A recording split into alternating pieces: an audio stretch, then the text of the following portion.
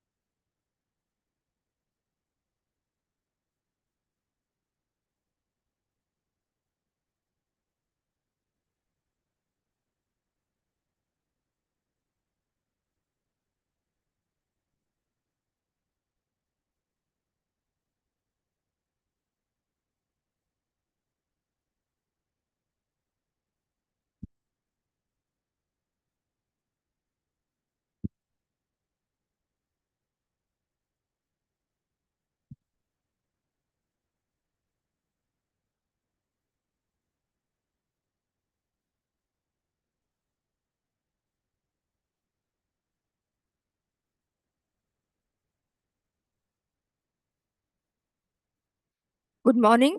I'm Dr. I'm Dr. Mrinalini Vatsavare, Assistant Professor in Department of Anatomy. Welcomes you all for the webinar on hospital accreditation. The hospital accreditation is a vital process in order to provide high quality patient care. It ensures implementation of practice of evidence-based medicine to improve patient outcomes. It also ensures positive working environment for staff and improves the staff as well as the patient satisfaction, thus creating a mechanism for achieving our goal of health for all in today's situations. In today's webinar, we shall see the standards prescribed by the National Accreditation Board for Hospitals and Healthcare Providers, abbreviated as NABH, a board under Quality Council of the India, Ministry of Commerce and Industry. The main aim of this board is to set benchmarks which are at par with global benchmarks for achieving progress of the healthcare industry. The sixth edition of NABH standards, which came into effect from the 1st January 2025, incorporates 10 chapters, 100 standards, 651 objectives. All these objectives will be covered in detail in today's webinar. Looking forward for your active participation. Now I hand over the proceedings of the events to my colleague Dr. Pampi Ranjan for her to introduce the first speaker. Thank you. Objectives. All these objectives will be covered in detail in today's webinar. Looking forward for your active participation. Good morning. Welcome to the webinar on hospital accreditation. We are going to welcome our first speaker today, Ms. Sharon. She has completed an MBA in healthcare management and holds a diploma in quality control, infection control, and Lean Sigma Six Sigma. Ms. Sharon has received training on the NABH standard in both the fifth and sixth edition. She has also served as an internal assessor at Jagjeevan Ram Hospital, which became the first railway hospital in India to achieve hospital accreditation. She has gained extensive experience working with well-known healthcare organizations such as Hinduja, Saifi, and Cloud9 Hospital. Additionally, Ms. Sharon is a member of KAO, Quality Professional, where she contributes to advancing quality in healthcare. So I'm going to welcome Ms. Sharon and over to you, Sharon. Thank you.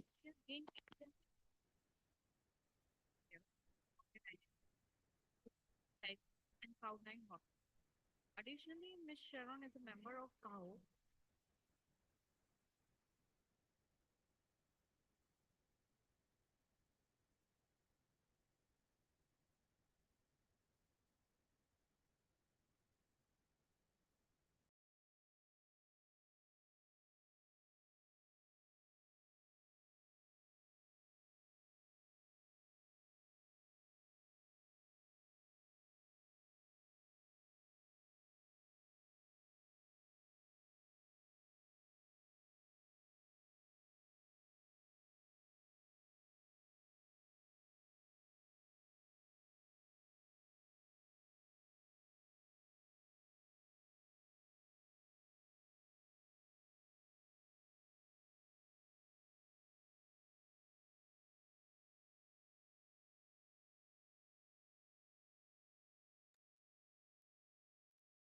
I thank ma'am for the introduction. So good morning to all. I'll start with the session. So today's session is all about hospital accreditation. We'll be focusing mainly on NABH. So before proceeding with NABH, I'll give you all an introduction about quality care management in hospital and what is NABH all about.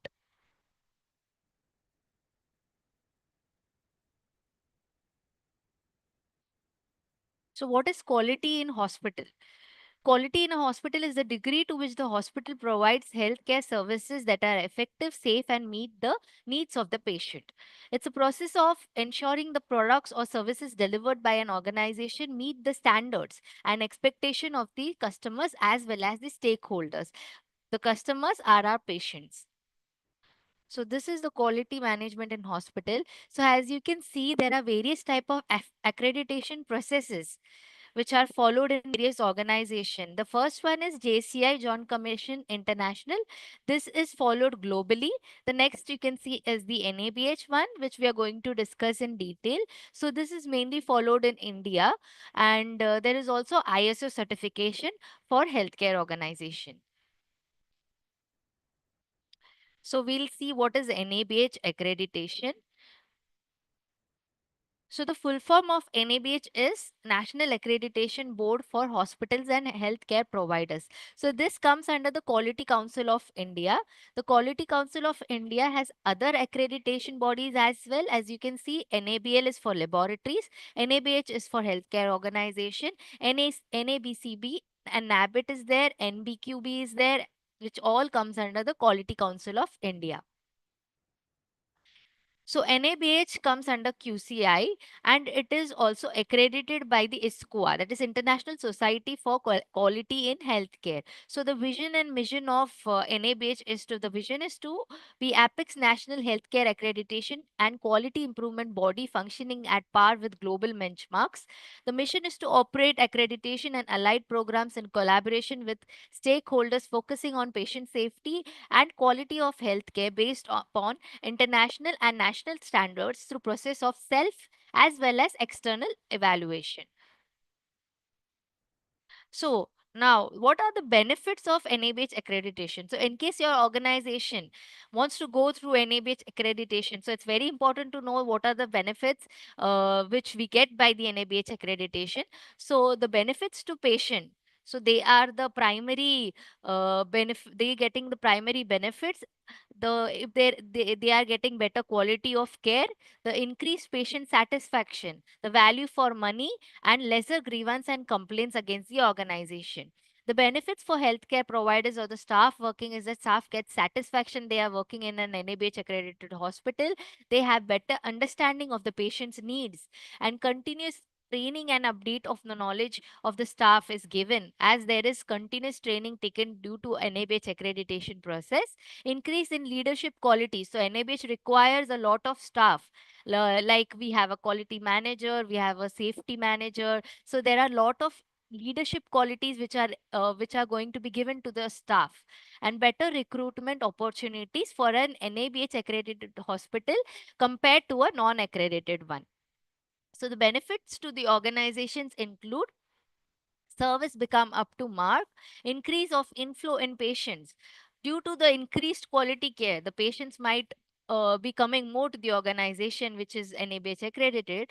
The organization's reputation improves. The workflow of the organization becomes standardized and uniform.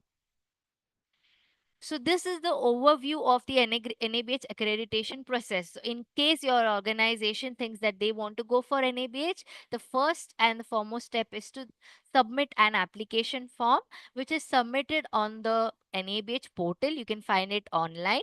And once the application form is submitted, so this application of a form includes also some documents from the organization like legal requirements, statutory requirements. These are submitted in the portal of NABH and desktop review is done. So the NABH appoints an assessor which goes through all the forms and formats and all the requirements that have been submitted. So once the review is done, they can either allow your organization to go ahead with the pre-assessment, which is optional. In case you want to do by yourself, internal audit can be done, and after the pre-assessment is the final assessment. So one date will be given, optional dates are given by the NABH, and a few assessors will be coming for 2 to 3 days assessment, which will be done on the in the organization in each and every department.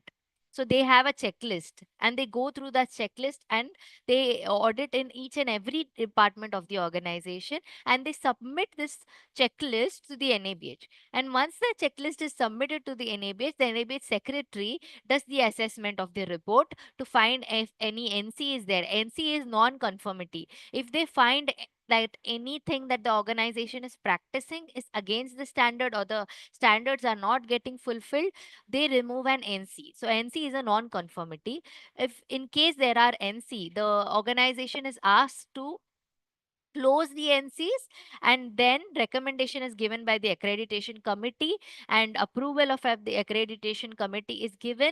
And once the approval is done and a certificate is issued to the organization, now this certificate is valid for 4 years. So once the 4 years is over, the organization has to go for an re-accreditation. So every 4 years they have to go for an re-accreditation. So it is a continuous process, as you can see.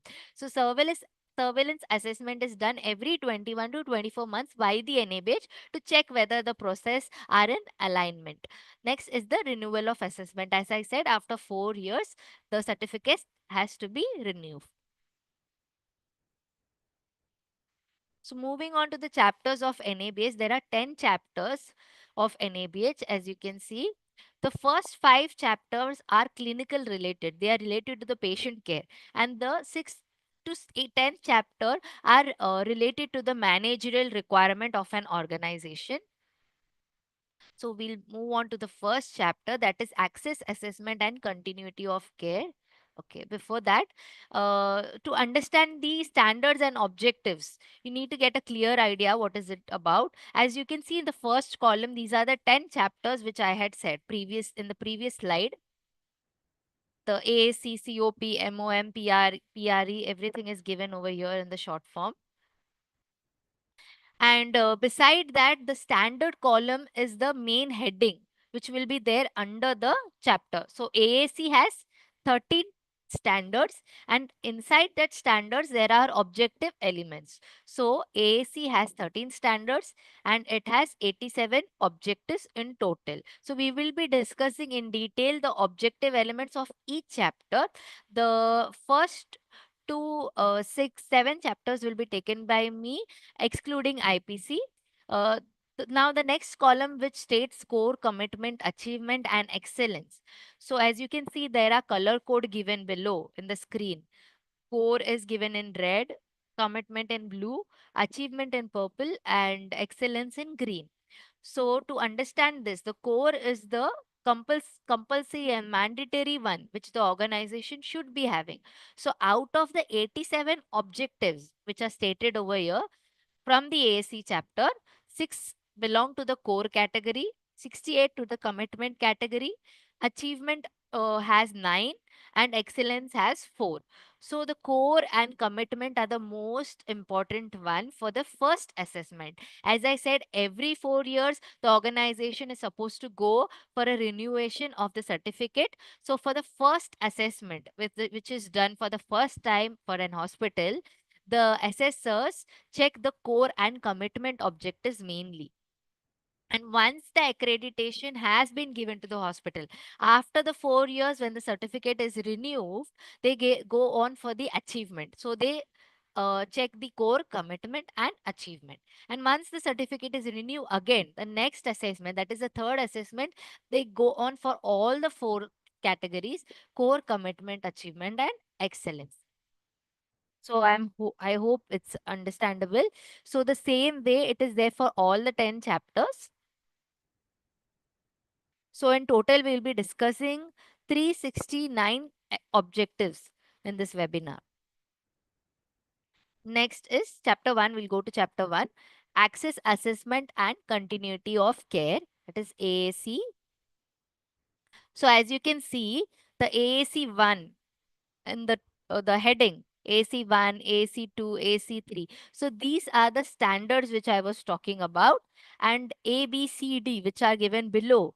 These are the objective elements which will be discussed. So AAC1 states the organization defines and displays the healthcare services that it provides. So the objective A states the healthcare services being provided are defined and are in consonance with the needs of the community. So the organization, the hospital, which is providing services, the services should be defined. So this comes under the scope of services.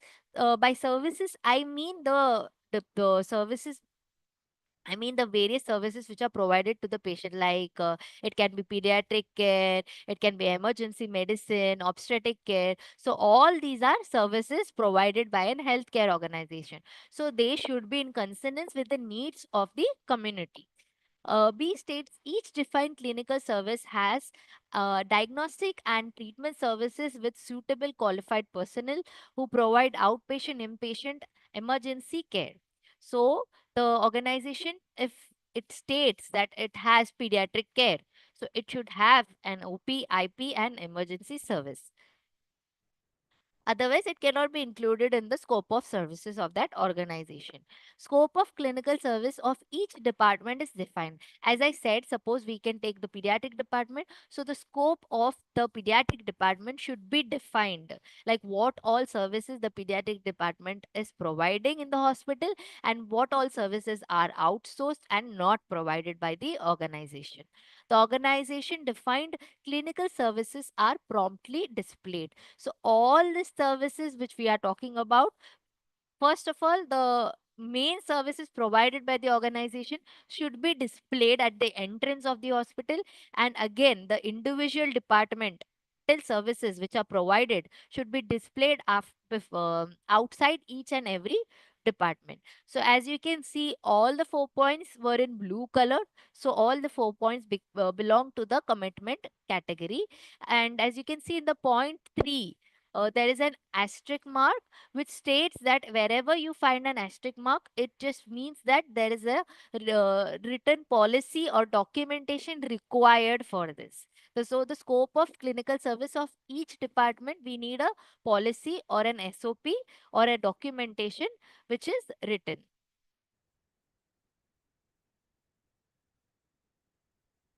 Next, AAC2, the organization has a well defined registration and admission process. Objective element A, the organization uses written guidance for registering and admitting patient. So, the organization should have a policy or an SOP which states the admission process, the registration process of the particular organization. Point B is given in red, which means it is a core category point. So, it is a requirement. It's a mandatory requirement. The blue and the red points are mandatory for first assessment. A unique identification number is generated at the end of the registration. So this point states that every patient which is getting admitted to the hospital, they require a UHID, that is Universal Health Identification Number. So every patient who are getting registered at your organization require an UHID. Next point is patients are accepted only if the organization can provide the required service. So if your organization doesn't provide pediatric services, it cannot admit the patient in the organization. They can provide the first aid or emergency care, and a referral or transfer should be given to such patient. Point D states that written guidance also addresses managing patients during non-availability of beds. So point A and D, there is asterisk mark, which means there is a written documentation or policy required for these two elements. So the written guidance also addresses managing patients during non-availability of beds. So in case there is overflow of patients and there are beds not available, so your organization is supposed to have a written policy, like in case there is not availability of bed, what are the steps your organizations will take. Some hospitals have attachment to other hospitals where they shift the patient for on temporary basis, and once the beds are available, they bring the patients back to the organization. Or maybe your organization can have an holding area which is allotted only during non availability of beds. Next is access to the healthcare services and organization is prioritized according to the clinical needs of the patient. So the healthcare organization prioritizes the clinical needs of the patient, and healthcare services are provided according to the needs of the patients. So this point is given in purple, which means it comes under the achievement category, which will be checked on the second assessment. AAC 3 standard, there is an appropriate mechanism for transfer in, out, or referral of patients. So point A states that transfer in of patient to organization is done appropriately.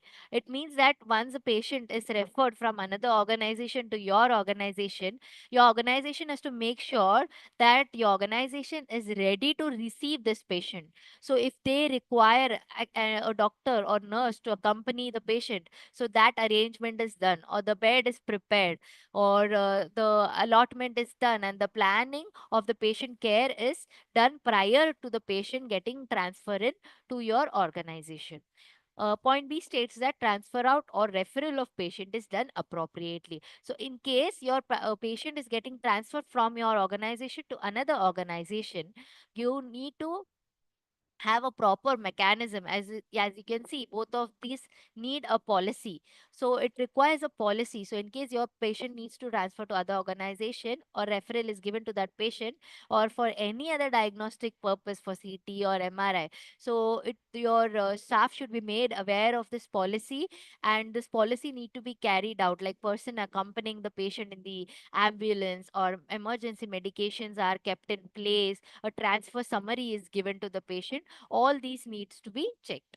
Point C states that during transfer or referral, accompanying staff are appropriate to the clinical condition of the patient. As I said before, a doctor or a nurse can accompany a patient in case the patient's condition is deteriorating. So a doctor or a trauma specialist can accompany the patient in the ambulance. The organization gives a summary of the patient's condition and treatment given. So, as I said earlier, a transfer summary needs to be given from your organization, which mention all the summary of the patient's condition. So, all these are in blue, as you can see. So, these are commitment points. AC4 states that patients cared for by the organization undergo an established initial assessment. So now what is initial assessment? Initial assessment is that once the patient is coming in, like he's getting admitted from casualty, I suppose. So immediately the history collection or the vitals which are taken, the pain assessment, and the medication which the patient is taking, the history, the surgical history, the admission history, everything is written in the initial assessment. So, point 8 states the initial assessment of the outpatient, daycare, inpatient, emergency patient is done in a standardized manner. So, an organization needs to have a initial assessment format or a form, which can be filled by the doctor and the nurse in the OPD, IPD, and emergency department, and this should be in a standardized format. Point B states that initial assessment is performed by a qualified personnel. As I said, a doctor and a nurse can perform the initial assessment. Point C states that the initial assessment is performed within a time frame based on the needs of the patient. So your organization needs to set a time frame, as in when they need to complete the initial assessment. According to the NABH standard, the initial assessment needs to be completed within 24 hours, but it can also be distributed according to the department. As it is said, for emergency patient, it can be done within 15 minutes. For inpatients who are admitted in ward, can be done within the half an hour. So it can be distributed accordingly. Point D states that initial assessment of daycare and inpatient include nursing assessment, which is done at the time of admission and documented. The same point as I said, the nursing assessment is required. Point E states that the initial assessment for inpatient results in a documented care plan. So the inpatient, once they get admitted, a detailed initial assessment is done. As I said, all the history collection, previous medication, everything is written down, and the care plan which is to be given to the patient is documented based on the initial assessment which is done. The care plan is countersigned by the clinician in charge of the patient within 24 hours. So this is an achievement point.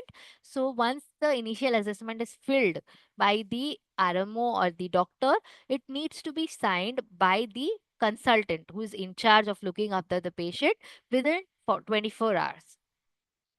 Point G states that the care plan includes identification of special needs regarding care following discharge. So some organization can plan the care like prior, like during the initial assessment itself. Suppose if the patient is quite old and the patient might require an assistant or special care at home, so they can identify the special needs during the initial assessment itself, and they can add these points during the discharge of the patients.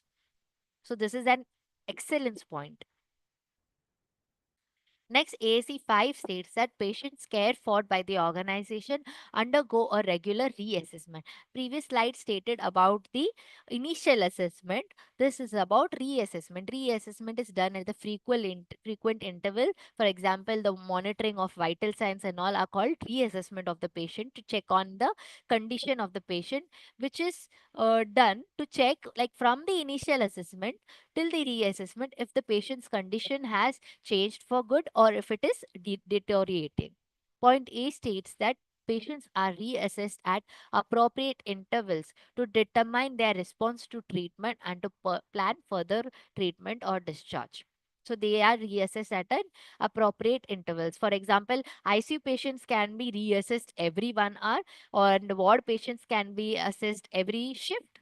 So depending on the department and the requirement of the patient.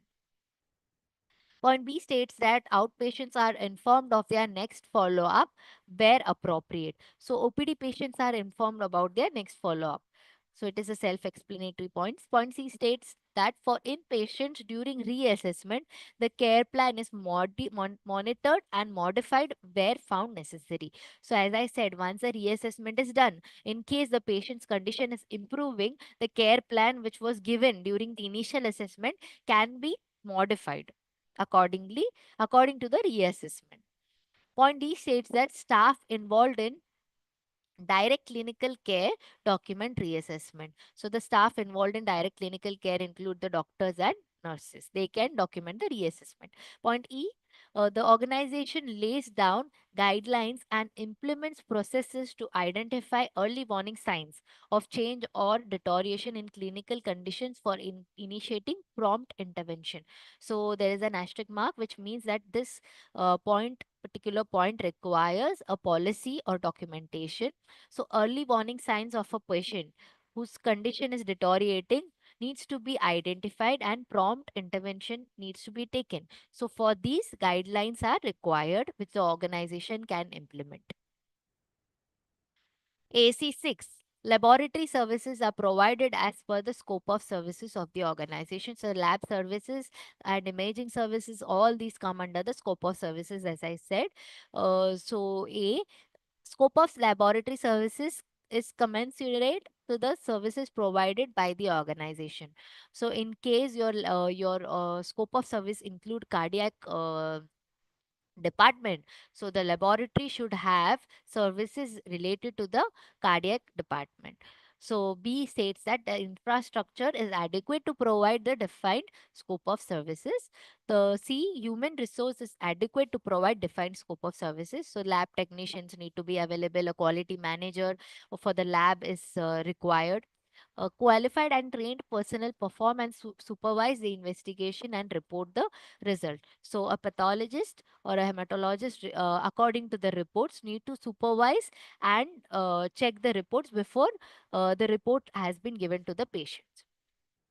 E is requisition for tests, collection, identification, handling, safe transportation, processing, disposal of a specimen is performed according to written guidance. So, written guidance is required for the same, like how the tests have to be, how the sample is to be collected, and how the samples are identified for the particular patient, how handling and safe transportation is done, the processing as well as disposal of the specimen. So, all these points require a written guidance or a policy which needs to be implemented by the hospital.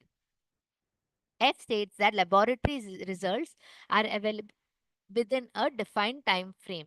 So this is one of the important point, and a policy is required for this. Within a defined time frame means a TAT is to be made. TAT is turnaround time. So every test which are done in the lab, they require a TAT time, that is turnaround time. They need to be a benchmark needs to be set, and the results are to be made available within the defined time frame. With that is the TAT timing.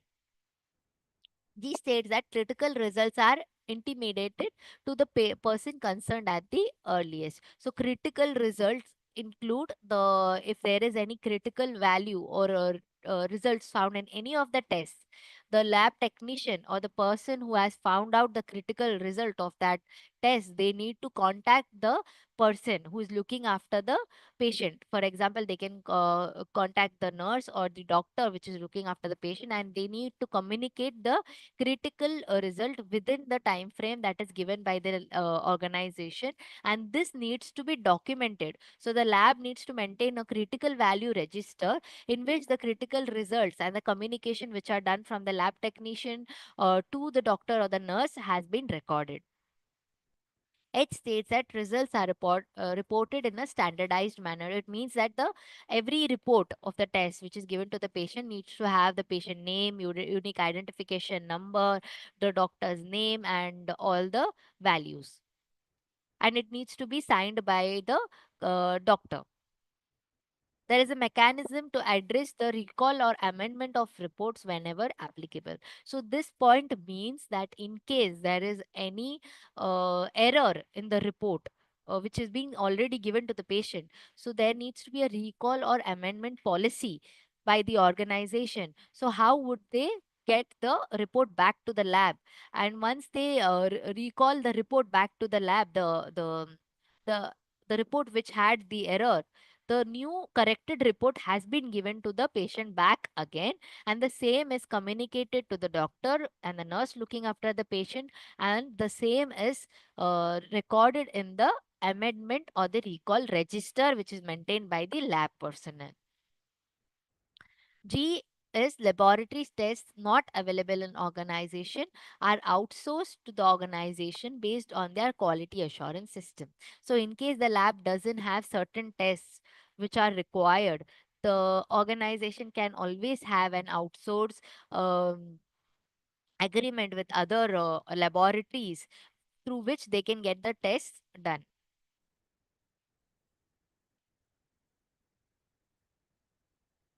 Okay, next is 7. There is an established laboratory quality assurance and safety program.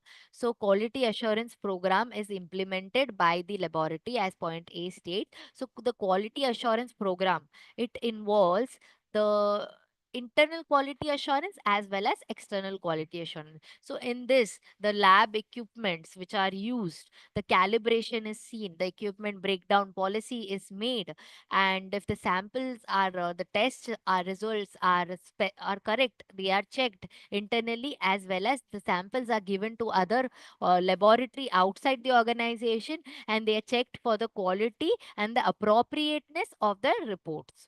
So this all comes under the quality assurance program. So, as I said earlier, the Quality Council of India, which has the NABH accreditation, has also NABL, that is specific for lab. So, these all are specifically maintained in the NABL standards. B states the program ensures the quality of test results through internal quality control. As I said earlier, EQUAS and BQUAS, all this comes under the internal and external quality control. Uh, Point 3 states that laboratory participates in proficiency testing external quality assurance scheme. The same point. D is excellence point. The program addresses the clinico-pathological meetings. So this is an excellence point. So it states that the clinicians and the pathologists, they have a monthly meeting or a 3 monthly meeting or quarterly meeting according to the organization policy, where they discuss if there can be any change or improvement which can be done on the laboratory based on the clinician's feedback. E state the laboratory safety program is implemented. So the safety program includes the risk identification and risk management of the laboratory, which can be identified and managed. F states the laboratory personnel are appropriately trained in safe practices. So they need to know how the equipments are working. If in case there are breakdown of equipments, what is the policy? What is the policy for needle stick injury? What is the policy for BMW? All these are given training to the staff working in the laboratory by the organization. These states laboratory personnel are provided with appropriate safety measures. That includes gloves, masks, and all those. AC8 states that imaging services are provided as per the scope of services of the organization, just like laboratory imaging services also come under the scope of organization.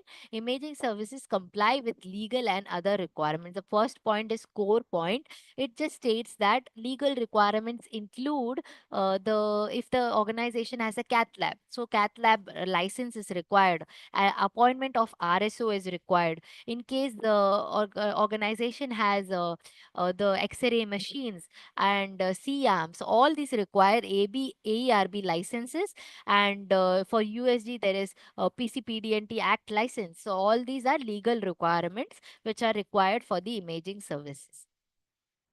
Point B states scope of imaging services is commensurate to the services provided by the organization. The same point as the laboratory, the organization should have services of imaging which are aligned with the main scope of services of the organization.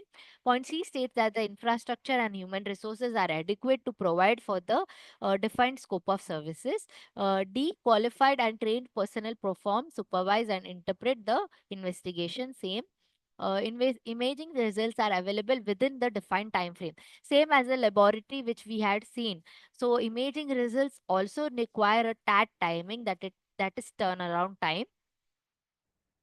F states that critical results are intimated immediately to the personnel concerned. Same as the laboratory scope of services which we had learned previously. It states that the critical values which are found by the imaging services, they need to inform it immediately to the consultant, the doctors or the nurses looking after the patient, and the same is recorded in the critical care report register, which is maintained by the imaging services. G states that results are reported in the standardized manner. So same, the reports are given mentioning the patient's name, UHID, and all this to be countersigned by the head of the department who's looking after the imaging services or the consultant. H states that there is a mechanism to address recall or amendment of reports wherever applicable. So same as the lab, there need to be a recall policy or amendment of reports in case there is a wrong report or the report has error which has been sent to the patient. The same reports needs to be recalled back to the department, and a corrected report need to be given to the patient back, and the communication of this incident needs to be recorded in a recall register which is maintained by the imaging department. Point I states that imaging tests not available in organization are outsourced to the organization based on their quality assurance system. In case your organization doesn't have a particular imaging test, so it can always have an outsourced organization attached to it. AACA states that there is an established quality assurance and safety program for imaging services. The quality assurance program for imaging services is implemented. So there needs to be a policy for the same. The quality assurance program for imaging services requires the checking of the equipments, the calibration of the equipments, and for the checking of the reports, if the quality of the reports are proper or no. The same internal quality assurance can be done, as well as an external quality assurance program can be implemented. Point B states that a system is in place to ensure the appropriateness of the investigations and procedures for the clinical indication. A system needs to be in place to check the appropriateness of the investigation provided by the organization. Point C states that the organization addresses periodic internal and external peer review of imaging results. Just as I said, an external or an internal quality assurance program can be done to check the quality and appropriateness of the reports which are provided by the imaging services. Point D states that the program addresses the clinical radiological meetings. So just as the laboratory, we saw that the organization needs to have the pathology or pathologists as well as the clinicians meeting. The same way, the clinicians and the radiologists can have a meeting and they can discuss whether there are any changes or improvement needed to be made. So this is in green. This is an excellence objective. Point E states that the program includes the documentation. I'm sorry. Point E states that the documentation of corrective and preventive actions are taken. So the same in case your imaging services is found, like in case equipment breakdown policy is not in place, corrective and preventive action, which is also known as CAPA, can be made of the same, and a report needs to be attached, like what corrective action your imaging services has taken regarding this particular problem and what preventive actions they have taken regarding this particular problem. F states that the radiation safety program is implemented. The safety program, that those who are working in the radiation area, they are given the proper shields. As you know, if they are given the shields or the thyroid shields, and all these are given, the TLD batches are given, all this safety of the staff is taken into consideration. All this comes under the radiation safety program. G states that the patients are appropriately screened for safety or risk before imaging. The patient needs to be screened before the imaging. Imaging personnel and patients use appropriate radiation safety and monitoring devices wherever applicable. Same as I said, the TLD batches, the shields, all this come under this objective. I states that radiation safety and monitoring devices are periodically tested and results are documented. So, according to the AERB guidelines, the shields are checked every month. They can be checked monthly or thrice. Once in a 3 months, they can be checked accordingly to the organization's policy. They need to be checked if the shield is torn or there is any default, and the shields and the TLD batches are to be checked and give and according to the AERB policy. Next is radiation. Okay. Next is imaging and ancillary personnel are trained in imaging safety practices and radiation safety measures. So the same, the personnel working in the imaging services or the radiation department needs to be trained in the imaging radiation safety. That is use of the shields and all. They need to be trained. Okay.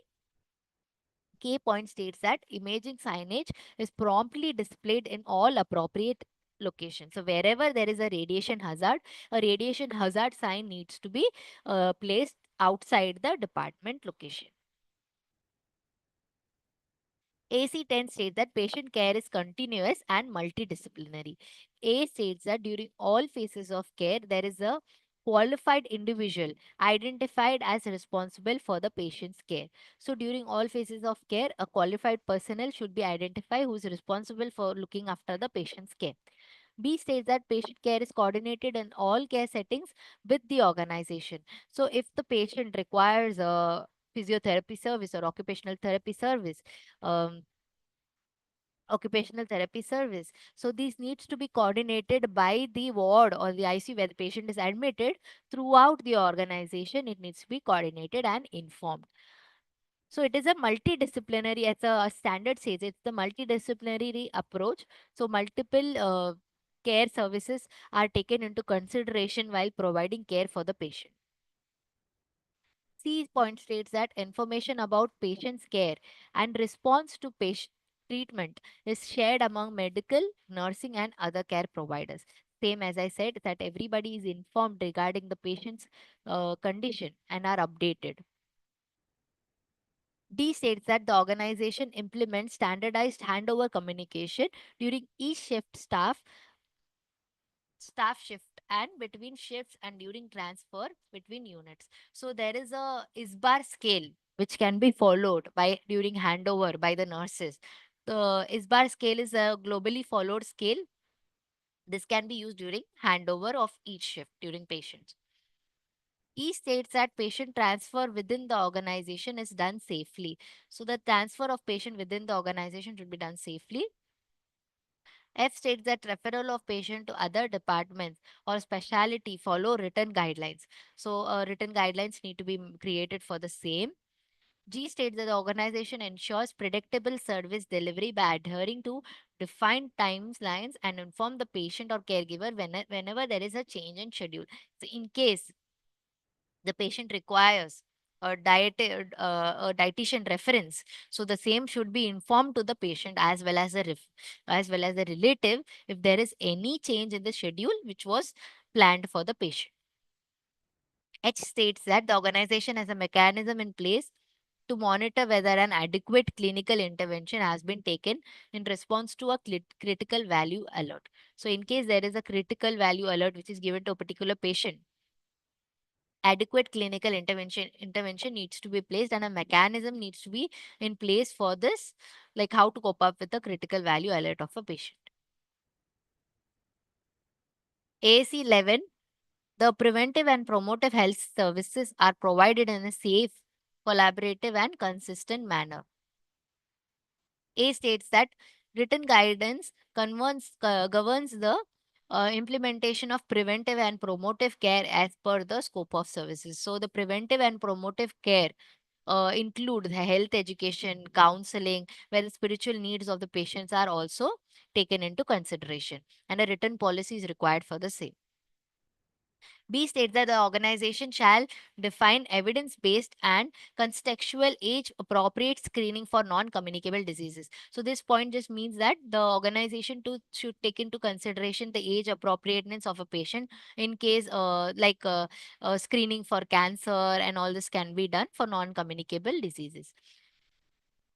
C states that the mental health screening and appropriate intervention is done for patients wherever applicable.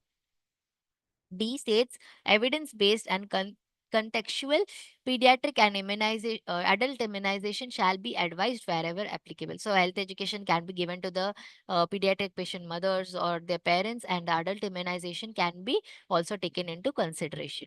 E states a multidisciplinary approach is adopted in imparting health education on lifestyle modification. Same as I said, counseling or lifestyle modification or health education can be given to the patient by a multidisciplinary approach. AC 12 states that the organization has an established discharge process. The patient's discharge process is planned in consultation with the patient and family. So, while planning the consultation of the patient, discharge of the patient, the consultant or the doctor needs to take into consideration the patient and the family too. The discharge process is coordinated among various departments and agency involved. Like in case even the MLC and absconded cases are taken into consideration, and the discharge process is priorly informed to all departments like the pharmacy department if any bills needs to be cleared. So it needs to be a coordinated process among various departments of the organization. Point C states that written guidance governs the discharge of the patient leaving against medical advice. These includes the LAMA patients which leave against the medical advice. So written guidance need to be made for discharge of such patients. Point D states a discharge summary is given to all patients leaving the organization, including patients leaving against medical advice, that is LAMA patient. So, a normal patient and a LAMA patient both are given a discharge summary, which is quite extensive. It also needs to be they mentioned that the patient, in case of emergency, where the patient can contact or urgent care, if the patient is seeking urgent care post discharge. So, all these needs to be mentioned in the discharge summary. Point E states that the organization adheres to planned discharge. So, a planned discharge is done for the patient. The care shall be provided by expanding access to healthcare practices through domiciliary visit wherever applicable. So this is a achievement point. So home care services can also be provided if your organization does provide such services. It can be done post discharge, and this can be taken into account when providing the discharge summary of the patient. Point G states that the organization monitors the discharge time, sets appropriate benchmarks, and makes continual improvement. So this states that a particular discharge time, like if the doctor has given a written order that we need to plan a discharge for this patient, the time from the order till the patient get discharged, this has been recorded. So this is one of the quality indicators which we'll be seeing later on. So this quality indicator uh, helps us to identify if the discharge process is done properly or no. A benchmark can be set for the same. AAC 13 said the organization defines the content of the discharge summary. A discharge summary is provided to the patient at the time of discharge. Discharge summary has a standardized content. As I said, all the patient's information, previous information, the medication which the patient was taking, and the follow-up advice, as you can see in the below point, all these needs to be in an understandable manner. So previously, in discharge summary and in medication orders, the doctors which are prescribing the medication, they wrote that TDS and BD, which is now not applicable. So they need to write down one hyphen one, or like that. That format needs to be followed, and the medication needs to be in a capital letters. Discharge summary incorporates instructions about when and how to obtain urgent care. Just as I said, in case the patient needs to contact for any urgent care, in case the patient is having fever or pus formation in the surgical site, so where to obtain the urgent care, this needs to be mentioned in the discharge summary. E states that in case of death, the summary of case also includes the cause of the death. So the discharge summary will also include the cause of the death of the patient in the discharge summary. Moving on to chapter 2, that is COP, that is care of patients. So COP standard 1 states uniform care to patients is provided in all settings of the organization and is guided by a written guidance. So uniform care needs to be provided to patient following written guidance. So uniform care, that is the patient's should not be discriminated based on anything, and the care should be uniform across the hospital. It shouldn't be like the care in the ICU was better than the wards. So it should be uniform in every department of the organization, and a written guidance needs to be followed for the same. B states that the organization has a uniform process for identification of patients and uses at least two identifiers. So this means that in case we need to get a patient to do a USG, so the patients need to be identified using the correct patients need to be identified using two identifiers.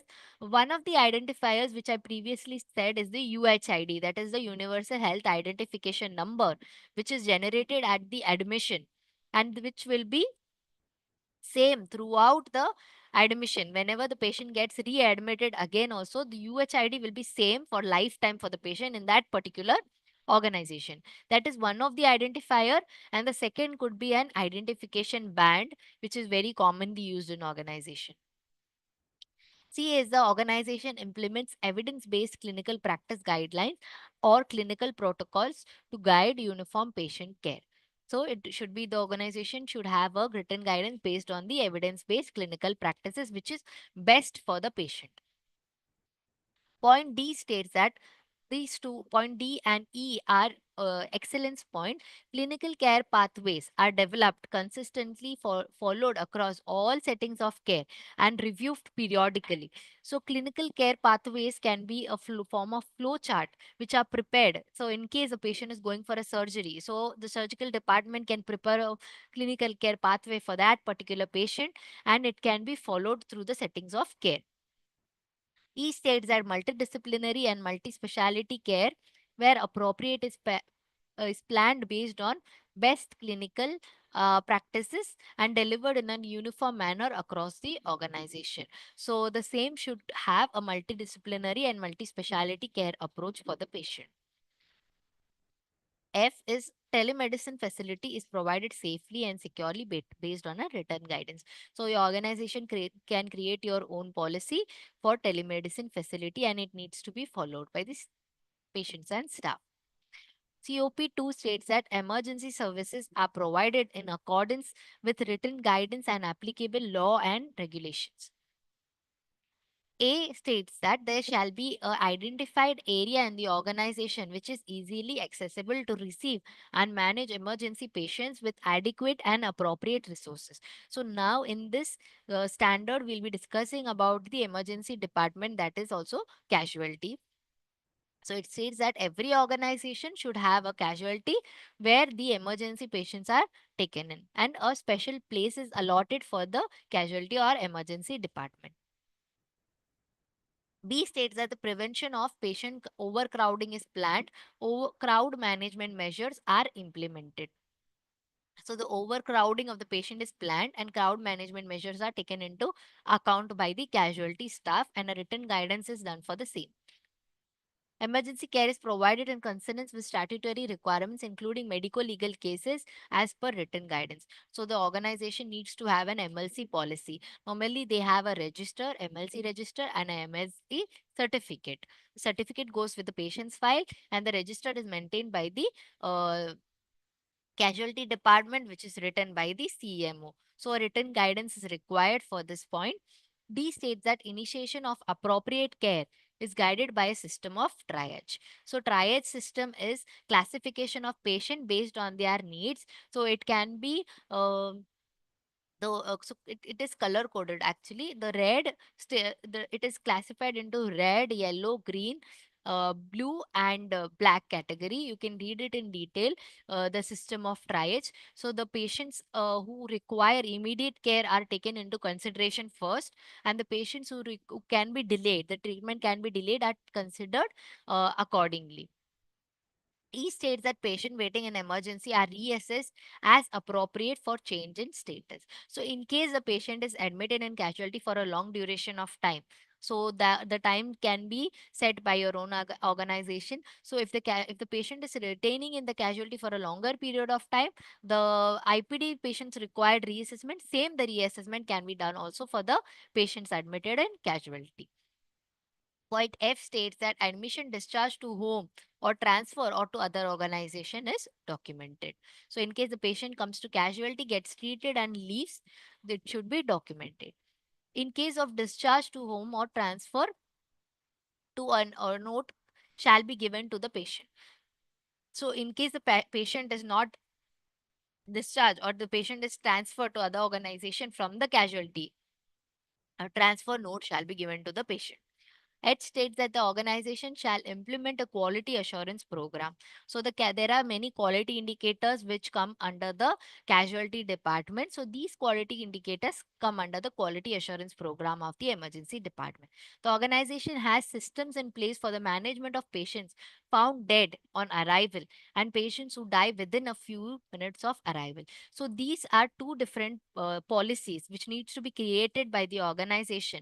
So in case the patient is found when the on the arrival of the patient, so what would be the next step, which includes if post-mortem action needs to be taken, or if certain authorities needs to be informed, all these comes under the policy which will be in the found dead on arrival. And those who die within a few minutes of arrival, the same another policy needs to be maintained for the same.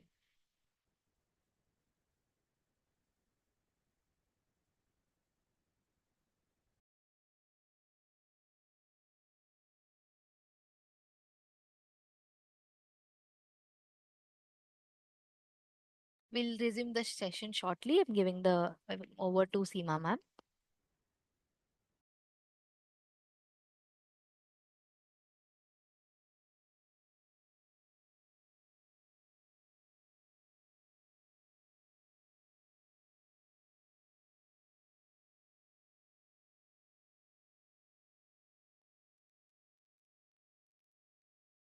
A very good morning, ladies and gentlemen. We shall now have the formal inauguration of our webinar. It is said that leaders instill in their people a hope for success and a belief in themselves. Positive leaders empower people to accomplish their goals. We all look up to our leader, respected Dean Dr. Shailesh Mohite sir, in a very similar manner.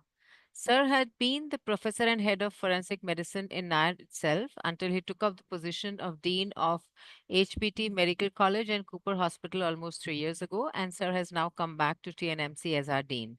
In addition to his postgraduate qualifications in forensic medicine, Sir cultivated his interests and credentials in hospital administration, and that reflects in his commitment to bring about a change and to improve the quality of patient care and other healthcare services.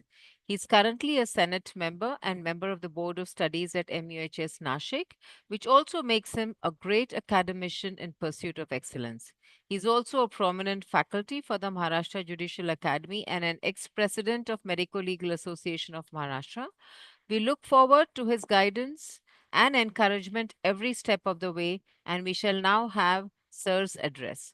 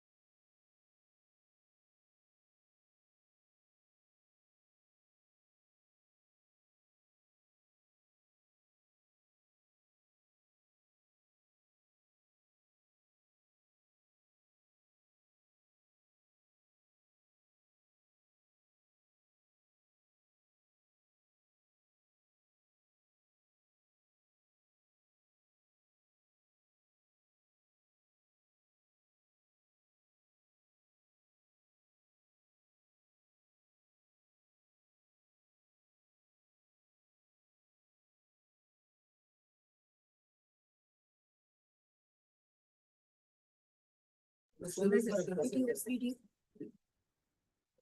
morning, everyone.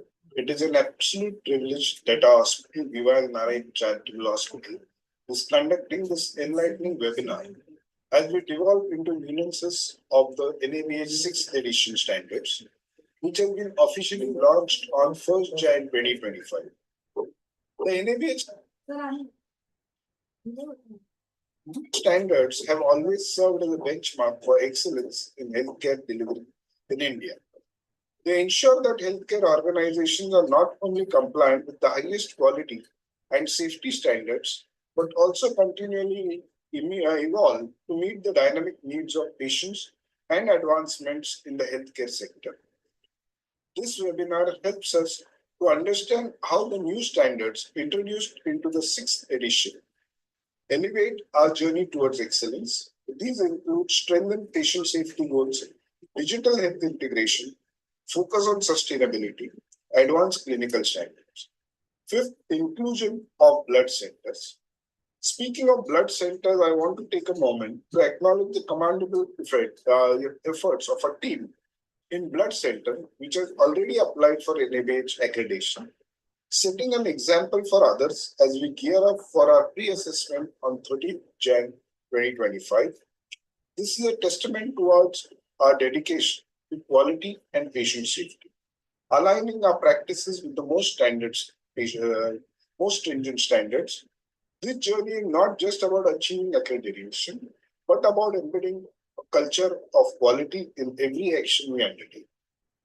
I would like to appreciate and applaud the organizers of this webinar, especially Department of Anatomy, our Quality Control Officer, Ms. Sharon, our Microbiology Department, and other guest speakers for creating a platform for such meaningful discussions on how to the sixth embrace the sixth edition of NABH with enthusiasm and commitment to delivering world-class healthcare. Thank you for your attention, and I look forward to an engaging session ahead.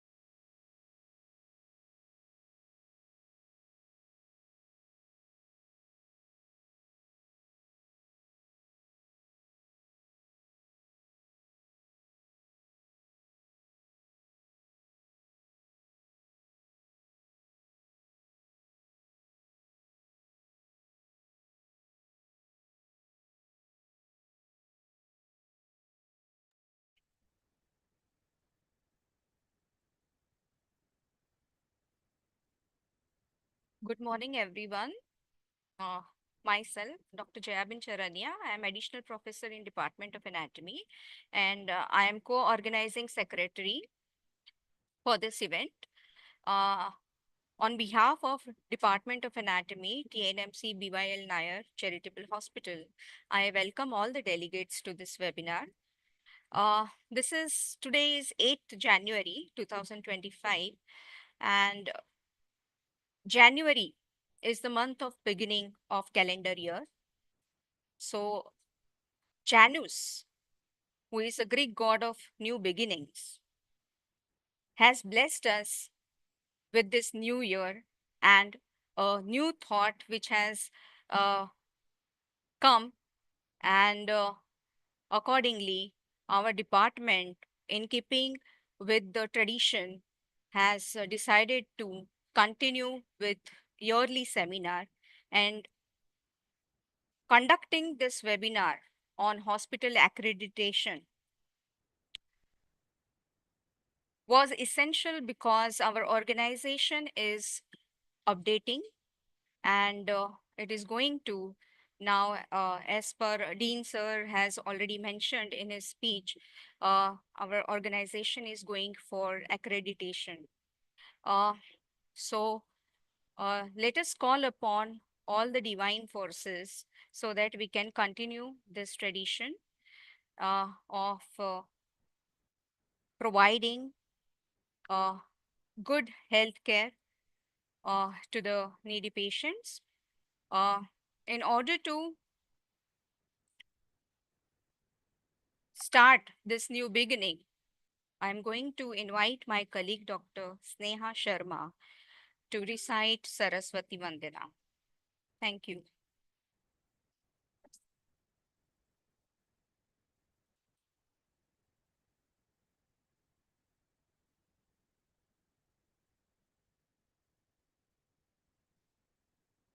Hello. Thank you so much, ma'am. Good morning, everyone.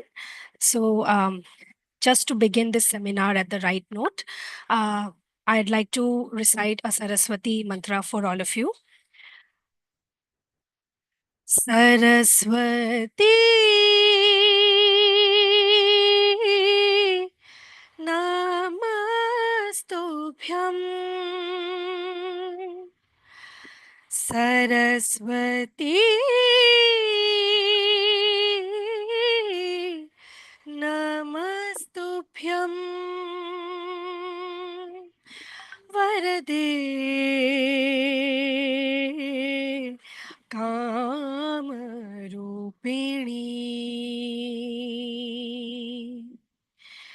विद्यारम्भं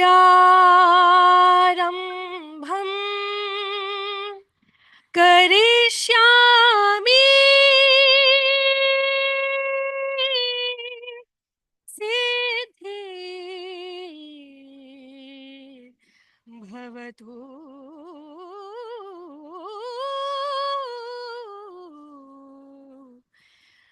मे सदा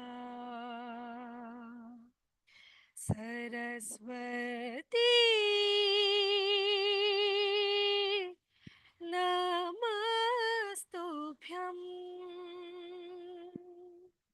Thank you.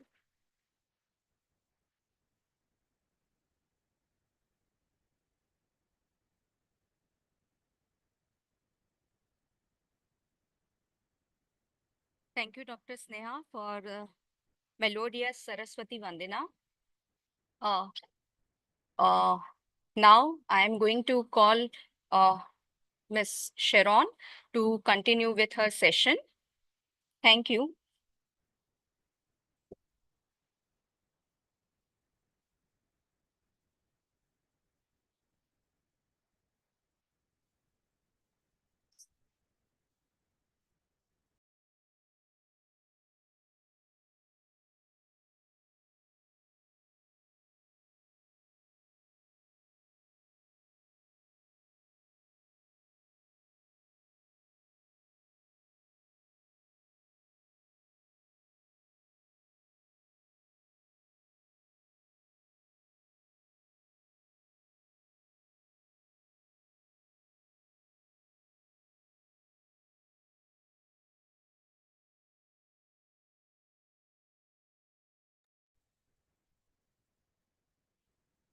Thank you, ma'am. Let's resume with the session.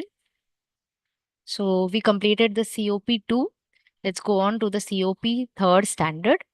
Ambulance services ensure safe patient transportation with appropriate care. So here we are focusing on the ambulance services. The organization has access to ambulance service commensurate with the scope of services provided by it. It just means that if your hospital is providing cardiac services, then it needs to have a cardiac ambulance either of its own or uh, can be on rental. B states that there are adequate access and space for ambulance. So demarcation of ambulance spaces needs to be done. A particular space needs to be allotted for the ambulance parking area.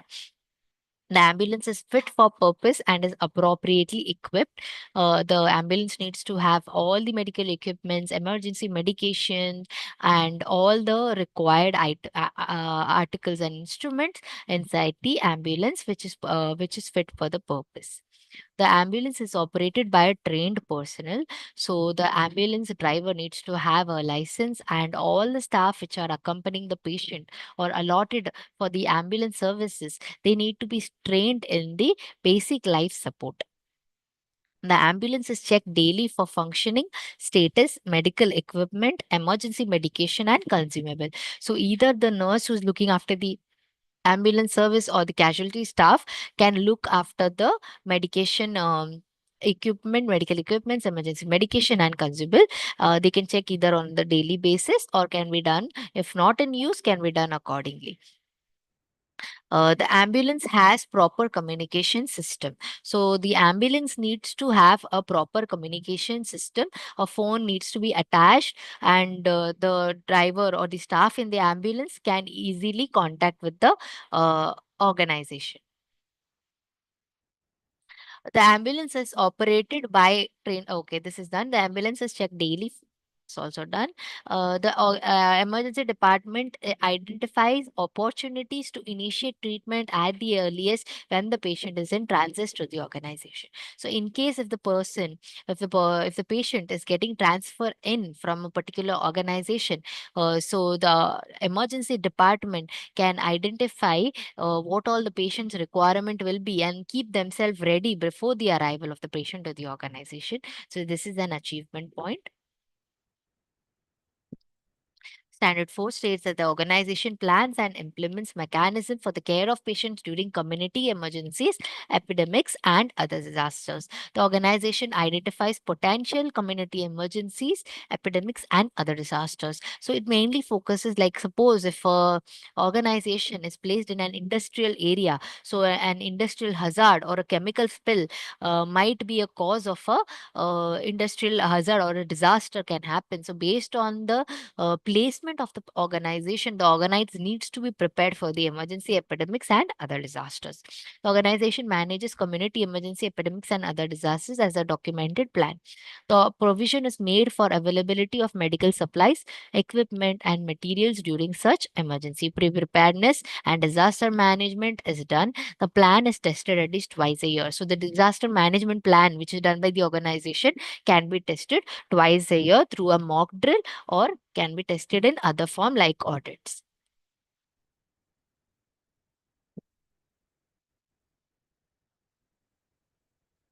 COP3, so COP5 states that the cardiopulmonary resuscitation services are provided uniformly across the organization. So the CPR services are available and provided to patients at all times, whether any department, the staff needs to be trained and available equipment should be available for the patients. During cardiopulmonary resuscitation, assigned roles and responsibilities are complied with.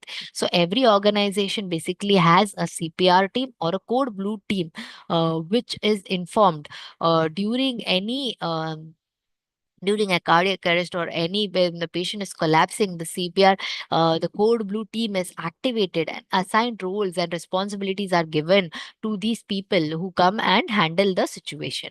Medical equipment and medications for use of cardiopulmonary resuscitation are available in various areas of the organization. So the medical equipments and medication like a crash cart should be available in every department wherever the patient is in contact with.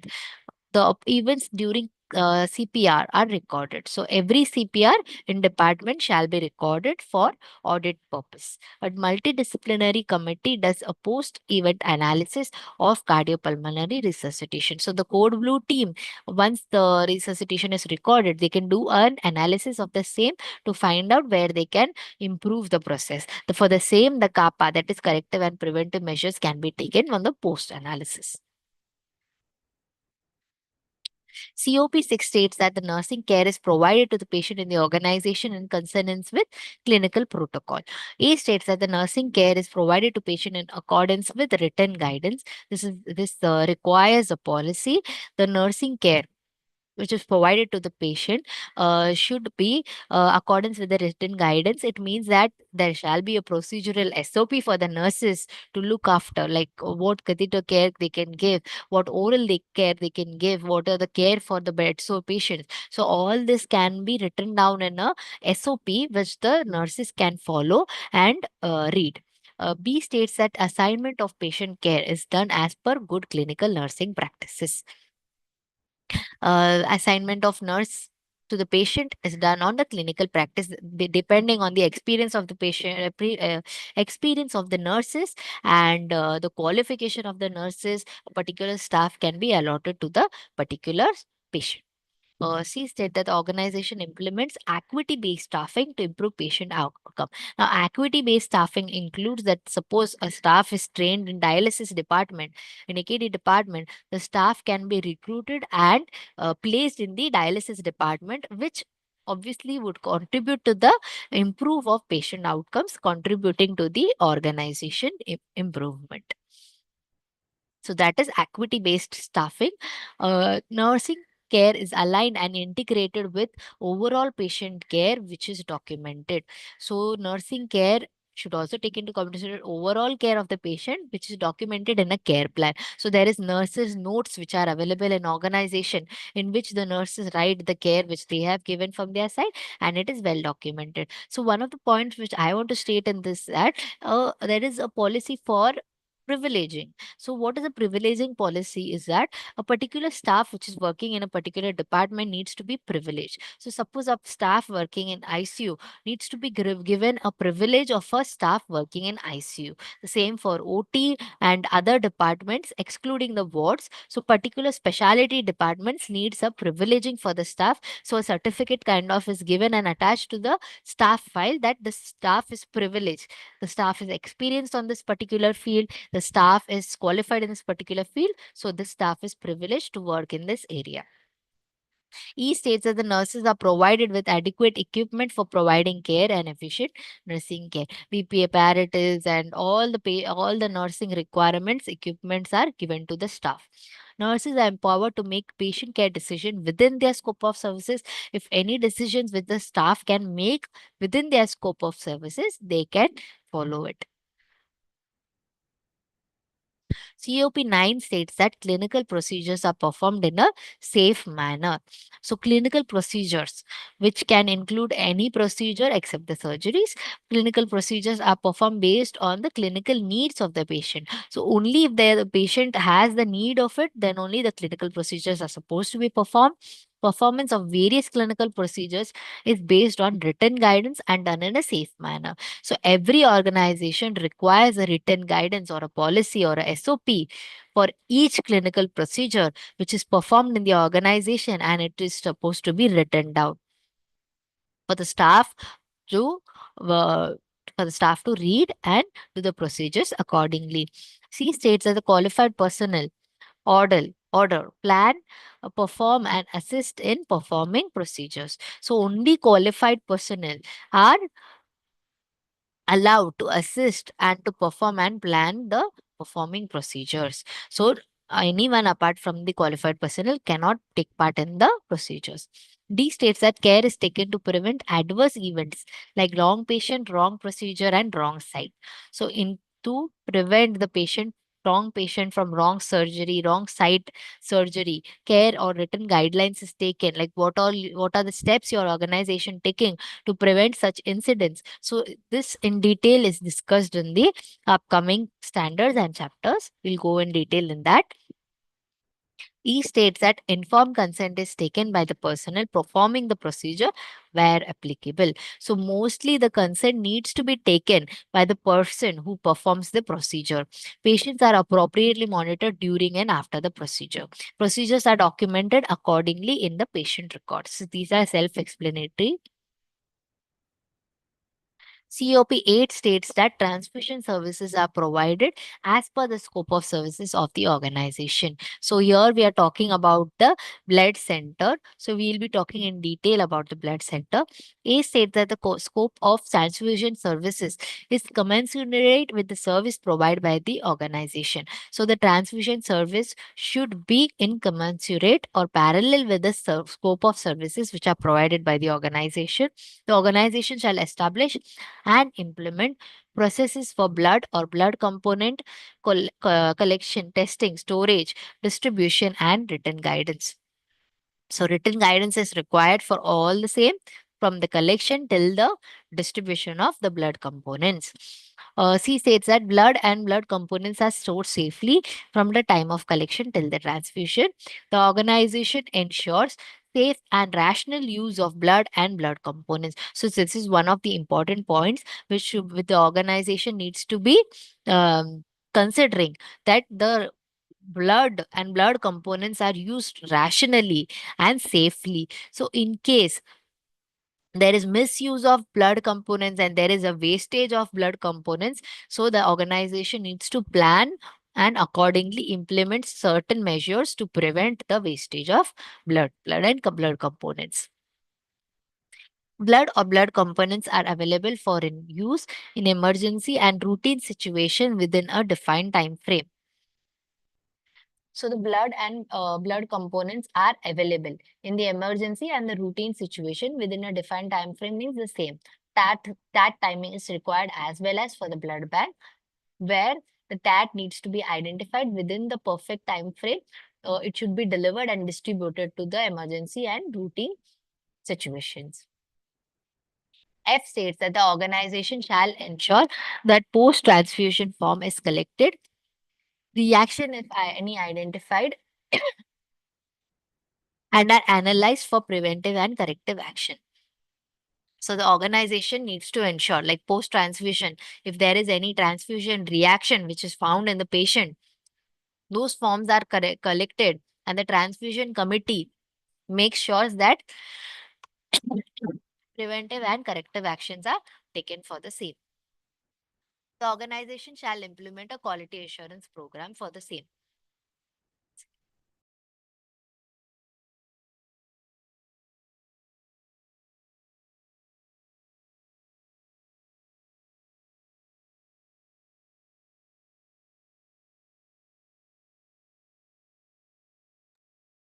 COP10 standard states that organization provides safe obstetric care. So here we are focusing on the obstetric care. A states that obstetric services are organized and provided safely. So the obstetric care services which are provided by the organization should be organized and performed safely, and the same should be written down in a document. B says that the organization identifies, provides care to high-risk obstetric cases, and where needed refers them to the appropriate center. C says that the persons caring for high-risk obstetric cases are competent. The same way the privileging is done for the staff, only a qualified staff can be responsible for taking care of high-risk obstetric cases. Antenatal services are provided. For the same policy is supposed to be made. He says that the organization encourages and welcomes the presence of a birth companion during labor. So these points are added newly in the 6th edition. So the organization can encourage and welcome the birth companion during the labor. Organization treats pregnant woman and her companion cordially and respectfully, ensures privacy and confidentiality for pregnant woman during her stay. The treating doctor explains danger signs and important care activities to pregnant woman and her companion. Edge states that obstetric patients assessment also includes maternal nutrition. So the obstetric patients, either ANC or PNC or everything should also include the maternal nutrition, should be written down for the obstetric patient.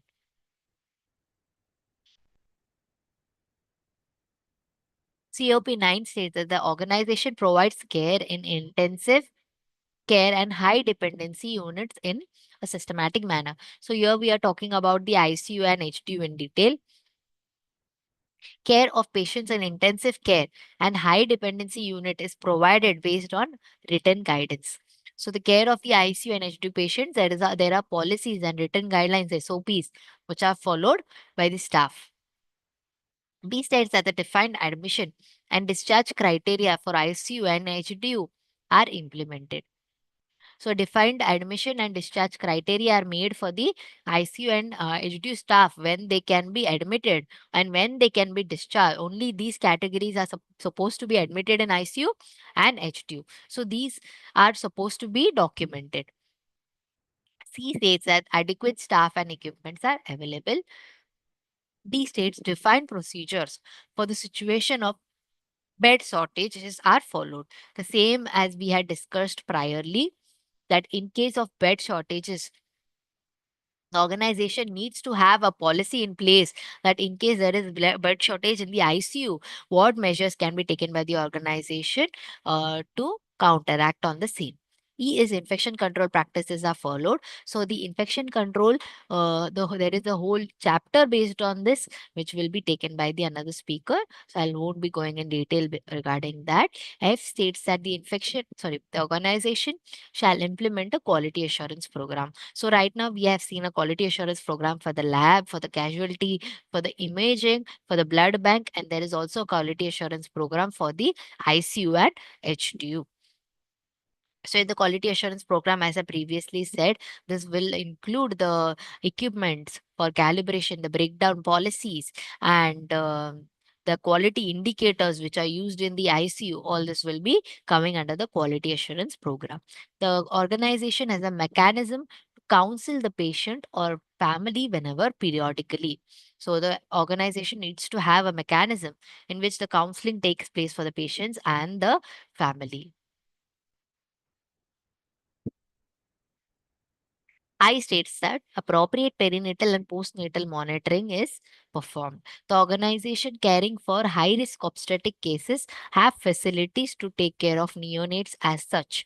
So if the organization is admitting the high risk obstetric cases, they need to have an ICU in place, or in case they don't have it, they need to have an MOU or agreement formed with another organization where an ICU is available for transfer of the neonate. The organization shall adhere to legal and defined ART practices. So, in case your organization is providing ART practices, it needs to adhere to the legal requirements. COP 11 states that organization provides safe pediatric services. So now here we are going to look on the pediatric services of the organization. Pediatric services are organized and provided safely. So all the procedures which are done on the pediatric patients, they need to have an SOP placed which the staff can read and follow the procedures. B states that neonatal care is in consonance with the national and international guidelines. So, national and international guidelines are need to be taken into consideration. C states that those who care for children have age specific competency. So, in case the pediatric department needs to be looked after by the pediatrician and the nurse who is qualified and work experience with the pediatric department, so they can be looking after such patients. Provisions are made for special care of children. So special care of children are done, and safety and security of the patient of the children are taken care of. Pediatric assessment, so same as I said, there are initial assessments as I explained in the first chapter. Same way we have pediatric assessment which is done for the ch- which is done for the patient when the patient is getting admitted. So this pediatric assessment should include the growth and development, immunization, and nutritional factors. So all these needs to be maintained and recorded in the pediatric assessment. F states that the organization has measures in place to prevent child neonate abduction and abuse. As I said, the child safety measures are taken into consideration. For example, an organization can have codes. As I said earlier, code blue is there for CPR. The same way, code pink or code yellow can be followed for child abduction prevention. So, in this, mock drills can be conducted, and they can find out in case there is any abduction of child, what can be done, what measures can be taken. So, the codes and the mock drills will come under this category. Element G states that the child's family members are educated about immunization, nutrition, and safe parenting. So, this is advice to the patient's parents, that is, the child's parents. It states that the organization provides for adolescent friendly healthcare services. So, this is one of the new objectives which is added in the sixth edition. So, adolescent friendly healthcare services means the adolescent health is taken into consideration. Um, Next is procedural sedation is provided in a consistent and safe manner. So, in case any procedure is being done and sedation is required, what are the requirements for the same? Procedural sedation is administered in a consistent manner. So, proper policy or protocol which is put up by the organization is followed while administrating the sedation. Informed consent for administration of procedural anesthesia is obtained. So, informed consent is obtained for procedures.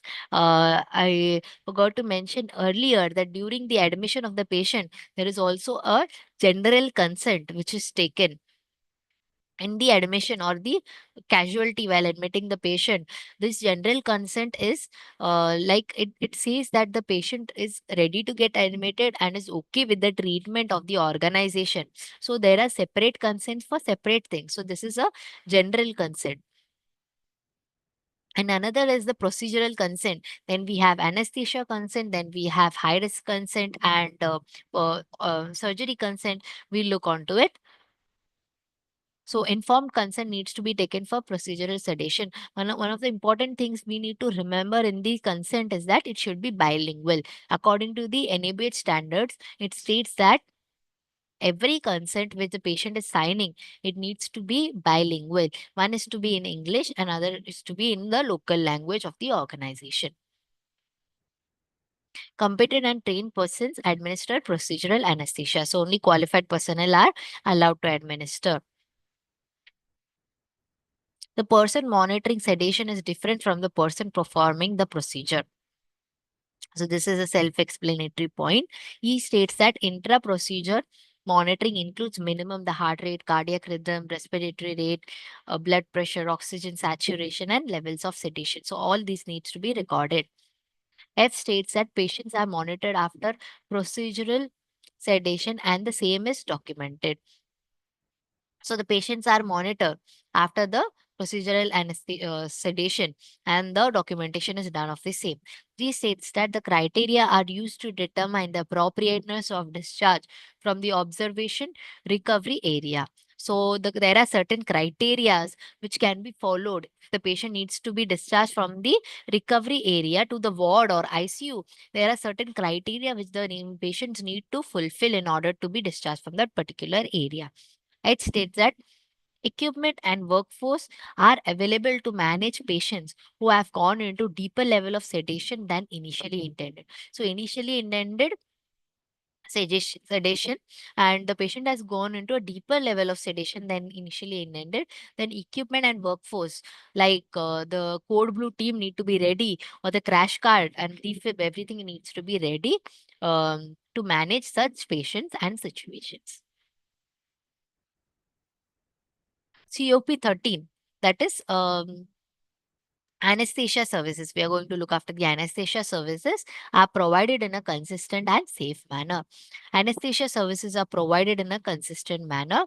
The pre-anesthesia assessment results in formation of an anesthesia plan is recorded. So the PAC which is done, a proper standardized format is needs to be followed and an anesthesia plan it's need to be maintained in that particular form. A pre-induction assessment is performed and documented. The anesthesiologist obtains informed consent for administration of anesthesia. So the requirement is that the person who is going to administer the anesthesia, they are supposed to take the consent signed from the patients, or either the team or at one of the team member or one of the team member of who is going to perform the uh, uh, procedure of anesthesia, they are supposed to take the consent. Nobody else is allowed to take the consent from the patient. During anesthesia monitoring includes a regular recording of temperature, heart rate, cardiac rhythm, respiratory rate, blood pressure, oxygen saturation, and end tidal carbon dioxide. So all these needs to be recorded in the anesthesia chart during the surgery. Patient's post anesthesia status is mentioned and monitored and documented. So this can be done in the recovery. The anesthesiologist applies defined criteria to transfer the patient from the recovery. As I said, there are defined criteria or scoring systems which can be followed by the anesthesiologist to transfer the patient from the recovery to the ward or other department. It states that the type of anesthesia and anesthetic medications used are documented in the patient record. So, what type of anesthesia the patient has undergone and what type of anesthetic medications which was given to the patient, these are recorded in the patient record. Procedures shall comply with infection prevention control guidelines and to prevent cross infection between um, patients. So, this requirements, this are mentioned in the infection control criteria for OT management. So in OT, there are a lot of things which needs to be taken into consideration in the point of view of infection control and prevention. Intraoperated adverse anesthesia events are recorded. So after the anesthesia has been given to the patient, if there are any adverse events which is occurring to the patients, or which can include if the patient has a fall on the OT table or anything related to that, everything is recorded in the adverse anesthesia events record, which is maintained in the OT department. So this needs to be recorded by the anesthesiologist, which has witnessed the patient's incident.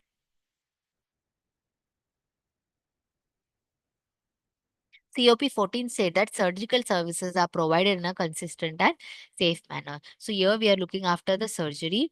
Surgical services are provided in consistent and safe manner.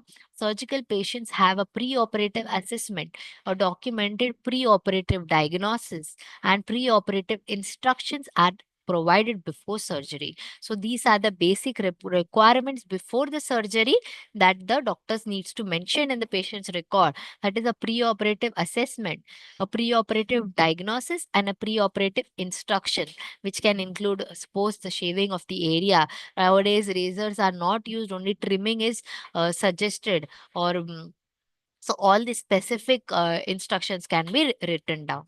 Informed consent is taken by the surgeon before the procedure. As I mentioned earlier, only the person performing the surgery on the patient is supposed to take the consent signed from the patient. In case if the person is not available, then the assistant who is going to perform the surgery with the consultant, he or she can take the consent. Care is taken to prevent adverse events like wrong site, wrong patient, and wrong surgery. So this is one of the core points. It is given in red, and a policy or documentation is prepared for the same. So this means that a wrong patient, wrong site, and wrong surgery is prevented by measure. So NABH accredited hospitals are using a checklist which is called as the WHO surgical safety checklist. So this checklist basically provides information like when the patient has come inside, when the operation has started, and when the antibiotic was administered to the patient, what is the time of incision, and what is the time difference between the incision and the administration of um, antibiotic. All this is taken into consideration, the count of instrument, and everything in this checklist is countersigned by the surgeon and the anesthesiologist and the scrub nurse and the circulatory nurse. So this is one of the very useful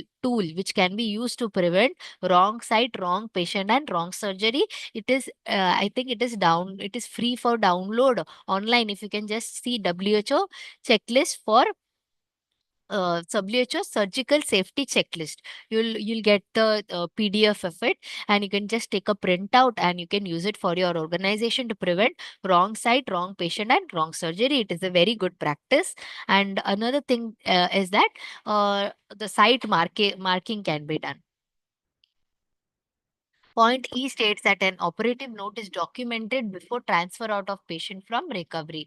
So if the patient is getting transferred from the recovery room to the ward, operative note can be written down by the doctor mentioning the post-operative care and the documented plan which needs to be followed by the patient, like how long the patient needs to be in NBM, what are the diets the patient needs to take. All this can be recorded in the post-operative care.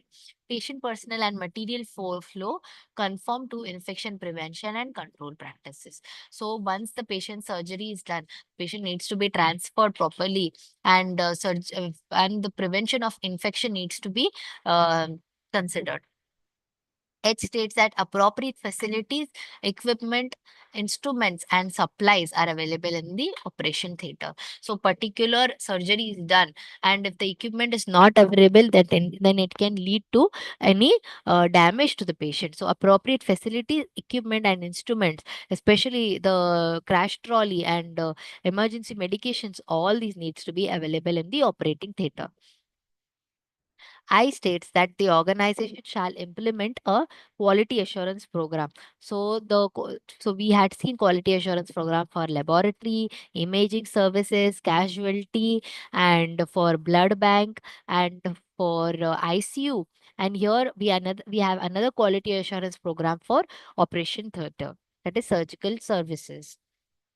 So this might include the equipments, the sterility of the instruments. All this will come under the quality assurance program, the cross checking of it and the documentation of it. The quality assurance program includes surveillance of the operation theater.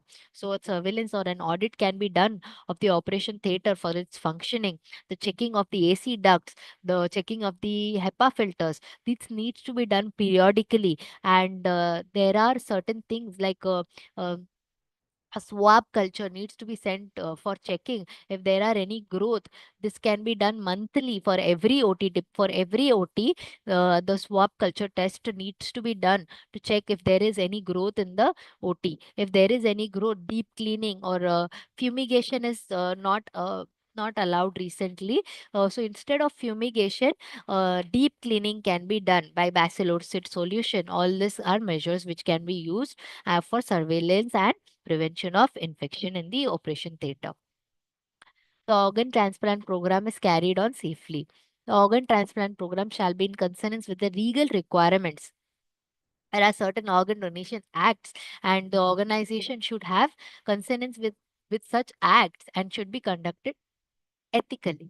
B. Care for transplant patients is guided by clinical practice guidelines. So, your organization needs to write down policies and procedures for organ transplant patients, and for the same, the this needs to be communicated to the all staff who are working, and they should be aware what are the policies and protocol. So by policy and protocol, there are many manuals and SOPs which needs to be prepared as a requirement for NABH. This also helps in streamlining the processes and procedures of your organization. The organization ensures education and counseling of recipient and donor through trained qualified counselors before organ transplantation. The organization shall take measures to create awareness regarding organ donation. So, organ donation awareness can be done through brochures, pamphlets, or posters can be displayed by the organization, or the patient can be given forms and brochures and pamphlets through which the patient can come to know the organ donation facilities which are available in your organization. COP 16 states that the organization identifies and manages patients who are at risk of morbidity and mortality. So here you can see identifies and manages vulnerable patients. These are core points. All four are core points. So it means that vulnerable patients, your organization needs to make a list of vulnerable patients, which may include children who are below 14 years of age, which are risk to fall from bed, or patients who are above the 65 to 70 years of age who are risk to fall. And vulnerable patients can also include obstetric patients. All this patients, low immunity patients, all this can be included in the list of vulnerable patients. So this list needs to be circulated to throughout the organization, so all the staff are aware of the list of vulnerable patients. The organization identifies and manages patients who are at fall of risk. So such patients needs to be checked for risk of fall. The vulnerable patients list, which I had said, these patients needs to be checked for fall. So the fall of risk is calculated based on the Morse scale. If you search for a Morse scale, you'll get details on it, that how the fall of risk of a patient is calculated. So this is also one of the quality indicators which the NABH states. C state that the organization identifies and manages patients who are at risk of developing or worsening of pressure ulcers. So, care for pressure ulcer development should be done. The organization identifies and manages patients who are at risk of developing deep vein thrombosis. So, just like I said, Morse scale is used for risk of fall. For risk of developing pressure ulcers, we have Braden scale, which is which can be used for calculation of developing or worsening of pressure ulcers. And for deep vein thrombosis, we have Wells scale. So these can be used The organization identifies and manages patients who require restraint. So restraint management is one of the important things. Patient who require restraints should only be restrained. Other than that, if the patient doesn't require restraint, precaution should be taken not to restrain the patient. And in case the patient requires restraint, a consent need to be taken by the doctor who orders the restraint. So without restraint or order, the restraint cannot be put on the patient, and this restraint order is valid only for 24 hours. So every day this restraint consent needs to be taken because it is a medico legal thing.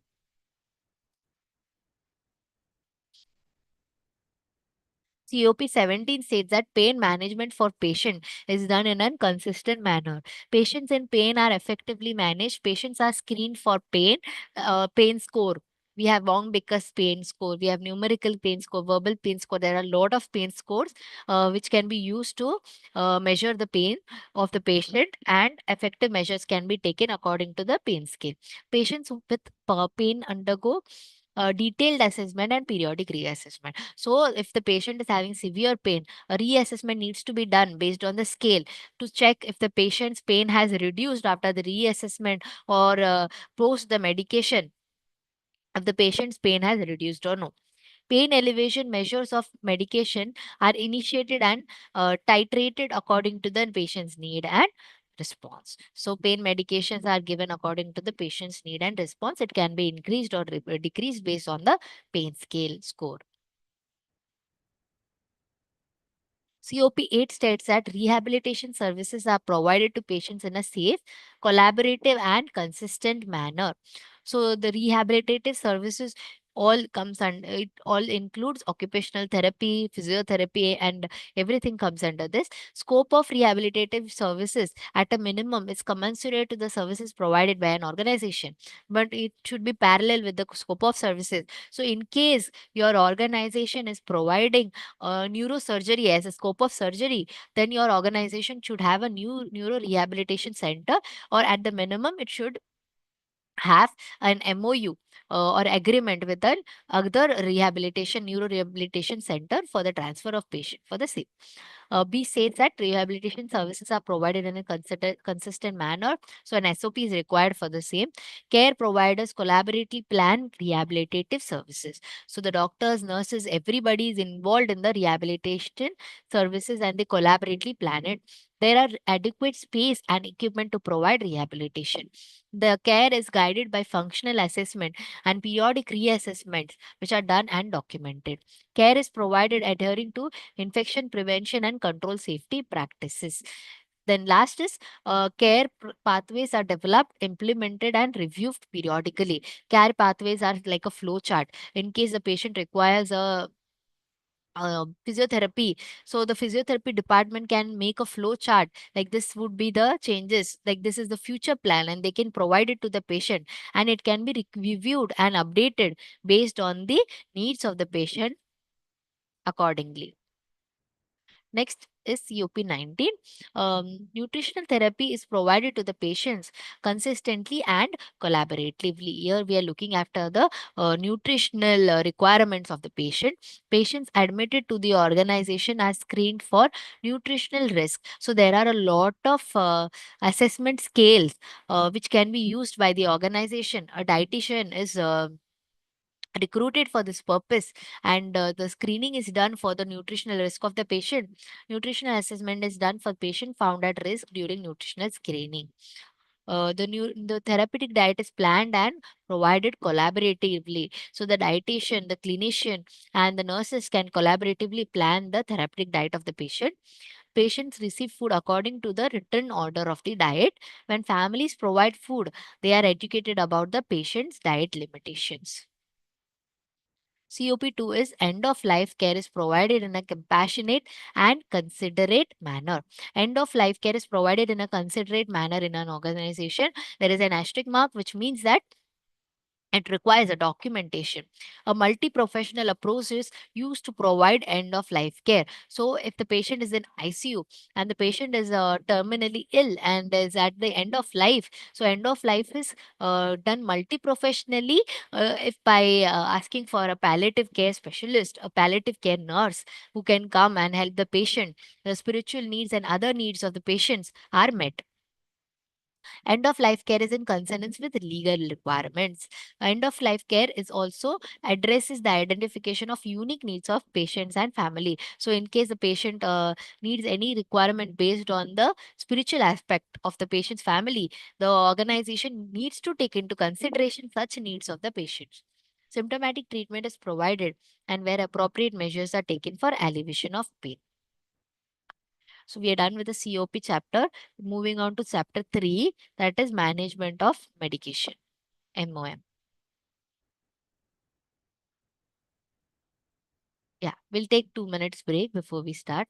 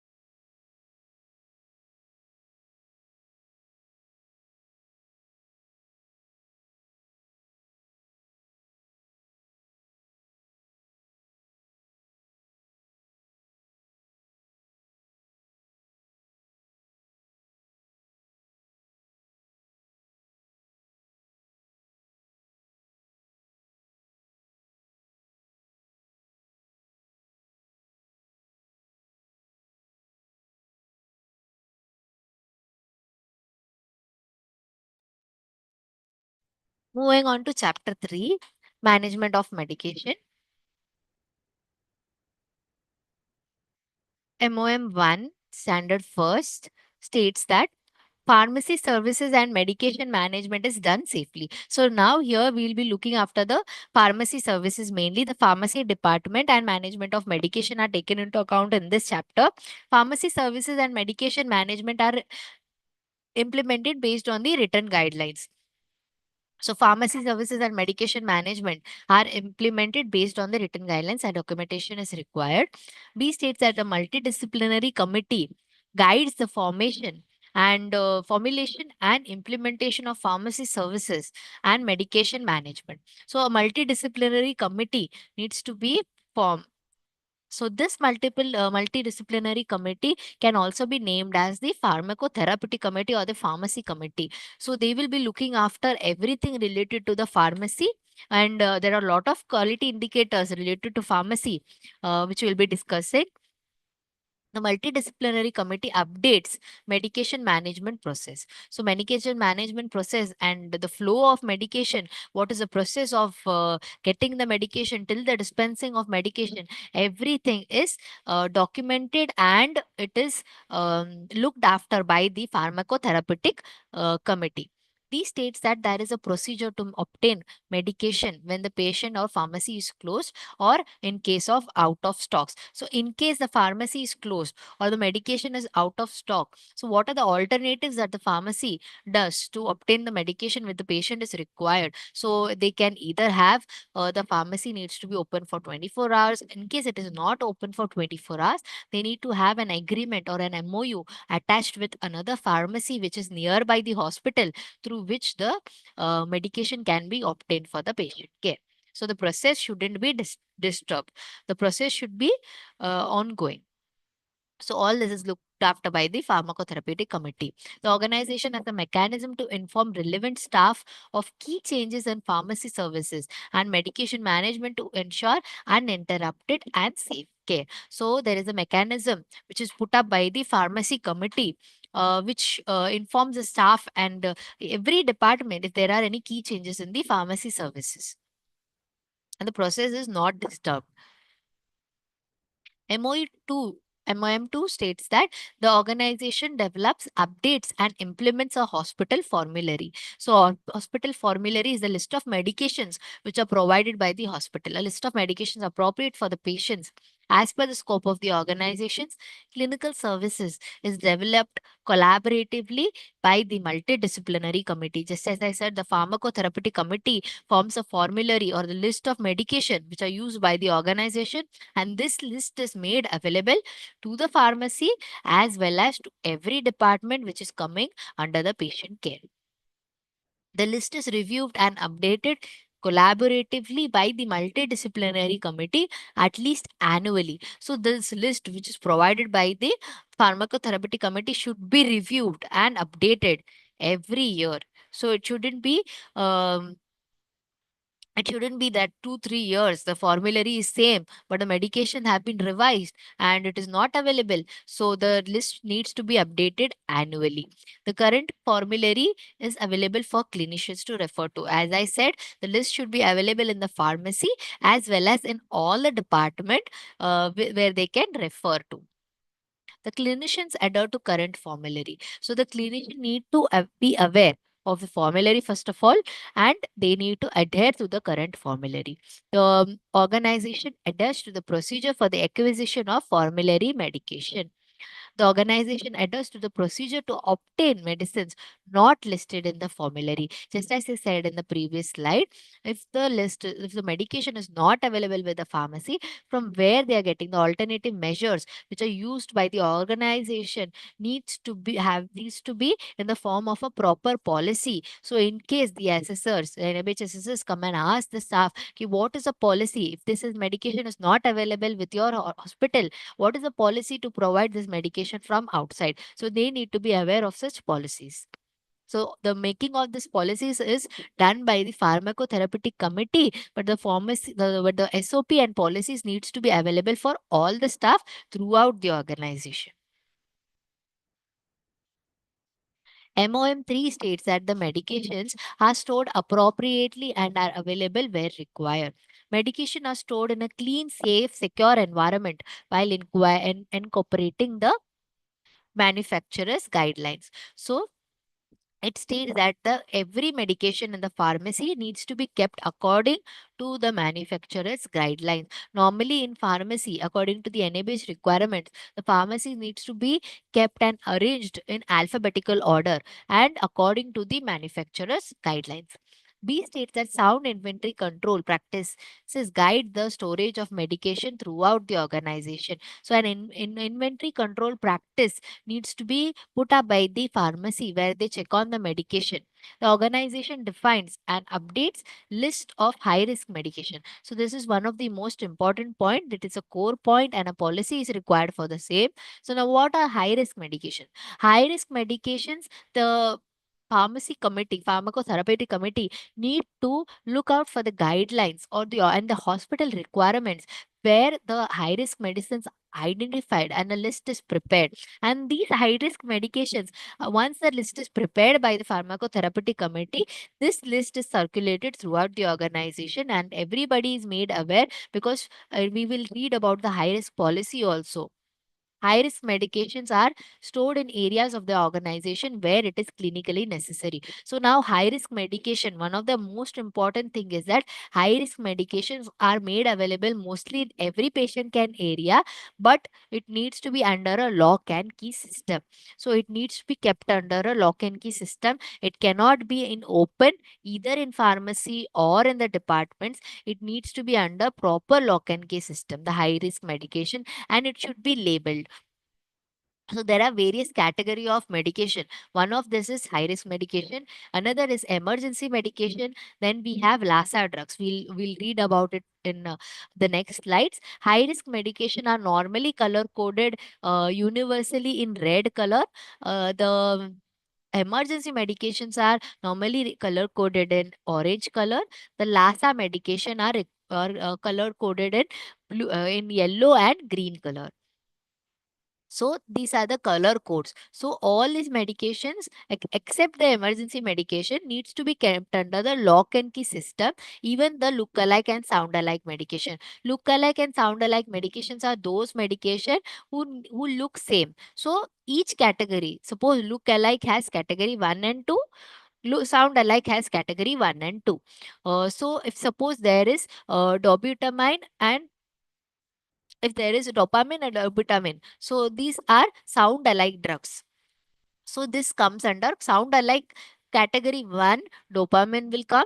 Sound alike category 2, dopamine will come. So like that, look alike is classified further into category 1 and 2. Sound alike is further classified into category 1 and 2. The same way, high risk medication list, a look alike, sound alike, LASA drugs list, and emergency list. All this list are taken into consideration of the organization needs and the patient needs, and the list is prepared by the pharmacotherapeutic committee, and the same is circulated to all the departments in the organization. As I said, high risk and lassa medicine are supposed to be kept under a lock and key system. Now coming on to emergency medication. A list of emergency medication is defined and stored uniformly. Emergency medications are mostly stored in the crash cart. So these crash cart medication, so many a times in organization, the crash cart is prepared, it is made, it is labeled, but it is not sealed. So NABH states that it is since the high risk and LASA medication come under the lock and key system, even the crash cart needs to be sealed. It needs to only be opened when necessary. When the patient is collapsed or in case the crash cart is needed, only then the crash cart needs to be the sealed needs to be removed and to be used. Otherwise, the crash card needs to be sealed. MOM 4 states that medication are prescribed safely and rationally. Medication prescription is in consonance with good practices, guidelines for rational prescription of medication. So, medication prescription is done based on good clinical practices. B states that the organization adhere to determine minimum requirements of a prescription. So now what are the requirements of a prescription? It is given in a core objective. It is a core objective and it also requires a policy. So requirements of prescription, minimum requirements includes, this is very specific for doctors, which needs to be followed, that those who are prescribing medication, they need to write the medication in capital letters only. This is the rule set by the NABH and other standards, other accreditation standards, that the medication needs to be prescribed only in legible handwriting, and it should be in uppercase. And this should have the frequency of medication, just as I said in AAC chapter, that BD and TDS, all these needs to be not written. The new policy states, the standard states that they need to mention 1-1, 1-1-1. That is how it should be followed. And the TDS, BD, all OD, and these are not supposed to be written for prescription of medication. So first is the, it should be in uppercase. Second is, it should have proper medication prescription frequency, route, dose needs to be mentioned properly. And another thing is that SNDT format needs to be followed by the doctors. Now, what is SNDT? This is definitely reviewed by the NABH assessors, and this is one of the basic requirements of a hospital to improve the quality process. Not only NABH, SNDT is sign, name, date, and time. So whenever, even the nurses, if they are writing nurses notes, they need to mention the sign, name, date, and time. Prescription of medication also requires SNDT. So this format needs to be followed everywhere where a healthcare professional is writing orders regarding to the patient care. Point C states that drug allergies and previous drug reactions are asserted before prescribing. So, drug allergies, as we read previously in the AC chapter, in the initial assessment, the drug allergies are taken into account. So, drug allergies and previous drug reaction are taken into account before prescribing and are checked before prescribing any new medications. D states that the organization has a mechanism to assist the clinician in prescribing appropriate medication. So, this comes under the excellence objective. The organization has a mechanism to assist the clinician in prescribing appropriate medication. Either a medication chart is available for the clinician to perform, or either the many of the hospitals nowadays have the HIS, the hospital information system. It is done online. A software is used, so any means can be used for prescribing of medication. uh, E states that reconciliation of medication occurs at transit point of care. So every time the care of patient is changed, reconciliation of medication is done. Like the previous medication are checked before new medication are taken into account at every step before the discharge. As long as the patient is admitted in the hospital, reconciliation of the previous medication of the patient is taken into account before prescribing any new medication.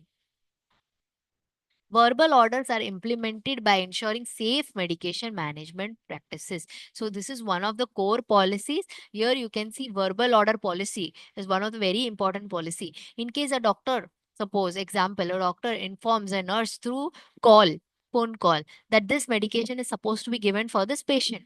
So it is the responsibility of the doctor that he or she comes back and writes or records in the patient's file within 24 hours of the verbal order. Normally, if it is not an emergency, the nursing staff is not supposed to give the medication on verbal order. Every order given by the doctor needs to be written for a medico legal purpose. So, in case the doctor gives a verbal order, it needs to be documented in 24 within 24 hours by the particular doctor who has given the order. So verbal order policies, this is first point, that is within 24 hours of the verbal order, it needs to be written down and signed by the doctor who is given the order. Second is that during verbal order, there is a read back policy which needs to be followed. Now, what is read back policy? Suppose if a doctor orders misoprost for a patient, so the staff who is going to administer needs to read it back like MISPROST, misoprost. So this is a read back policy which gets a clear idea for the staff and the doctor that the medication which is going to be administered to the patient is proper or no. So these 2 points are important for the verbal order policy. G states that audit of medication order is carried out to check for safe and rational prescription of medication. So every month or twice in a month, the pharmacotherapeutic committee can do an audit of medication order. If the prescription is done properly, they can randomly collect files of patient and they can check the prescription orders if it is carried out properly and rational use of medication is done or no. So the same report is discussed in the pharmacotherapeutic committee, and in case they find any error or fault, the kappa, that is corrective and preventive action, is done for the same.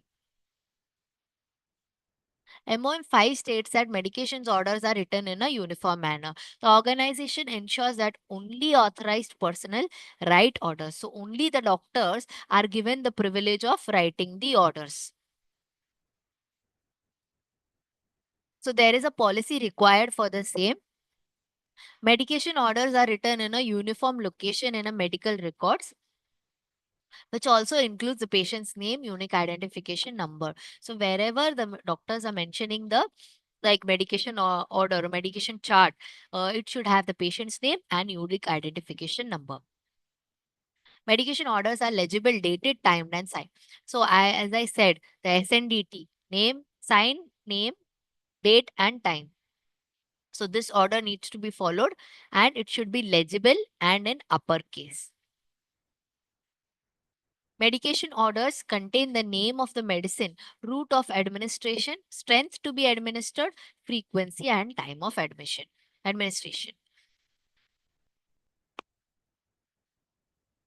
So these are to be followed by the doctors who are prescribing the medication.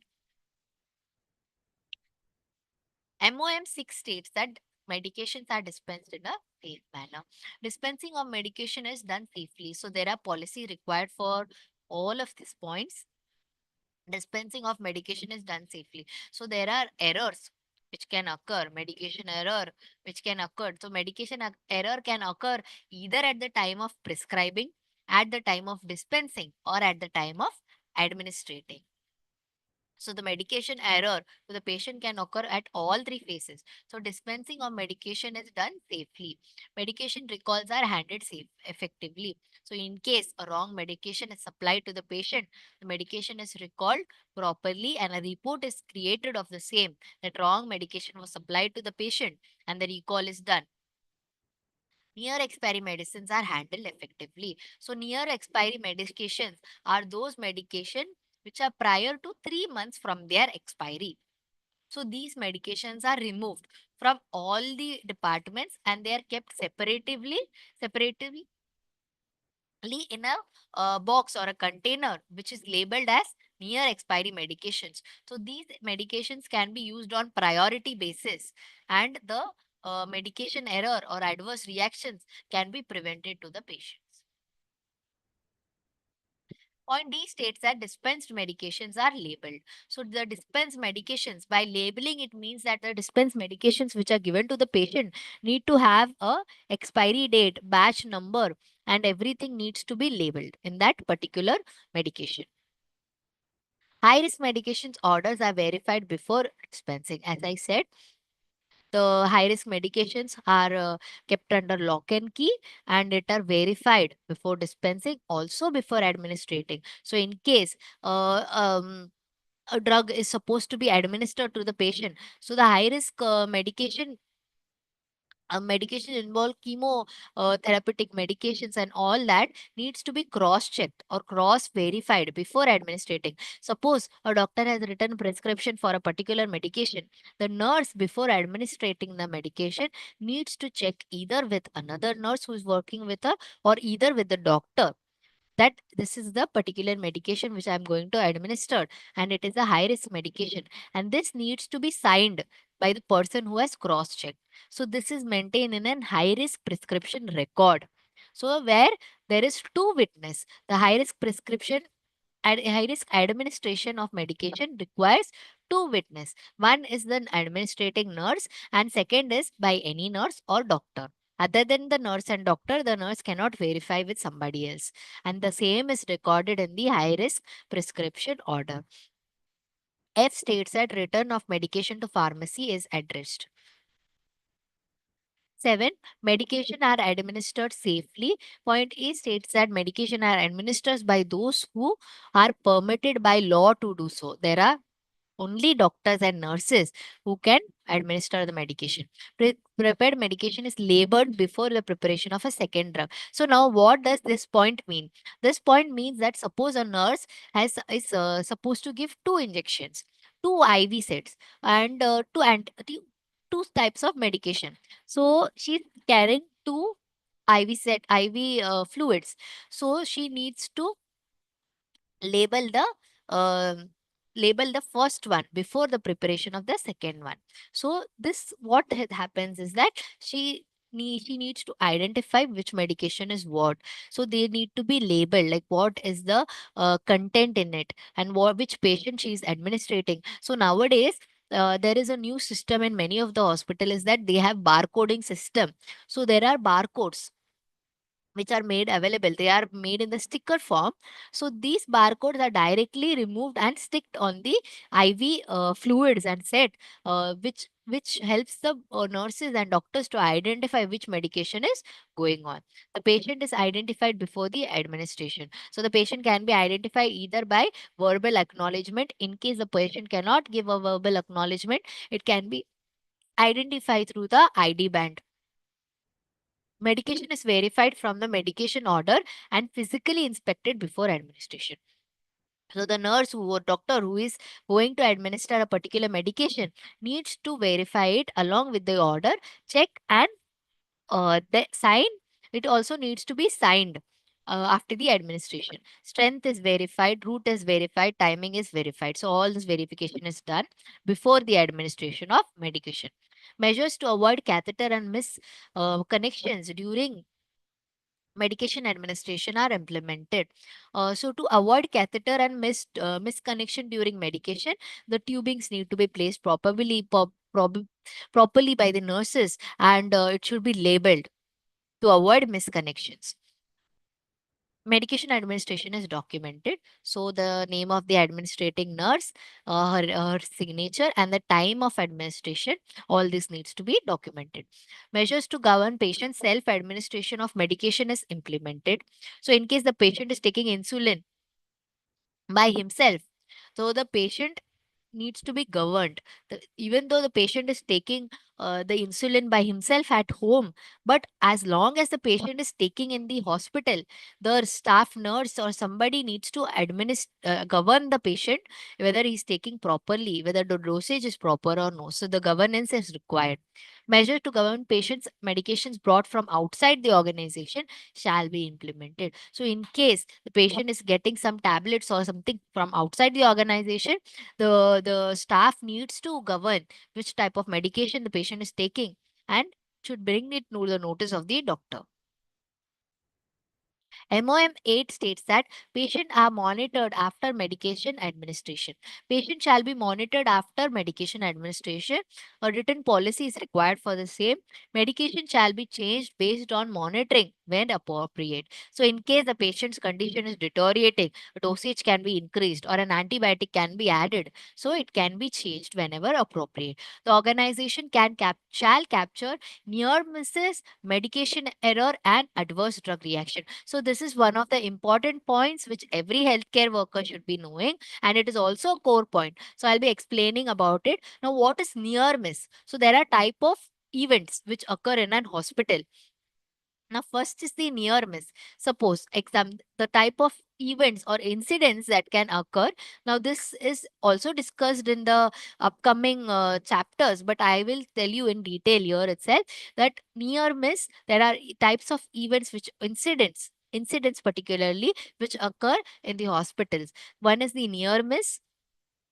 and one is the adverse reactions, adverse events, and the critical events, and the last one is the sentinel event. So there, these are the types of events which occur. So now what is the example for a near miss event? So in case a staff is going to administer a medication to the patient, but once the staff loaded the injection and she goes beside the patient's bedside, she realizes that the injection that she was going to give was a wrong injection.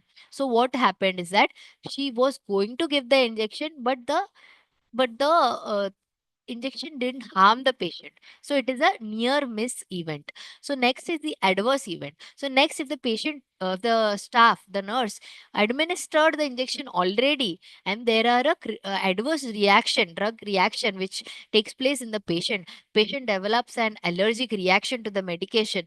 Those are adverse events. What are critical events? Critical events are where if the medication is, if the injection is supplied, administered to the patient, and the patient body part is damaged permanently, any of the patient's body part is damaged permanently, or the patient requires an ICU admission or a surgical intervention, all this will come under a critical event. And the last one is a sentinel event.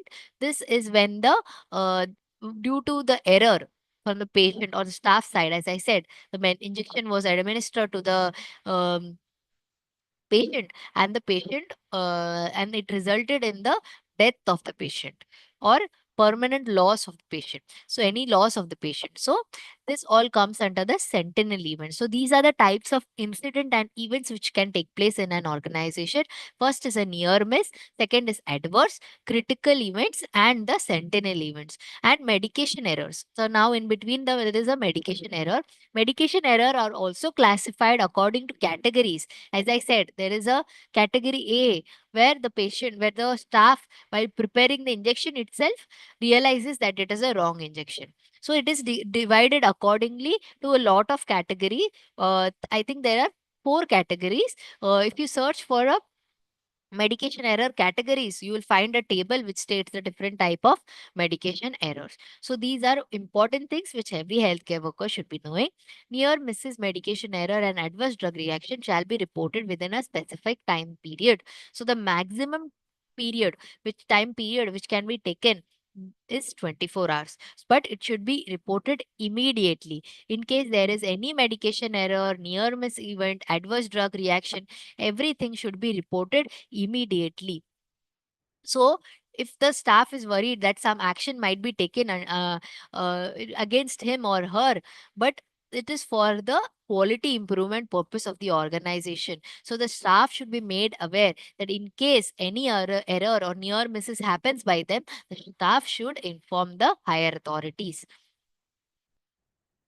So all these details are collected and analyzed. This is also one of the quality indicators. Analysis is done by the quality and safety committee, and corrective and preventive actions are taken in case there is any fault or mistakes found. Narcotic drugs and psychotherapeutic substances, chemotherapeutic agents, and radiopharmaceuticals are used in a safe manner. So, narcotic drugs, in case your organization has narcotic drugs, it should have a narcotic policy. It should have a narcotic license legally signed. Narcotic drugs and psychotherapeutic substances, chemotherapeutic agents, and radiopharmaceuticals are used safely. So, there are certain guidelines and principles which needs to be followed, and a written policy is required for the same. Narcotic drugs and psychotropic substances, pharmacotherapeutic agents, and radiopharmaceuticals are prescribed by appropriate caregivers. Only qualified people are supposed to give the prescription.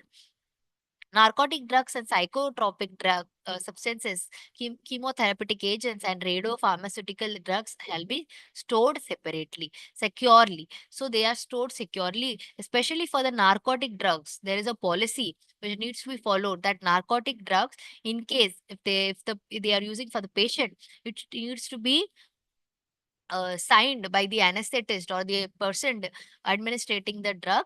And once the drug is used, in case there is in case an ampule of in case an ampule is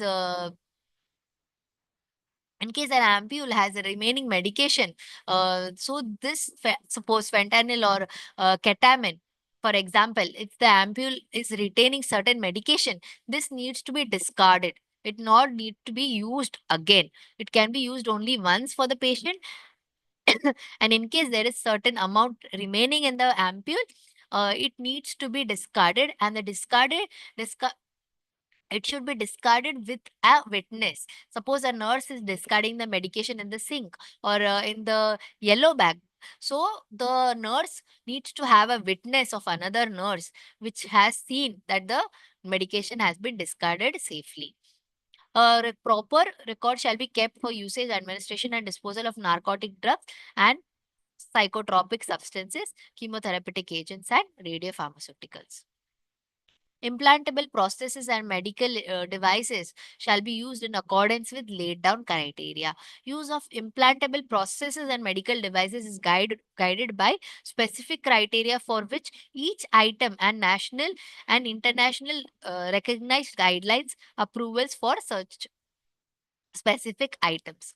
So, usage of implantable prostheses and medical devices are defined by a certain criteria. They have each of international and national guidelines can be taken into account, and these criteria can be used for approval of certain specific items. B states that the organization implements a mechanism for usage of implantable prostheses and medical devices. So the organization needs to have a policy for usage of implantable prostheses and medical devices.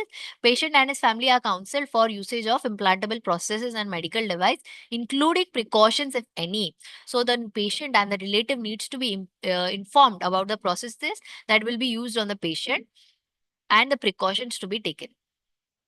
The batch and serial number of the implantable prostheses and medical devices are recorded in the patient's medical record, master logbook, and a discharge summary. So there is a separate. So as you know, OT has a separate OT register, anesthesia register. So there is also an implant register which can be used to record the batch number, serial number of the implantable prosthesis which is used on a specific patient. And this should also be mentioned in the discharge summary of the particular patient. Process for recall of implantable processes and medical devices are handled effectively. In case long processes are given before the surgery, these can be recalled through a proper policy which can be written down by the organization. MOM 11 states that medical supplies and consumable are stored appropriately and are available wherever required. The organization adheres to the defined process of acquisition of medical supply and consumable. So written policy is required for the same. Like, what is the process for medical supplies? So now medical supply here specifies the sterile items, the CSST items, or the single-use devices. All this comes under the medical supplies and consumables. So what are the defined process for acquiring such supplies? The policy needs to be written down by the organization. Medical supplies and consumables are used in a safe manner wherever appropriate. So this mentions that in case a single-use device is used again in the organization, there needs to be separate policy for that. Medical supplies and consumables are stored in a clean, safe, secure environment. So this means that the sterile articles are stored separately from the unsterile articles in ward, in ICU, and all the departments. Sound inventory control practices guide storage of medical supplies and consumables. So every consumables and medical supplies need to have an inventory control to know how the amount and the quantity which is supplied to each department. There is a mechanism in place to verify the condition of medical supplies and the consumables. So every consumable which is sent by the CSSD department should have a batch number, a date of autoclave sterilization, and the date of expiry. So all this needs to be mentioned in the packed items as well as in the book which will be maintained from every department which supplies the articles back to the CSST. So this was all about the management of medication. So let's take a 2 minutes break before we move to the chapter 4, patients' rights and education.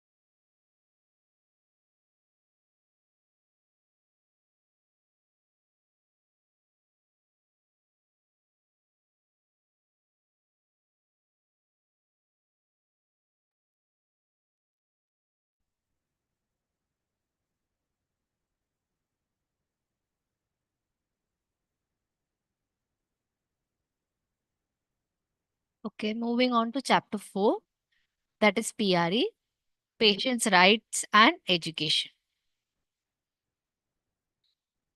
So PRE 1, first standard says that the organization protects, promotes the patient and family rights and informs them about their responsibilities during care. So point A states that the patient and family rights and responsibilities are documented, displayed and are made aware of them. So what this point states is that the patient's and family rights and responsibilities are made bilingual, and these are displayed at every area wherever the patient is coming in contact. Like it can be in the casualty area, OPD area, wherever the patient waiting area, it can be displayed so that the patients are aware of their rights and responsibility in this organization.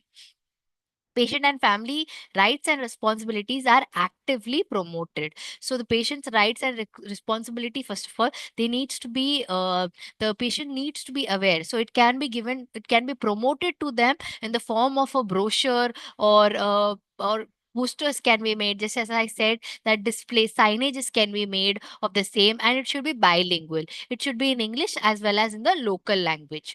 The organization protects family and patients' rights. So in case the patient has any grievance related and it is valid according to the patient's right and responsibility, the organization and staff needs to make sure that the rights of the family and patients are protected.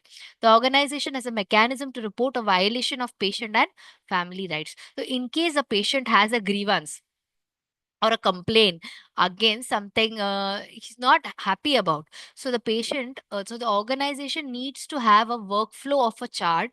Like it can be in the form of a poster which mentions that in case of any complaints or grievances, kindly contact in this number. So this poster can be made and displayed at the patient areas so that the patient knows. Even the mechanism, it can be made in the form of a flow chart, that in case there is a complaint, who's the next person the patient needs to approach, and what is the workflow, and like how much duration will the time take for the mechanism and the complaint to resolve. This also can be mentioned in the poster. So what this helps with is that the patient's family and the rights are protected. They know how to report a complaint, and it obviously contributes to the quality improvement of the organization as a whole. Violation of patient and family rights are monitored, analyzed, corrective, preventive action taken by the top leadership of the organization. So, in case there is any violation of the patient's right, as I said, CAPA or taken. Kappa is corrective actions are taken, preventive actions are taken, and it is informed to the highest authority of the organization. They are made known about the complaints, the grievance, and the Kappa, which is reported by the grievance committee. So the organization can have a staff grievance committee as well as a patient grievance committee, which will be looking after every complaints. Next is PRE2, patient and family rights support individual beliefs, values, and involve the patient and family in decision making processes. So, A states that patient and family rights include respecting values and beliefs, any special preferences, cultural needs, and responding to requests for spiritual needs. So, all the needs of the patients are basically taken into account. The patient and family rights include respect for personal dignity, privacy, during examination, procedures, and treatment. So all this includes, like basically it is like a guideline which your organization can put up, like what all the rights the patients can have. So that is given in a detailed format. Patient and family rights include protection from neglect or abuse. Patient and family rights include treating patient information as confidential. Patient and family rights include the refusal of treatment. Patient and family rights include a right to seek an additional opinion regarding clinical care. So, in case the patient wants to seek a dietitian or a physiotherapist, so the doctor or the nurses shouldn't say that we are not suggesting that for you, but the organization should always help the patient with whatever the needs. Like in case the patient wants to seek an additional opinion, like some other organization, the patient says, I'm not happy with the care you are providing, I would like to seek an additional opinion. The patient has the right to do so. The patient can uh, seek for an additional opinion regardless of the hospital that he is admitted in.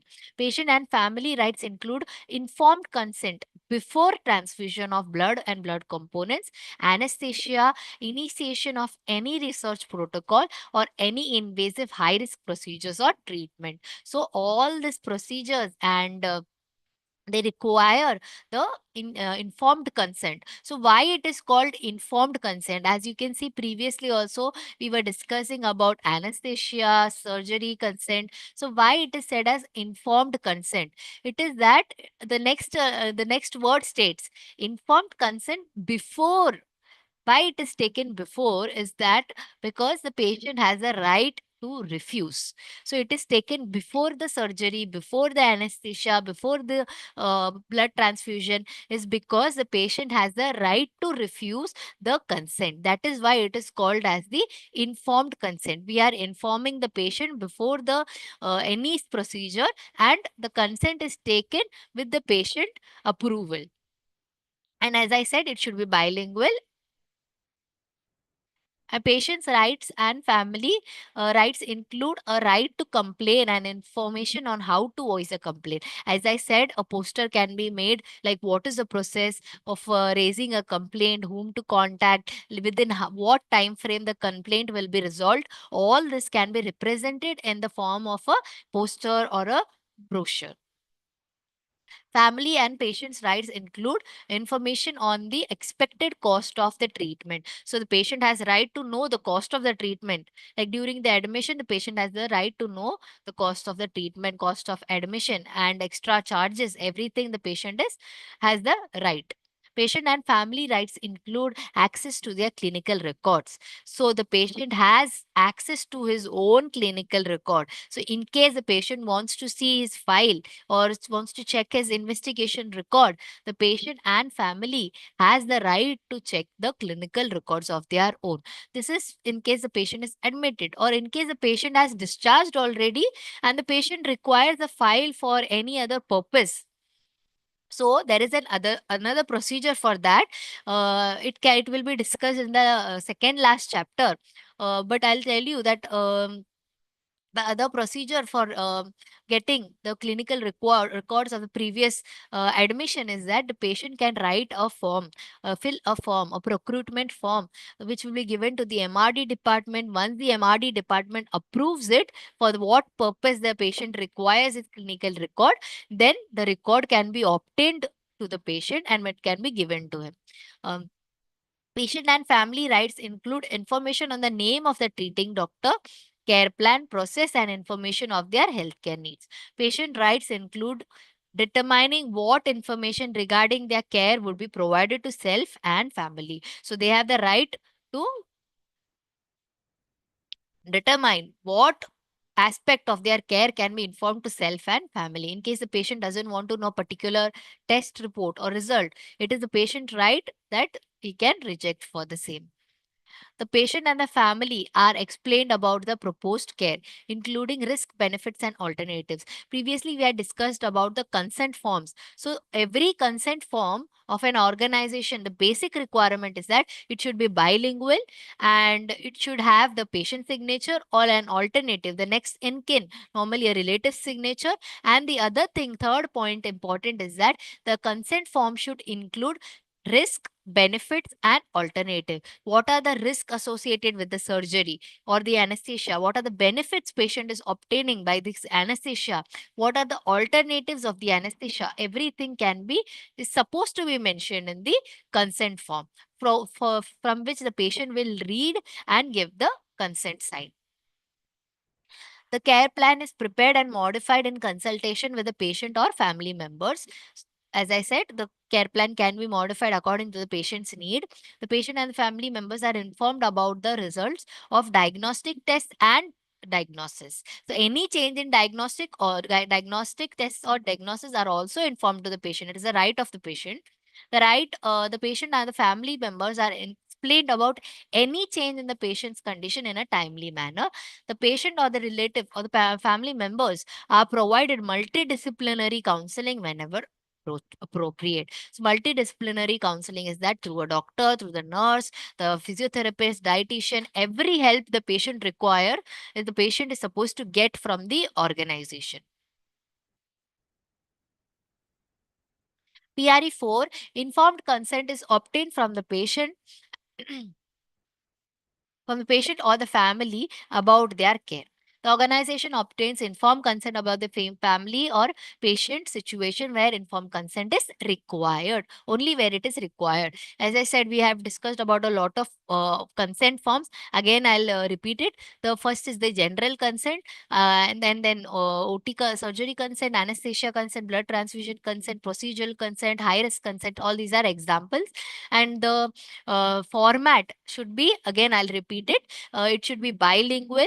One is a local language and one is English. And it should be signed by the person who is the consultant who's going to perform the surgery, or the anesthetist who's going to induce the patient, or otherwise the team member who is going to assist the surgeon or the anesthetist. Again, next is that the consent form should include risk, benefits, and alternatives of the particular surgery, procedure, or anesthesia.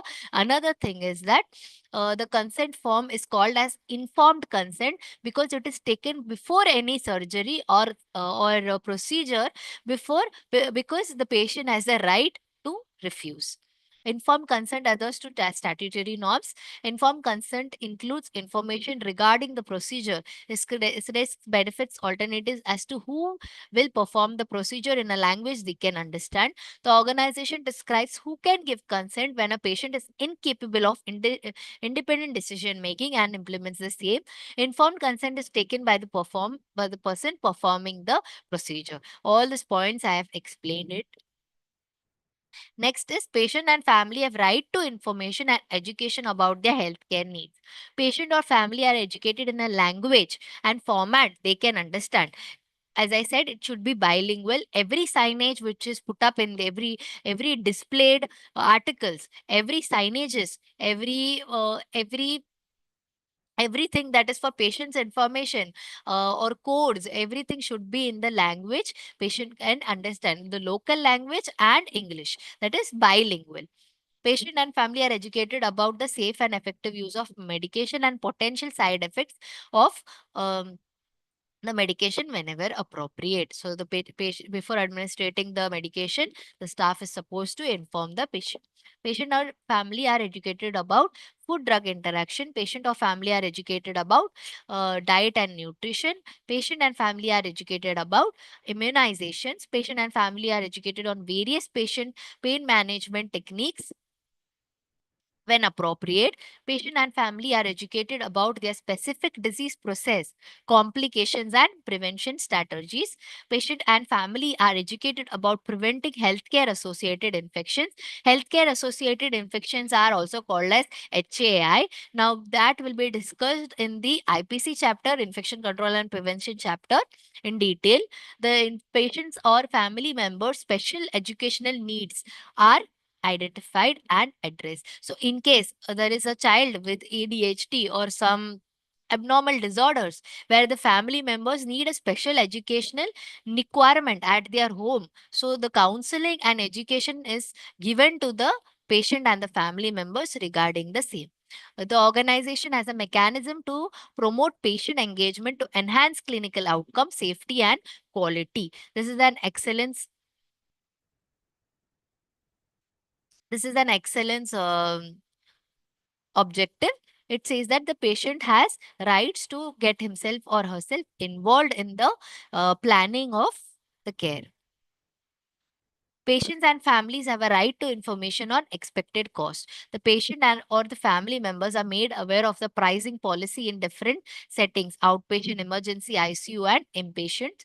The relevant tariff list is available to patient. All the tariff lists should be available to the patients and to the family to refer to. The patient or the family members are explained about the expected costs. Patient and family are informed about the financial implication where there is a change in the care plan. So all this is self-explanatory. Next, we'll go to the PR 7. PRE7, the organization has a mechanism to capture patients' feedback, experience, and redress complaints. As I said, the grievance procedure and complaint procedure, how it's supposed to be and how it is supposed to be displayed for the patient's knowledge.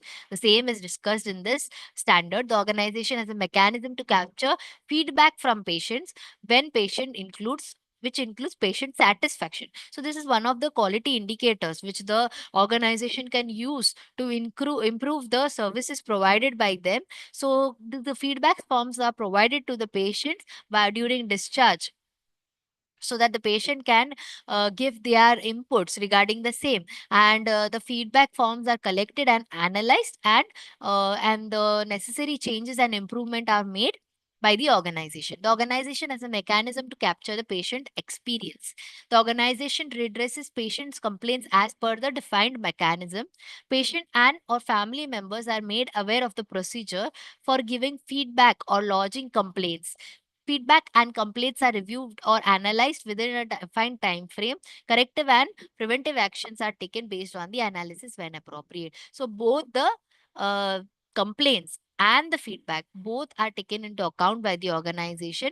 Both are considered as a quality indication indicators for the organization, and they are analyzed and taken into account, and the necessary improvement and changes are made, and kappa is created for the same, and it is informed for the higher authorities. Now, PRE 8 states that the organization has a system for effective communication with patients or family. Communication with patients or family is done effectively. So, the communication should be done with the patient in an understandable manner which the patient is able to understand. The organization shall identify special situations where enhanced communication with patients or families would be required. So, in case we have to disclose sad news to the patient, so the ICU staff or the doctors need to be trained on the same. There are different strategies which they can use, the different ways they can use to communicate the same to the patients and the relative in a manner which will be acceptable for them. We need to emphasize with them and in a manner which will be acceptable for the patient and the relative. Enhanced communication with patients or relative is done effectively.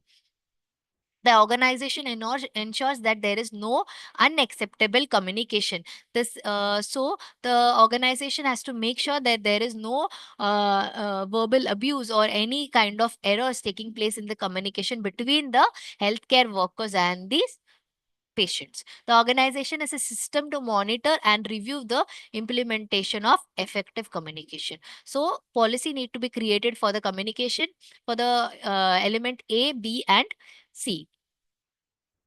The last is the achievement point. So moving on to chapter 6, patient safety and quality improvement, that is PSQ. PSQ 1, the organization, the standard 1, PSQ standard 1, the organization, sorry, full form of PSQ, patient safety and quality improvement. So I was talking previously about a lot of quality indicators. There are 32 quality indicators which are given by the NABH. So all these 32 quality indicators are supposed to be followed by an organization which has full accreditation of NABH. So apart from this, in the sixth edition, the NABH has also added certain departmental quality indicators which are added to the QI section. The organization implements a structured patient safety program. The patient safety program is developed, implemented, maintained by a multidisciplinary safety committee. So in this PSQ chapter, we'll be looking mainly after the safety of the patient and the quality improvement of the patient. So here we are looking after the safety program. There is a safety program which is created by the organization. Now this can be also a safety committee, patient safety committee. It is a multidisciplinary committee where different staffs are allocated together to maintain this committee, and they are looking after the safety of the patient. The patient safety program is comprehensive and covers all major elements related to patient safety. So as I said previously about the incidents and the events which can occur during the stay of the patient, and also the prevention of wrong patient, wrong surgery, all this, and the fall prevention, all this comes under the safety management of the organization. So the program needs to cover all major elements related to this patient safety. The program covers incidents ranging from no harm to sentinel events. So as I said, there is no harm means there is no harm to the patient. In case the, as I said, that the example that the, suppose our staff is is going to administer an injection or medication, but the staff realizes that it's a wrong medication and doesn't administer to the patient, or administers and does the patient doesn't show any reaction, that is a no harm incident. So same that way, the last one is the sentinel event. As I said, as I classified to you previously, the types of events and incidents.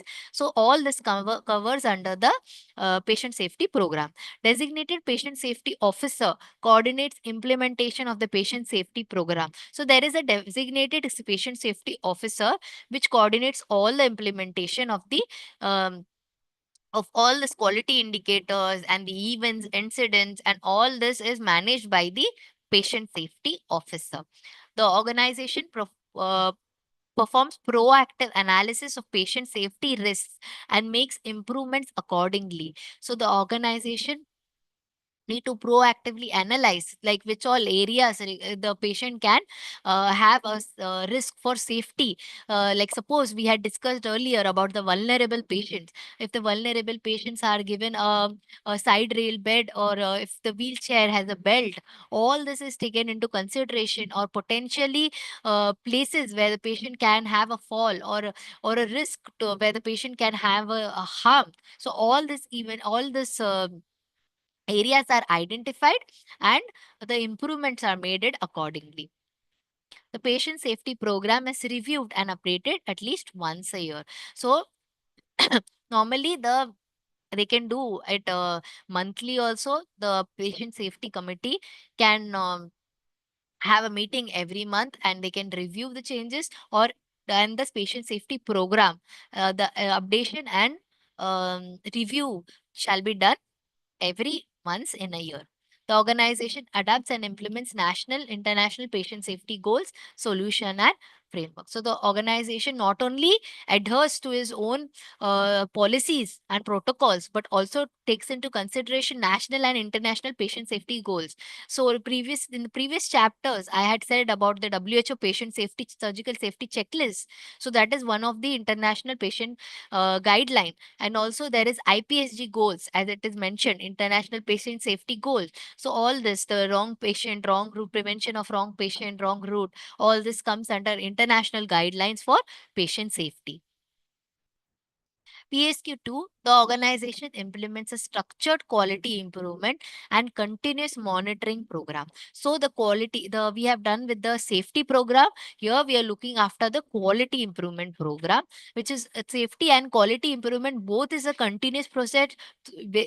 Even throughout the accreditation, the quality improvement is objective A states that the quality improvement program is developed, implemented, and maintained by a multidisciplinary committee. Same as the safety committee, the organization needs to have a quality assurance or quality control committee, which will be looking after everything related to the quality improvement of the organization. A quality improvement program is comprehensive and covers all major elements relative to quality assurance. So all this comes under the quality assurance program. As I said earlier, we need a separate quality assurance program for various departments like casualty, ICU, and lab imaging services. Same way, we have a overall quality assurance program for throughout the hospital. So there needs to be a quality manual which the hospital needs to prepare. All this is done by the multidisciplinary quality committee. Quality improvement program improves process efficiency and effectiveness. Quality improvement focuses on appropriateness of clinical care. So taking into account every quality indicator, it should be appropriate to the clinical care which is provided by the organization. The focus should be on improving the process efficiency, including the cost efficiency and improving the processes. Everything should be considered in the quality improvement program. There is a designated individual for coordinated and implementing the quality improvement program. Just as we had talked about the for safety officer, there need to be a quality officer or a manager which looks after the quality improvement program of the hospital, the quality improvement, the quality indicators related to quality improvement, all this is managed. And even the quality manual, the quality improvement SOPs, all this is reviewed and managed and updated by the quality committee. The quality improvement program identifies opportunity for improvement based on review at predefined intervals. So, at frequent intervals, the quality committee needs to update and provide opportunities for improvement. The quality improve program is reviewed and updated at least once a year. Same like the safety program, it needs to be updated at least once a year. Audits are conducted at regular intervals as a means of continuous improvement. So it might be according to your own organization policy. There need to be internal audits which are conducted by the quality team, which they will check the quality processes of the hospital, which is required for the quality monitoring and improvement of the organization. There is an established process for in the organization to monitor and improve the quality of nursing care. So the nursing care is taken into account. A nursing manual is separately prepared, and the nursing care, the quality indicators which are associated to the nursing care, like the ulcer, the pressure ulcer indicators, and the needle stick injury, and administration of medication, medication errors, adverse drug reactions, everything that is related to the quality of nursing care should be taken into account, and it should be included in the quality and safe quality committee. Next is PSQ3. The organization identifies key indicators to monitor the structures, processes, and outcomes which are used as tools for continual improvement. Just as I said, there are certain quality indicators which are proposed by the NABH. There are 32 quality indicators. Apart from that, sixth edition also has departmental quality indicators. Now, these key performance indicators are the ones which help us to identify if the hospital is performing up to mark. So every quality indicator needs to have a benchmark set by the hospital, and they have to make sure that every month when the quality committee sits, quality and safety committee both, they come together and discuss the indicators. The hospital, the organization comes to know if the benchmark has been met, or if it is crossing the benchmark, what is the root cause analysis to be done, what are the kappa which needs to be done.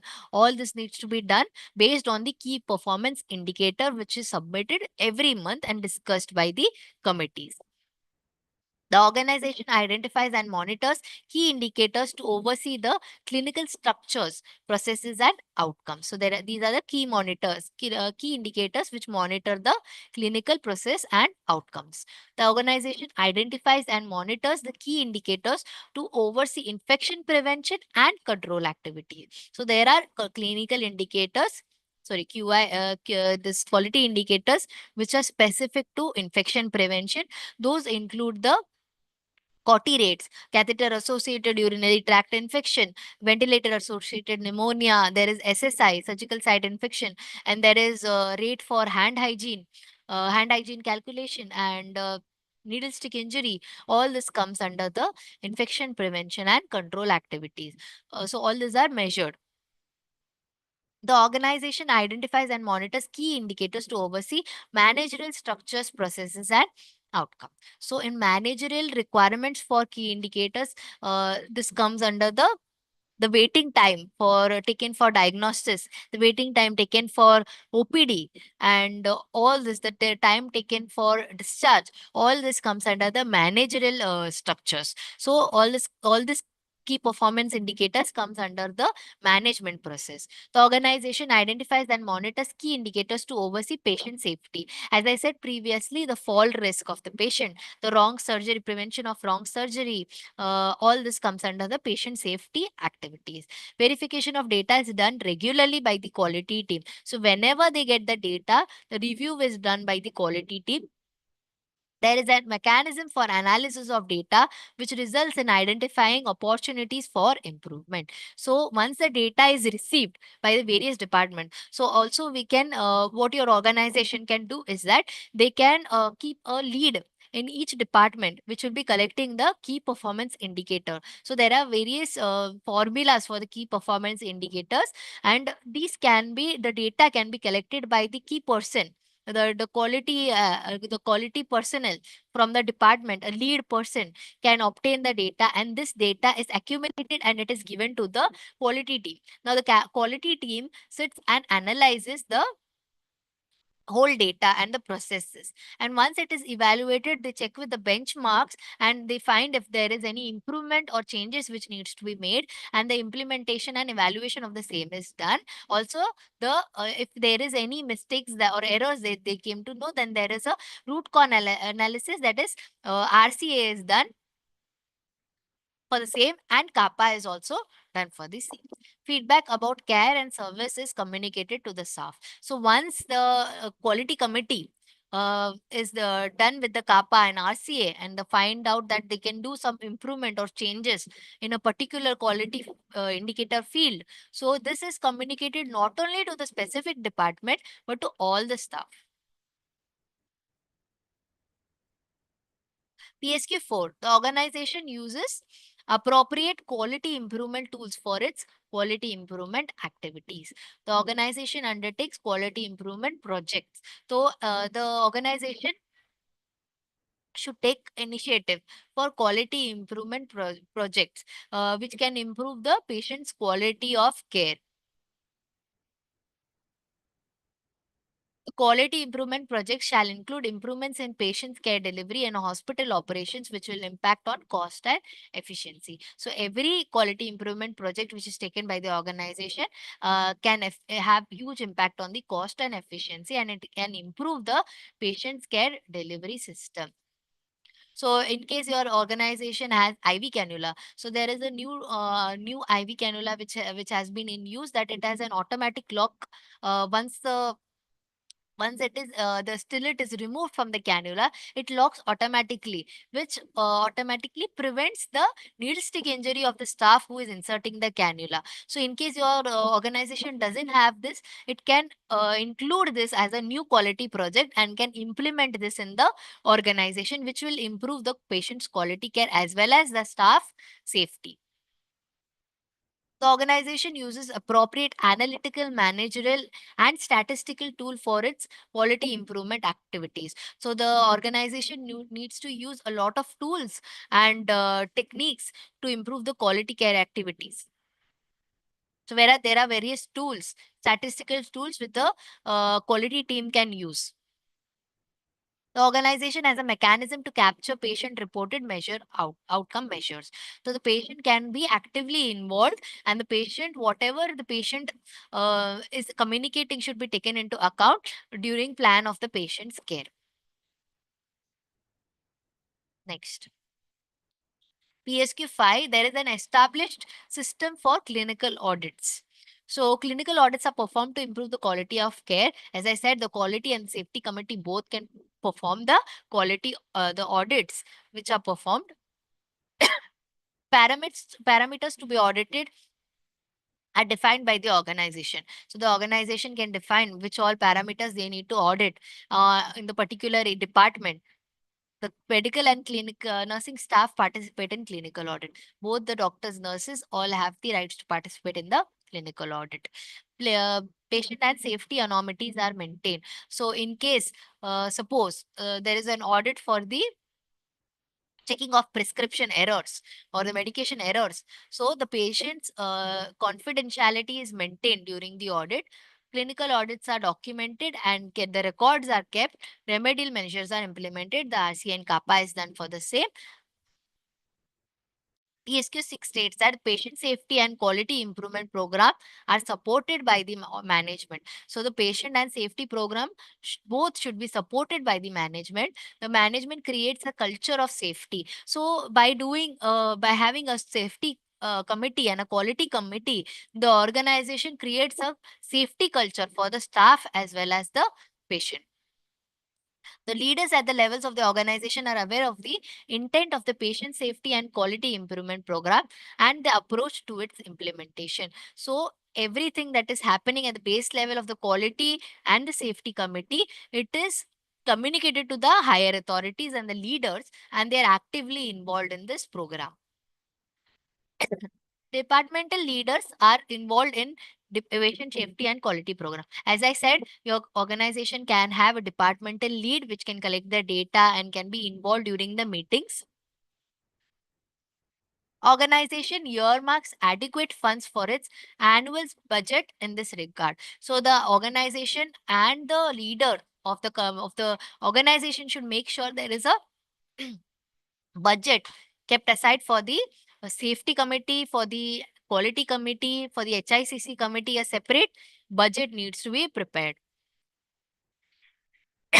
The management identifies organizational performance improvement targets. So at the organization level, if the organization has certain targets which it needs to achieve, the organization needs to keep a track of it, and improvement needs to be done to achieve the targets within the time frame which is allocated. The management uses the feedback obtained from the workforce to implement to improve patient safety and quality improvement program. So the organization needs to take into account the staff feedback, the doctor's feedback in order to improve the quality and safety program. So this is done through meetings. PSQ 7 incidents are collected and analyzed to ensure continual quality improvement. So, as I said earlier, I have spoken about the types of incidents and events which occur in the hospital. This is the same. The organization implements an incident management system. So, in case a incident occurs, what is the mechanism? Like the organization needs to have a workflow of a chart, a flow chart kind of thing, that in case an incident occurs, the staff needs to know that next person whom I need to contact, the staff needs to be made aware that this is the process of managing a incident. Mechanism to identify sentinel events, the same. The organization has established processes. So to identify the sentinel events and the incident management system, there is proper training required for the staff.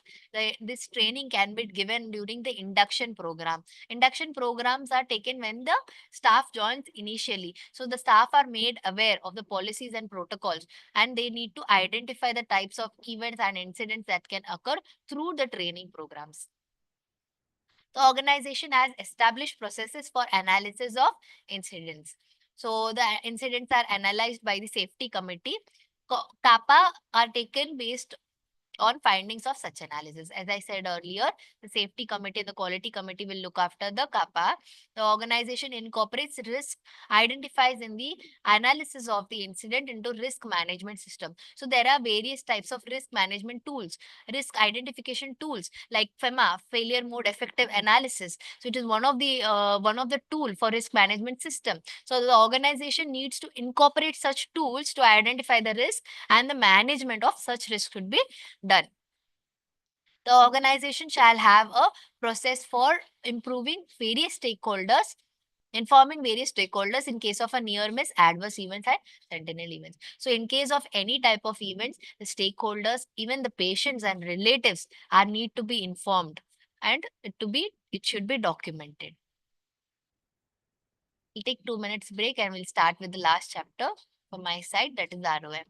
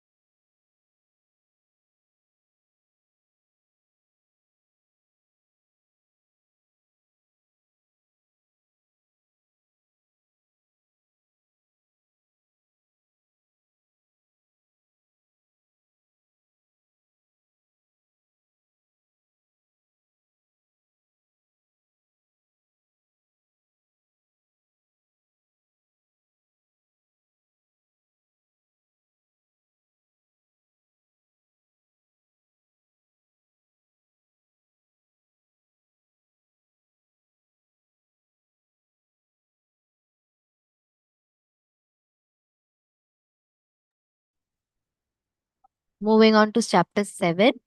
This is the last chapter from my side. Responsibility of management, that is ROM. ROM 1, Standard 1 states that the organization identifies those responsible for governance and their roles are defined. So, this chapter is mainly for the administration. Those responsible for governance are identified and their roles and responsibilities are defined and documented. So, everyone needs to have a job description and it needs to be defined. Their roles and responsibilities needs to be defined and it needs to be documented. The responsible for governance lay down the organization's vision, mission, and values. So, the top management of the organization needs to prepare a vision, mission, and values for the organization which are displayed at the entrance, not only at the website of the hospital, but also at the entrance of the hospital. It can be in the form of a poster, which is visible. Those responsible for governance approve the documented strategic and operational plans and the organization's annual budget. So, the annual budget is created by the top management, and the strategic and operational plans both are approved and documented by the top management. The those responsible for governance monitor and measure the performance of the organization against the stated mission. So, the organization needs to follow the stated mission which is given by the organization. So the governance, that the top management makes sure that the organization performance is up to date with the mission. Those responsible for governance appoint the senior leaders in the organization. So the management appoints and recruits the senior leaders, which will be looking after the other departments. Those responsible for governance support safety initiatives, clinical governance framework, and quality improvement plans. So all this needs to be supported by the top management. As I said earlier, the budget preparation and the support, like whatever support the quality and the safety committee and other committees require, the top management should be able to provide it. Those responsible for governance has shall develop clinical governance framework. Those for responsible for governance support the ethical management framework of the organization. Any complaints, any grievance redressal should be managed by the top management. Those responsible for governance inform the public of the quality performance of the services. So they need to inform the public what all services and scope of services, the performance, the changes and the improvement in their services. This needs to be informed to the public by the organization and by the specifically by the top management. ROM2 states that those responsible for governance manage the organization in an ethical manner. As I said, the organization establishes the organization ethical management framework. So both the patients and staffs, everybody's grievance and complaints are taken into account, and ethical management is done for the same. The ethical management framework includes processes for managing issues with ethical implications, dilemmas, and concerns. The organization discloses its ownership. It means that whatever registration, whichever act the organization is registered with, should be a registration certificate regarding the same, and it should be displayed in the organization. The organization honestly portrays its affiliations and accreditation. In case your organization is NABH accredited or NABL accredited, it should display its affiliation and accreditations.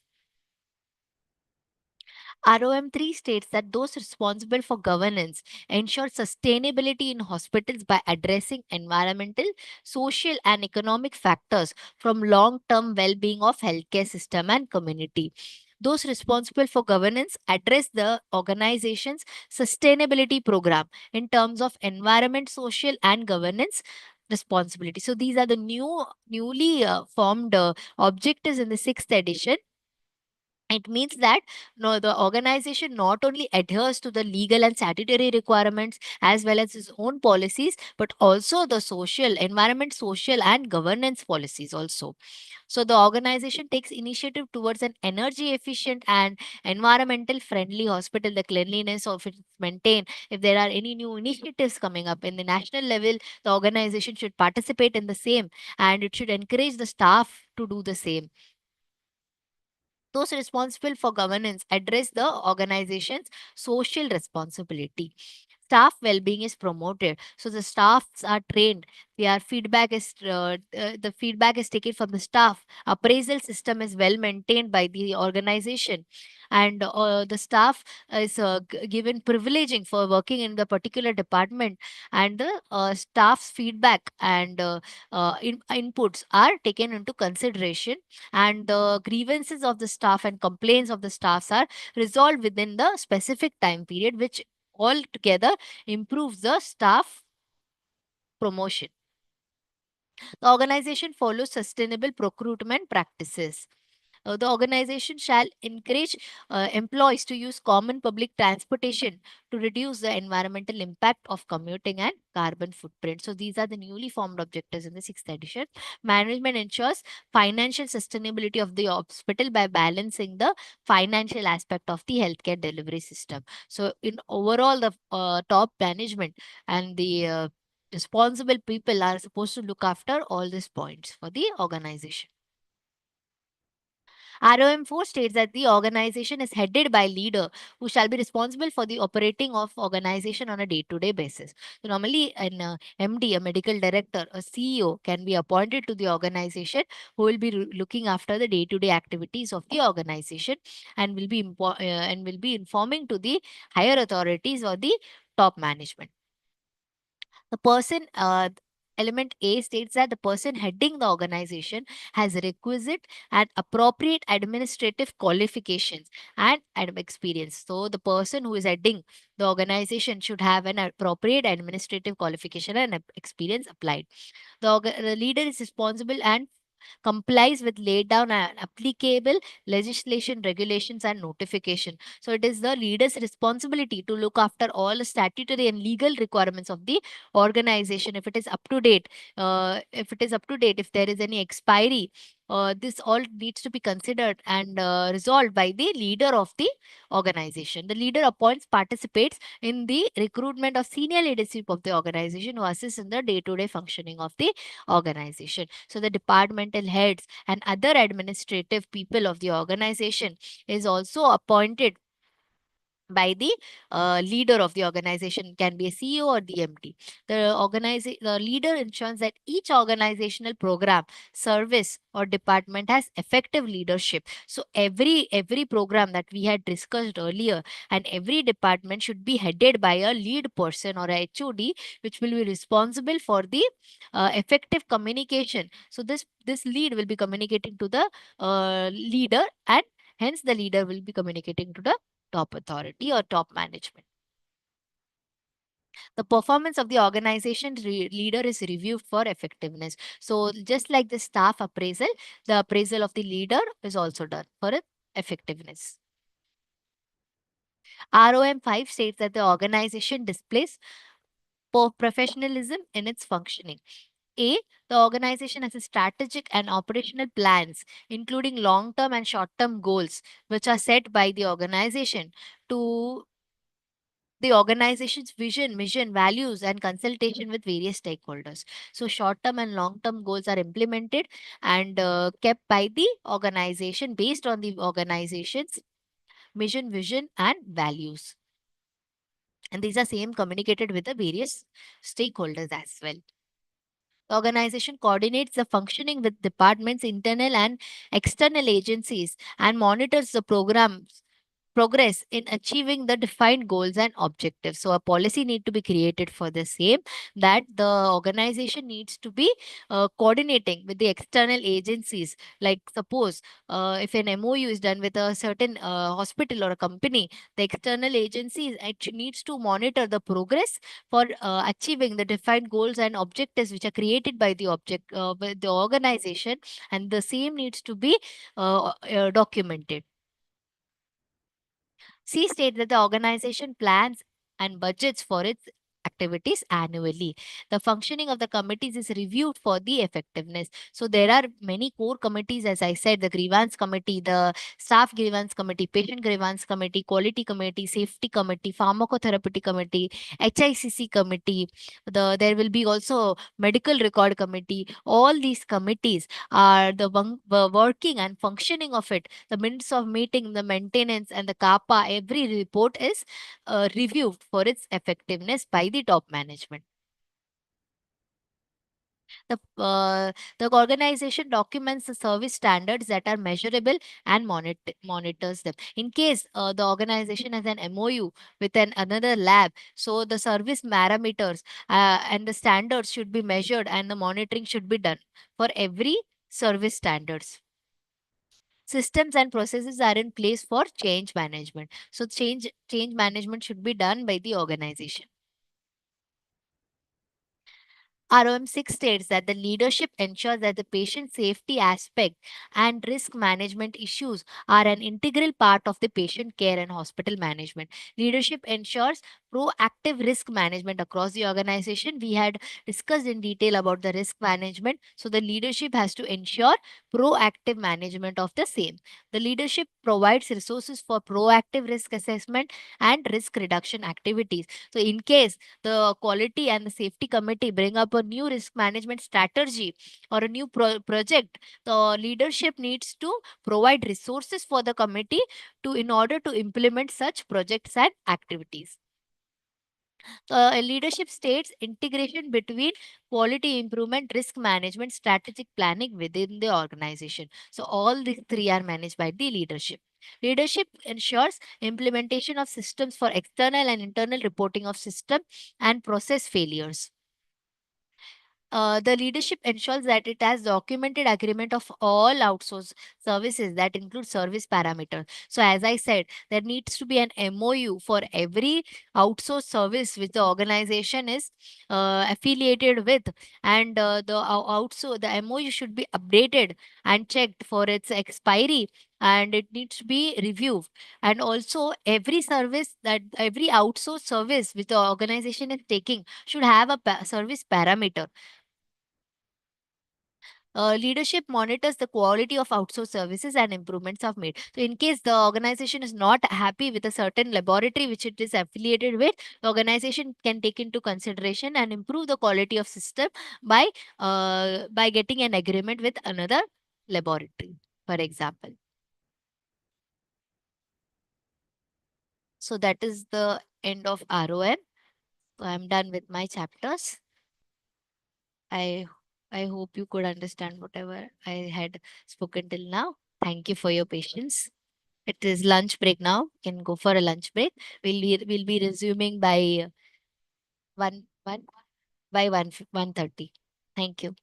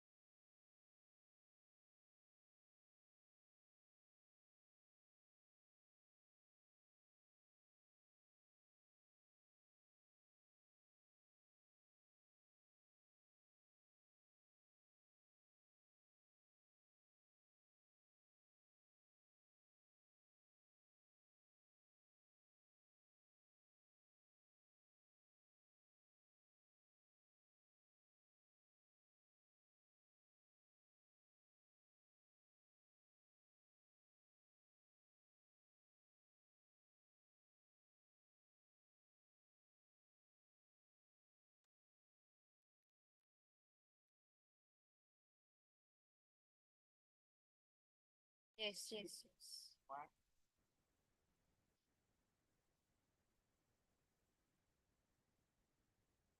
Good afternoon, all the participants. Welcome to the post-lunch session of the webinar.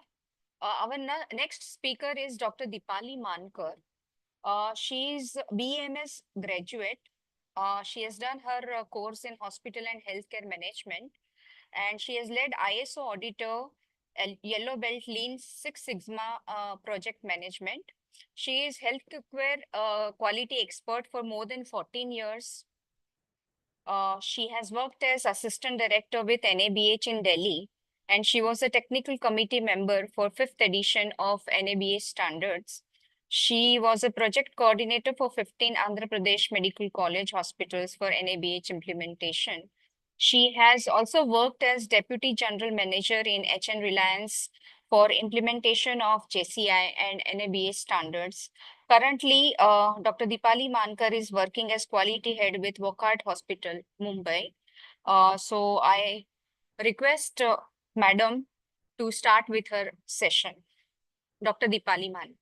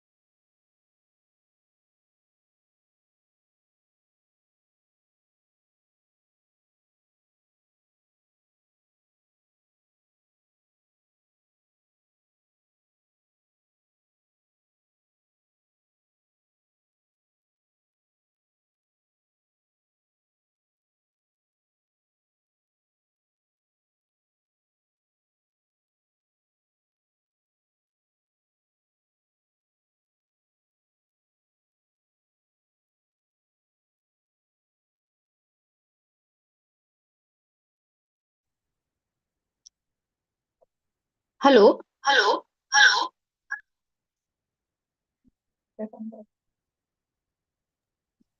Madam थोडंसं परत एक दोन hello बोला, जरासा eco आला म्हणून. Hello.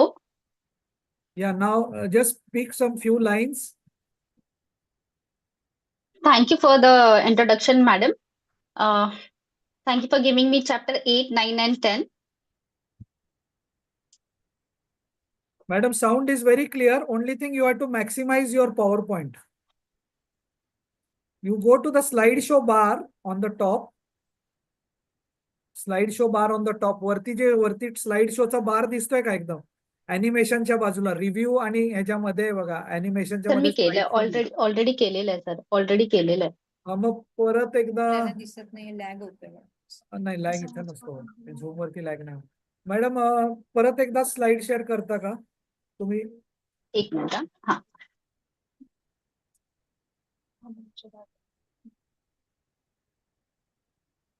Top share करून परत एकदा स्लाइड शेअर करता का? करते.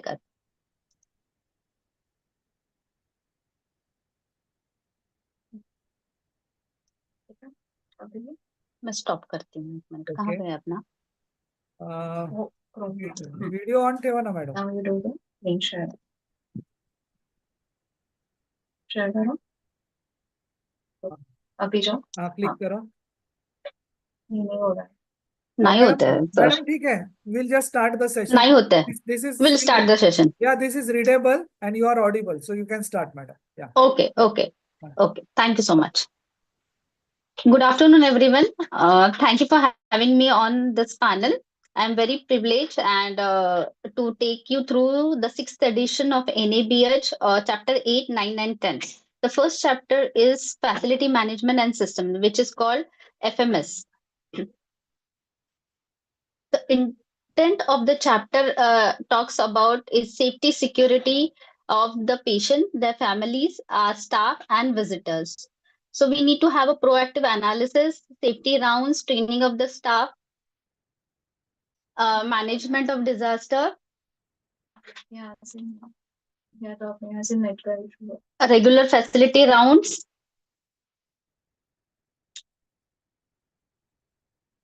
It talks about the intent, talks about taking care of the medical and utility equipment management, plans for fire and non-fire emergencies, and hazard materials.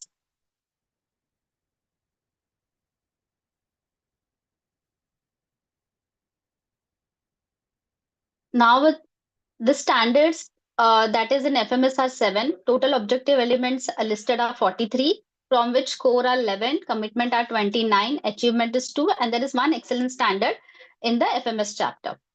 Now, FMS 1 talks about having a system in place to provide safe and secure environment to our patients. So, standard A, which says patient safety devices are installed and the infrastructure are installed across the organization and inspected periodically. So what are the safety devices they are talking about, or the infrastructure they are talking about? We need to have our alarm systems, we need to have grab bars, we need to have site posting, safety belts, railings, warning signage for the patient safety. Then we need to have a disabled facility for the disabled patient, for the wheelchair access toilets or the entrance at the hospitals. Then it talks about facility rounds. So facility rounds needs to be conducted by a team of members, which could have facility person, biomedical, one from electrical, and one from quality department, who will go on monthly rounds and look up the facility, and it should be based on a checklist. And the inspection rounds findings needs to be documented and shared with the concerned person or the department for the closures. And standards also talks about whenever there is a new construction that is going on in a hospital or a new area has been renewed, there should be always a risk assessment to be done, which is called ICRA or PECRA, for the noise level, for the vibration, and for the infection control practices. Standard 2 talks about environmental and facility that is planned properly in a proper manner and to promote environmental friendly measures. Now, this chapter has says that we need to provide facility as per the scope of the services. As per the scope of the services means if you are a pediatric hospitals, then you need to know how to safeguard your pediatric patients. If you are obs and gynae, accordingly. And there should be a designated person with whom we need to have all our plans, updated layouts, drawing, floor drawings, evacuation plans, HVAC plans, medical gas drawings, everything that is needed as per the infrastructure needs to be there with a designated person. And we need to have an internal and external signages which a patient could understand as per the national language or the spoken or the regional languages. Then standards second says about that we need to have water and electricity available 24/7 within the organization. Uh, in case of any shortage or for backup or the failures, we need to have a backup for the water and electricity. So, what could be the backup that we keep from the electricity? Are DJs-10, solar energy, UPS systems, and for the water, we can have from bore well, open wells, water tanker supply, additional storage tanks within the organization. And organization also says when we have this backups, we need to test the alternative source also frequently. How frequently? Organization can define the frequency once a quarter, once a month. What you need to test for their portability for chemical and biological analysis needs to be done. DG10 running has to be logged. How fast it can take when the electricity fails. Now, FMS 3 talks about the safety of the patient, family, and staff, and the visitors. So there has to be an operational plan, planning, identifying areas. Now, which are the identified areas? So you need to identify area within the organization which can have a extra security other than the normal security that we have. What could be these areas? Pediatric department could be one of the access area. Critical care could be one of the access area. So you need to define what could be that identified area. So they have given us that you need to identify and then safeguard. Then B point, which is an excellence, which says that patient aspect, safety aspect in terms of structural safety of the hospital, especially for the critical cares, are considered while planning, designing, and construction of a new hospital and replanning, assessment, and retrofitting of the existing hospitals. Now, here it is the only excellence standard which says whenever the hospital goes, not the existing one, it says whenever you have a new hospital coming up or you are replanning now any of your critical areas, then you have to take into consideration all the structural safety and have a best guidelines.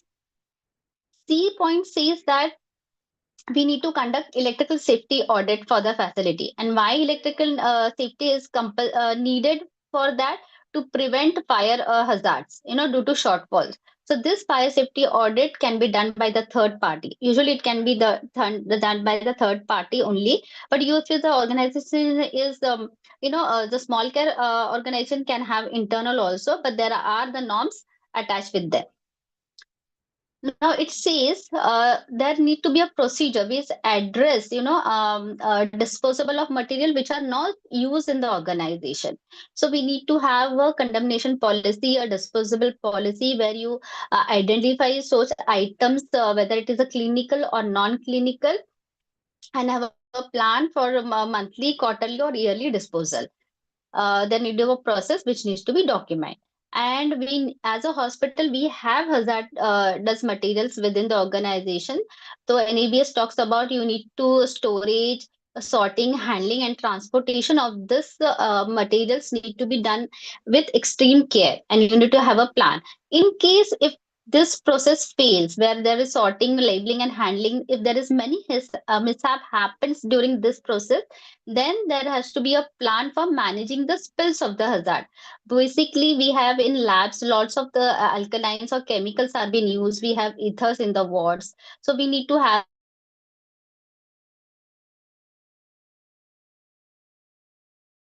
this is the important point which says that we need to have a plan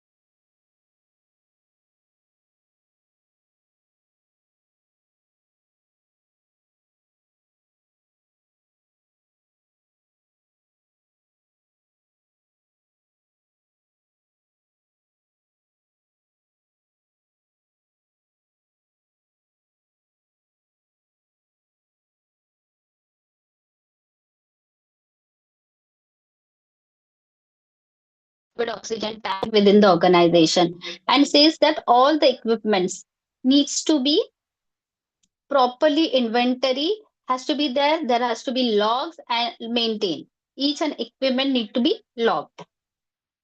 So as we go upon the when we log, then say if you have a equipment, then you have to log it. Then you need to have a documental operational and maintenance plan. What is operational and maintenance? That is preventive and breakdown. So preventive is by the contract to the company, they preventing from its breakdown. And if the breakdown happens, then what is the plan? How you are going to have a backup, or you need to in what time the service can be made available to the user department. And the D stands that you need to regularly, periodically inspect and calibrate wherever it is necessary. Now, periodically means it can be monthly, quarterly, or yearly. And calibration certificates need to be traceable.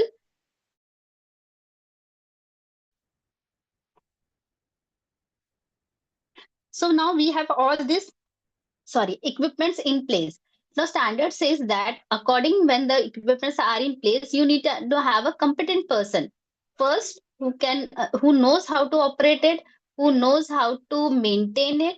And if there is an end users like a medical department or a nursing department needs to give them training periodically to know how they can work with the instrument. And this maintenance staff who is designated to look after the utility and the maintenance needs to be contactable round the clock within the organization. So if there is a failure, and for critical equipments, now we can define what are the critical equipment, like you need utility, DG, or the UP status are critical. Oxygen supply is a critical. We cannot have any failures in this. So you define what are the critical equipments that can be. We need to monitor for their breakdowns and report it. So first we need to define what are the critical equipments in maintenance and utility. So in case, if there is a risk analysis, in case of the failure of one or the standby, what parameters we have or what plans we have. In case of failure, what are the turnaround time? There has to be register maintained or the electronic system when it was failed, when it was been working. And again, for the replacement and identification of unwanted material and disposable. So you can have a disposable committee also. So far it is okay. You understand what the FMS chapter 1 to 4 tells about. So now FMS 5 is saying about medical equipment. So again, medical equipment has to be planned in accordance with our scope of services and the future requirements. Each and every medical equipment need to have a unique identifier, and it has to be properly logged. They need to have a preventive and breakdown plan in place, and medical equipment needs to be calibrated monthly, that are needed to monthly and annually or weekly basis. It can be in-house, out, or source. Now there needs to be a qualified and trained personnel. It doesn't talk about who it can be, but generally a biomedical engineer is preferable who knows how to handle the medical equipment, and nursing or the doctors who are handling the end users, they also need to be trained on the handling of the equipment. And similarly, there need to be a policy and procedure for the disposable of medical equipments. And in case NABH standard says, if you have any hazard identified by using any medical equipment, we need to report it to MVPI. It is Material Vigilance Program of India. So we need to log in, we need to register our organization with this program. So in case X organization has some issues with any of the material or any of the equipment, so they will intimate us. If you have same company equipment, then be careful, this was a hazard that happened with this equipment. So again, downtime of critical equipments breakdown has to be maintained. This can be like city cath labs, CT scan, anesthesia machines, lab machines, ultrasound machines, and a register can be maintained to keep a log. It can be physical or electronic. FMS 6 stands for medical gases, vacuums, and compressed air. So there has to be a written guidance. Then that means there need to be a SOP where you write everything, how the procurement is done, how the handlings are done, how you store it, how it is the distribution from the storage point, how it is used, and how it is replenished. So handling, storage, and distributions are in safe manner. What do you mean by safe manner? That is color coding of the cylinders need to be there, and the pipeline distribution has to be color coded as the universal color code. There has to be safety at all the levels. We need to check the walls, the supply lines, 24 hours monitoring of the plant, and alarm system has to be installed and working. So again, this equipment or the instruments needs to be checked for their functionality, for their maintenance as per the manufacturer guideline. And we always need to have a standby for each and everything. Like gas, we can have a bulk manifold or bulk cylinder standby in that case. And we also need to test the alternate backups. FMN7 stands for fire and non-fire emergency. Now, what the standard says about fire and non-fire emergency, A and B says that you need to have a plan in case what happens, it happens, how you're going to face it, and provisions for early detection so that the mishap doesn't happen. What is your plan and provision to detect it before it happening it, and how you're going to identify fire and non-fire emergencies. So how it could be, we need to train the staff, we need to have adequate training plans, we need to have conduct mock drills. It can be not only fire mock drill is for fire, and non-fire are for disaster, for the violence, for abduction of a child, for a spillage of hazard materials, and we need to do the mocks regularly in the all the areas of the hospital. We need to display our exit plan. We need to have our fire equipment, firefighting equipment ready. We need to have a dedicated emergency system. We need to have an exit point. We need to have an assembly area. And all the staff working in the organization need to be absolutely aware of this. So exit plans needs to be absolutely clear and illuminating. In case there is a electricity breakdown, people can visually see it. And standards tells about that this mock drill has to be tested twice in a year. And all the firefighting equipments and any other equipment that we are using need to be tested for their preventive and breakdown maintenance. So this was FMS chapter 7. Hello. Any queries or questions so far? Can we move ahead to another chapter?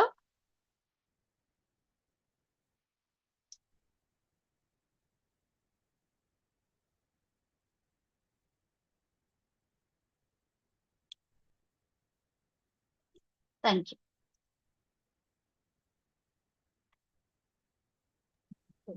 Ma'am, continue with next chapter, ma'am. You are audible, yeah, and slides also can be seen.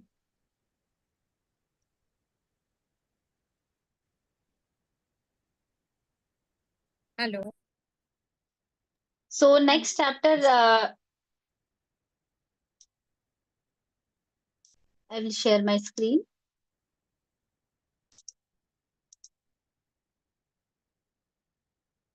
So next chapter is HRM. This is the 9th chapter, and it all talk about human resource management in the organization. Now, what is the intent of the standard? It talks about right and mix match of the staff, It's talk about how it has been recruited. Once it is recruited, they are training. Once they have been trained, they are into the system, how the appraisal is done. Once there is appraisal, is there any mechanism for grievance and disciplinary actions, and the credential and privileging of all the staff and the personal information. So we'll see what it says about. So see, standard are 13, objective elements are 76, core are 16, commitment are 56, achievement are 4. And there is no excellence uh, objective element in HRM. Now, the first HRM talks about planning. It is all about planning, and it says you need to have a documented plan for human resource planning. Now, human resource planning can be based on your current and future ability to meet the care, treatment, or the scope of services. So, accordingly, you can plan for each category of staff. Then it says that you need to have an adequate number. Only the nursing numbers has been defined as of now, but it is up to the organization based on their current and past occupancy. They can define how much workload is there for clinical and non-clinical and hire people accordingly. And it also talks about that they need to have a contingency plan in place. Now, what is a contingency plan? In case there is a shortfall of workforces, or there is a any unplanned shortage that happen in any category of the staff, you need to have a backup plan how we are going to manage the so that the care of patient is not hampered. Then it says that job specification and job description for each category need to be defined, and the background check need to be done of all the new staff. You can do it from their past employment or the writing letter to their universities. And there has to be a clear organizational functional hierarchies or the organogram, and which has to be known to the end user also. And in case the staff leaves the organization, there always need to be have an exit interview. Why the exit interview needs to be there? Because it can have the insight what was their experience while they were working with the organization. Now, once you have a plan, you are recruiting a staff. So, standard 2 says all about the recruitment process. So, there needs to be a pre-employment examination, define the code of conduct for the staff, what staff needs to do and don'ts for the staff, basically general behavior and workplace emphasis, administrative policies like attendance, leave, conduct, what are their rights and responsibilities. Chapter 3 talks about induction training at the time of joining. So induction training, it says you have to orient to with the vision, mission, staff rights, responsibility, training on safety, all the codes in the hospital, CPR, that is basic life support, needs to be done. Infection prevention policy and practices need to be made aware of. Orientation to the service standards, then orientation to the administrative procedures, and in which department they are. They need to get oriented to their or respective department, and all the related password protection, IT, to download anything or all sort of website and IT related system, they need to be oriented. Chapter 4 talks about now ongoing professional trainings and development. So there has to be a written guidance governing how the policy will be for the ongoing staff, who will be eligible for how many hours of the in service training. That can be modules there can be for the trainings, and this training record need to be maintained. Now in this standard, in the 639, it says the training record can be manual or electronic also. So earlier it was only manual and it had to be personal file, but now they say it can be electronical, and you need to have a traceability that the training was conducted. And also when the new, suppose one person has been deployed in ICU, now the person has been deployed in general ward, so there needs to be a training. Or general was deployed in now ICU, that they need to undergo a training. When there is a new equipment introduced, then the trainings need to be conducted, and we need to take a feedback of the training, that is pre and post test, to understand whether the person has really understood the subject. The evaluation and its effectiveness is done by the organization. If the participant has the knowledge, skill, and performance before and after the test, and we need to continually support the professional development training. It can be in-house or the outsource. Now, HRM 5 talks about training based on specific job description. Now, what is job description? Now, it talks about first is blood bank. Now, blood bank needs to know how to handle blood bags, transportation, informed consent, various document that is needed. So it is now a department with specific and job specific. So vulnerable patient, now nursing staff need to be trained on handling the vulnerable patients and what are the restraint techniques. Staff need to train on the communication, the soft skill trainings. How can they raise incidents? How can they raise any complaint? They can how they can give their feedback. It can be a regular training emphasis and cardiopulmonary not only at the induction but NABH re-emphasize in once a year. Staff need to be trained in cardiopulmonary resuscitations and your infection control program. Now, training in safety and quality aspect. So how you can, I said it can be a module or a printed material that been given to the staff. Staff need to know what they need to know, how to detect, handle, minimize, and elimination of identified risk within the organization. So staff should be practically able to demonstrate the action. For what? If there is a blood spill or a body fluid place, how they are going to do it? If there is a needle stick injury, what is the reporting mechanism? If there is a violence happening, there is a fight between any patients or the staff, what action they are going to do at that time?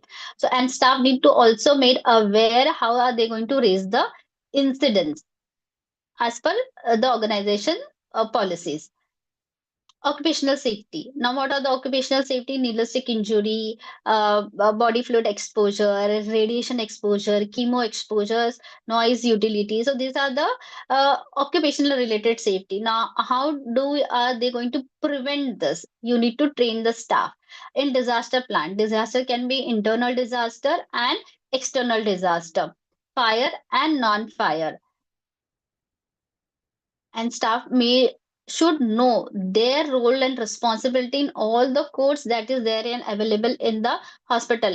If any code is activated, what is the nursing role, what is the housekeeping role, what is the admin role, every reach and role need to be known by the staff. HRM 7 talks about now appraisal system. Now, NABH links the appraisal system with the training. So they address that staff need to made aware of the appraisal system in the organization at the type of induction only, and at least once a year there has to be appraisal, and appraisal can be used as a further tool as a development. Chapter 8 talks about grievance handling and disciplinary process. So there has to be a written. It has to be as per the statutory norms.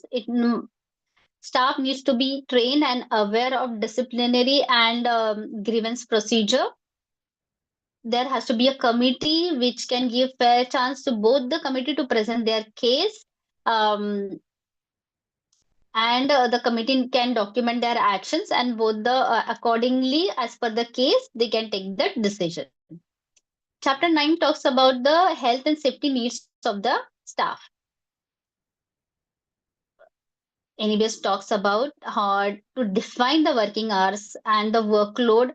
Monitoring is for the health of to foresee the health of the staff, that they are not overburdened or they are not been their working hours are not been misused. So they need to have a proper dining facilities. We can recognize them by giving rewards, awards, engagement in the activities. Staff who are in direct patient care areas need to undergo health checkup at least once a year. And whatever work related injury that the staff undergoes, organization need to take care of that, like needle stick injury. And there has to be a mechanism in place, policies in place to handle, and not only to handle, but to first of all prevent from workplace violences. Now 10 chapters talks about personal information of each and every staff. Most of the things are self-explanatory. Each and every staff category need to have a personal file in which all the records start from their resume, their applications, to their credentials, to their whatever is required need to be there. Apart from that, we need to have their in-service training record also, which can be either said electronical is also accepted. Rather, you have their traceability and all the evaluations of training evaluations. Now, 11, 12, and 13 are almost similar chapters. 11 starts with the credential and privileging of medical professionals. Privileges who can grant. Privileges are what they can do, what organizations have asked a consultant that he is privileged to do in their organization. It should be based on their education, registration, training, and experience. And their background verification can be checked from their previous and from MCI website. And their privileges need to be renewed every year, and the concerned department, suppose a general surgeon has been joined and he is a laparoscopic surgeon, so we will verify that he's actually a laparoscopic surgeon, and OT needs to be informed that Dr. So and so has joined and he is privileged to do this surgery only. Okay, and they can admit, or they can have admission rights, or they can only do OPDs need to be defined, and this had to be defined every year. Similarly, for nursing also, as per the Indian Nursing Council Act, there are the laid down guidelines. They need to be updation needs to be, if there is a new, they have underwent, if a BSc nurse has taken some of the HIC course or whatever, then their privileges can be upgraded, their credentials can be verified from Nursing Council or the university.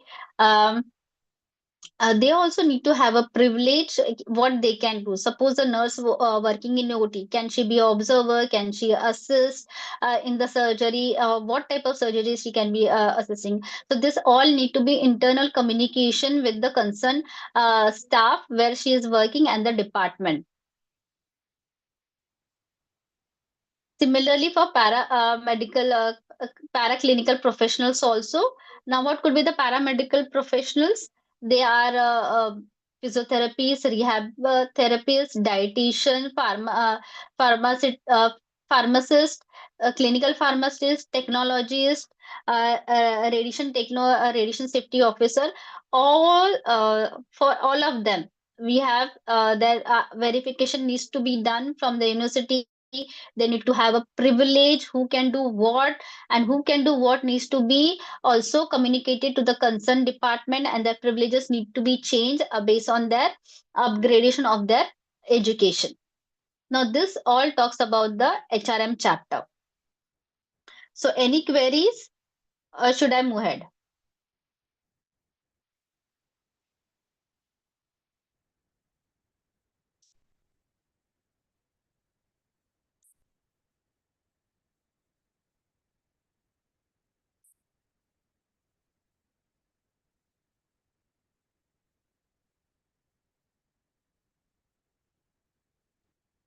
So now we have come to the last chapter of NABH, which talks about information management system, that is called IMS.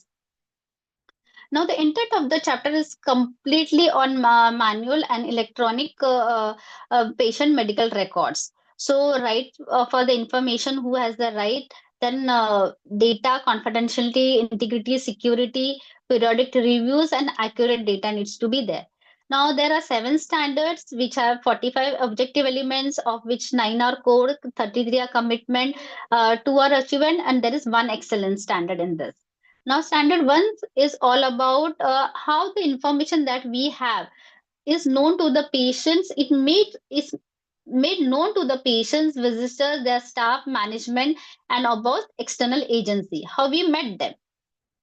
Now, chapter one, core one, it says that how we are going to tell our patients if our patients are OPD patients. Now, what information that they need? They need is what are the OPD timings, when is the service, what are the services available, which consultant sits where, for the visitors, what are the visiting hours, whether a pediatric patient can come or not. For staff, what we need is what is our leave policy, what are the standard operating procedure, management needs census data, utilization data, external agency may want to know what are the notification diseases, and what community want to know is information that is there any new services that you added, if there is any new medical personnel has been joined. So these are all the information that our user, our needs, and that how we portray it. Now it says that captures information needs are captured and are disseminated. Disseminated means how we are telling them, how it has been circulated. So it can be through our website, intranet, information booklet, display settings, or however you could do that. Then C says that we need to be technologically acquisitive. That means your need of software and hardware solutions need to be as per the current and the future informations. And we need to have a scheduled check for our servers, workstations, IT equipment. If there is any additional IT maintenance planned needed for fire protection, virus protection, any cyber security that needs to be worked out. We need to have a contingency plan in place to ensure that our data is captured and properly displayed. There should be a downtime of the electronic equipment. For example, if there is a manual billing process and during that there is a failure, then what are the additional things that you are going to do it? Information on our website, brochures and newsletters, flyers and educational material uh, has to be absolutely accurate, that what we portrayed has to be recent seen by the this thing, what is imported on all this and what information goes out. So contribution to external database will be, sending the birth and death statistics or notifiable diseases, or as we also saw about, hemovigilance and pharmacovigilance, we are there. So we also tell them, these are the adverse events. So these are the external database. Now, this is an excellence, only excellence in AMIS, which has been added in 6th edition, which talks about digital. So now most of the organization from manual shifting to the completely electronic data. So so few of the points, electronic physician order are available. We can have a sign out or hands off tool, barcoding for medication administration, on electronic or the digital platform for incidence reporting also. So these are the few parameters which are taken into excellence. Now, chapter 2 is all talks about, we have a process in place for control of our data and information. Whatever information we have, we have. Now, we need to have a standardized format across the organization for collection of the data.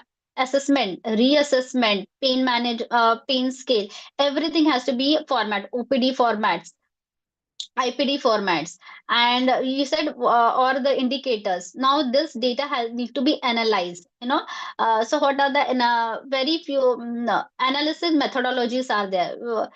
We can have 5 eyes, we can have a root cause analysis, we can do fishbone, or simply plotting of the data will also help.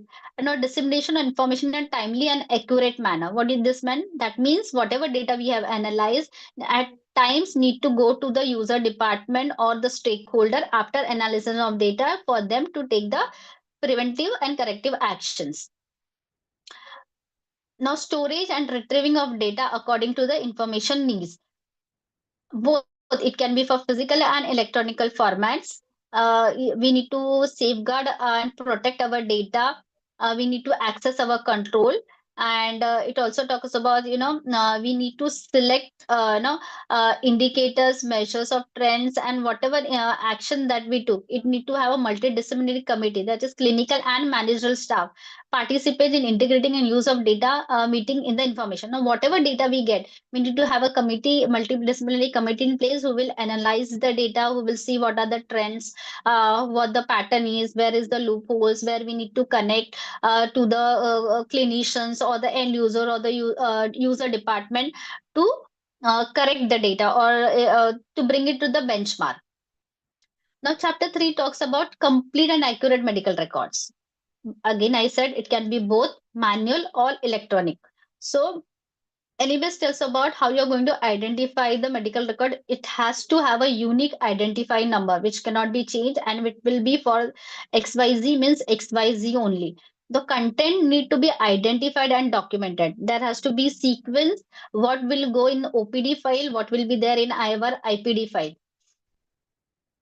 And it has to be the file has to be complete, update, and in chronological order. So medical record department can have a list. First, admission form. Second will be the admission consent. Third will be the OPD. Fourth will be the assessment. Fifth will be reassessment, progress. No, so this sequence has to be defined for the manual. Manual and electronic, as per the electronic digital platform there, the sequence has to be maintained, and only authorized person. If suppose there is a one doctor who and nurses or the dietitian or the physician who are only authorized, as we see in HRM, we are privileges is given, who can access what needs to only access or have entry in the medical record. Each and everything that is there in the medical record needs to have date, time, name, and signature of the data entry maker. It has to be absolutely traceable. We should read it, and there should be no abbreviation, or only standardized abbreviation should be used in the medical record. Fourth talks about a continuity of care. Now, what of the continuity of care? That means our medical record should have very clearly reason for admission, diagnosis, and plan of care. All the assessments, all initial assessment, reassessment, transfers, investigation report, operative notes, procedure notes, their consent, transfer summary, discharge summary, death summary, everything has to be there in our medical record.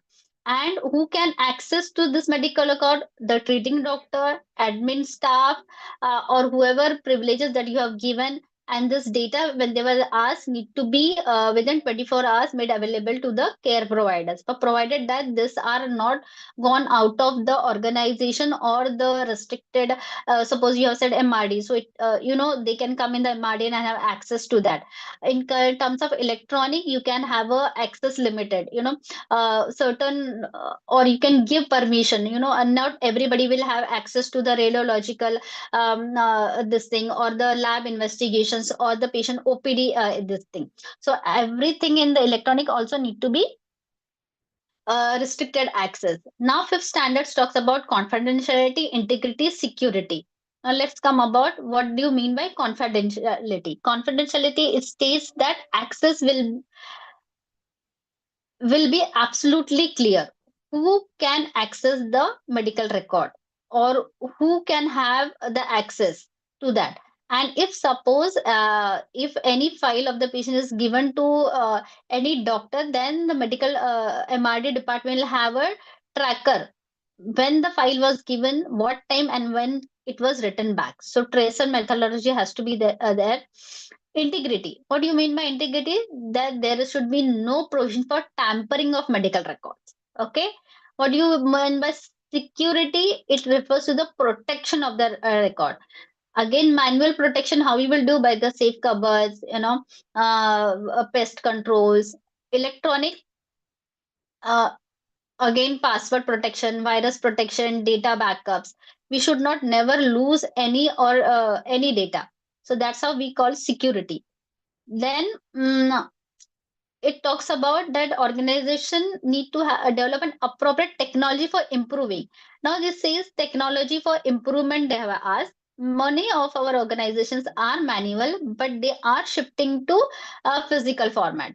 remote backups of the data or scanning of the medical equipment or automated log offs are the new technology improvement that we can look in. So whenever there is a request from any other to reveal their data, NABH standards say that we need to take authorization from the patient in writing that their information is been given or revealed to XYZ. But whenever there is a court, when we have cases in the court for MLC, at that time we can give to them. And whenever the patient asks for any of their file or their records, they have rights to have the access for their. Simply, we need to have a process in place how the information will be given to the patient. 6 talks about availability of current and relevant documents and their retention periods. Now, this need also be documented. Retention period should be based upon statutory norms. You need to define if you are a manual OPD forms, how long you are going to store, 1 year, 2 year, 3 year, IPD for 5 years, MLC for 10 years, birth for lifetime, death for time. Whatever you decide, you have to write both for electronic and manual. A retention period provide confidentiality and security, and there has to be a process in place for destruction of medical record. Now, this can be done after the retention period is over with the proper approval from the management. And also, if patient wants to take their organization, you can publish this advertisement in the newspaper and wait for the patient to take their medical records. Now at the end it says that we have everything in place. We have talked about how it should be, how it can be kept, who can have access, but says now you need to review your medical records periodically. Now periodically means you need to define the period. You want to review your medical records monthly, quarterly, yearly, daily, once in 2 days. You need to define. Whatever you define is okay with the NABH. Now, this review needs to have a sample. The sample size has been given by NABH in the annexure. You can refer to that. Who can do the review? There has to be a team. Team generally can be a medical record department staff, one nurse, one doctor. Generally, this 3 team member of team can review a medical record audit, and based on the checklist and whatever the checklist talks about or the deficiencies there, you have to enlist this, you have to document it, and you have to give to the concerned department for the deficiency, and to see to that the deficiency are rectified by the concerned department. So this is all about IMS, and we need to review both physical and both. I mean, the current includes and the active and the discharge patient. The active means those patients are still in the organization, we need to review, and those patients are discharge file also we need to review. And appropriate based on the deficiency we have find as per the team, whatever deficiency they have got, the concerned department needs to take corrective and preventive action at the defined time. So this is all about IMS. Any questions?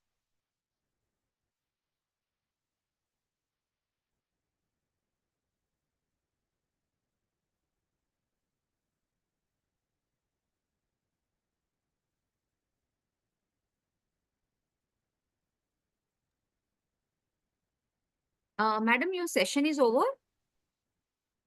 Yes, madam. Okay, okay. Ma'am, we will request all the delegates to contact you or post questions on our webinar WhatsApp group so that they can ask queries. Sure, ma'am, no problem. I am there to answer their queries. Okay, okay, ma'am. Okay, thank you so much, madam. Thank you. Thank you so much for having me on board. Thank you so much, team of Nair. Now we move on to our next session. We move on to our next session. And after 5 minutes, we are going to have last session of the webinar. So there is a break of 5 minutes.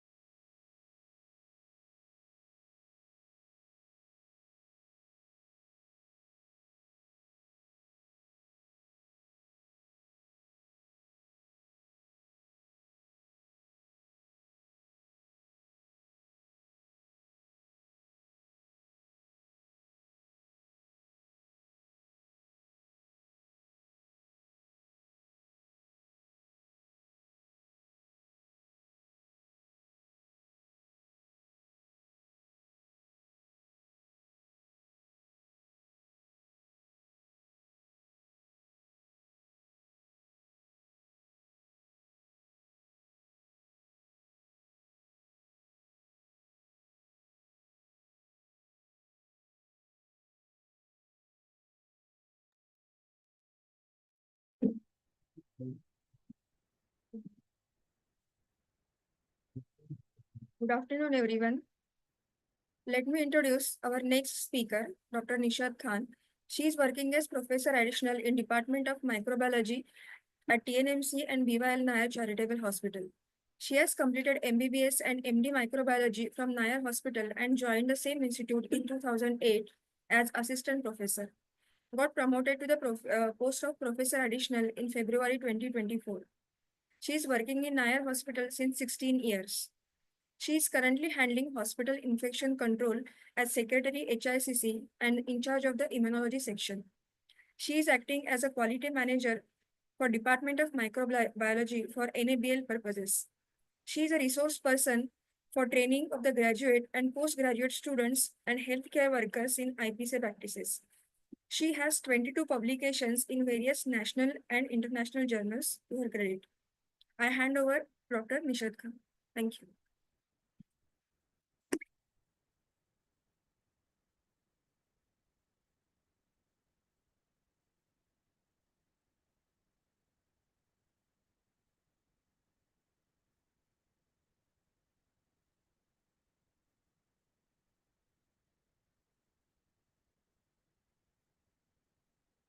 Good afternoon, everybody. Thank you for my introduction. At the outset, I would like to thank the Department of Anatomy, TNMC, for organizing such a nice webinar and inviting me to be a speaker for the same. I'll be covering the chapter on infection prevention and control. Initially, this chapter was called as Hospital Infection Control, and now, as per the 6th edition, the name has changed to Infection Prevention and Control. Okay. Basically, in this chapter, we will see that the organization implements an effective healthcare-associated infection prevention and control program. And this program is well documented and implemented across the organization. In this, through this program, we have to see that there are proper facilities and adequate resources to support this IPC. The organization has an effective antimicrobial management program through regularly updated antibiotic policy. There are surveillance activities which are incorporated for the program, and the program includes disinfection and sterilization activities for CSSD and biomedical waste management. So these are the various points which will be included in this chapter. Okay, so this chapter has been divided into 8 standards and objective elements. I'll be dealing with them one by one. So basically, in this infection prevention and control, we have to have that the organization has a comprehensive and coordinated hospital infection prevention control program, which is aimed at reducing and eliminating risks to the patients, visitors, and providers of care and community.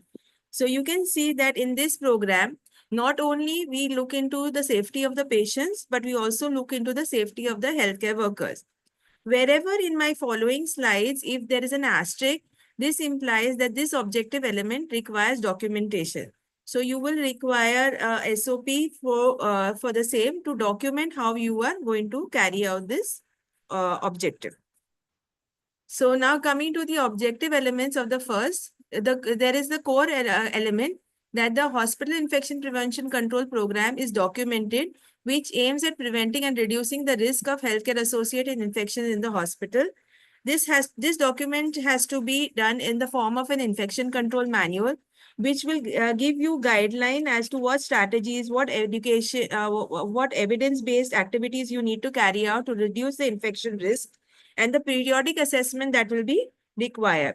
In this manual, you have to, everything has to be documented as to who will be the part of the infection prevention control committee, what are the overall aims and objectives, how will you document the processes, progress and activities and the surveillance procedures of the same. Okay. Then coming to the next element, this is a commitment. The hospital infection prevention control program identifies high-risk activities and has written guidance to prevent and manage infections for these activities. Basically, here we'll have to document what are the high-risk activities that will be carried out, which areas and which procedures across the hospital has to be identified. The examples of these high-risk activities are any aerosol generating procedures, any person handling blood and body fluid, patients who are healthcare workers who are handling specimens and sharps, and exposure and other medical devices. Okay, so these high risk activities has to be documented. How are we going to prevent any infection from these activities?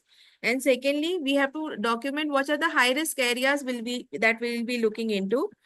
Examples of high risk areas are basically operation theaters, ICUs, bone marrow transplant units, CSSDs, laboratories where blood and body fluids are being handled, and also people who are involved in blood collection.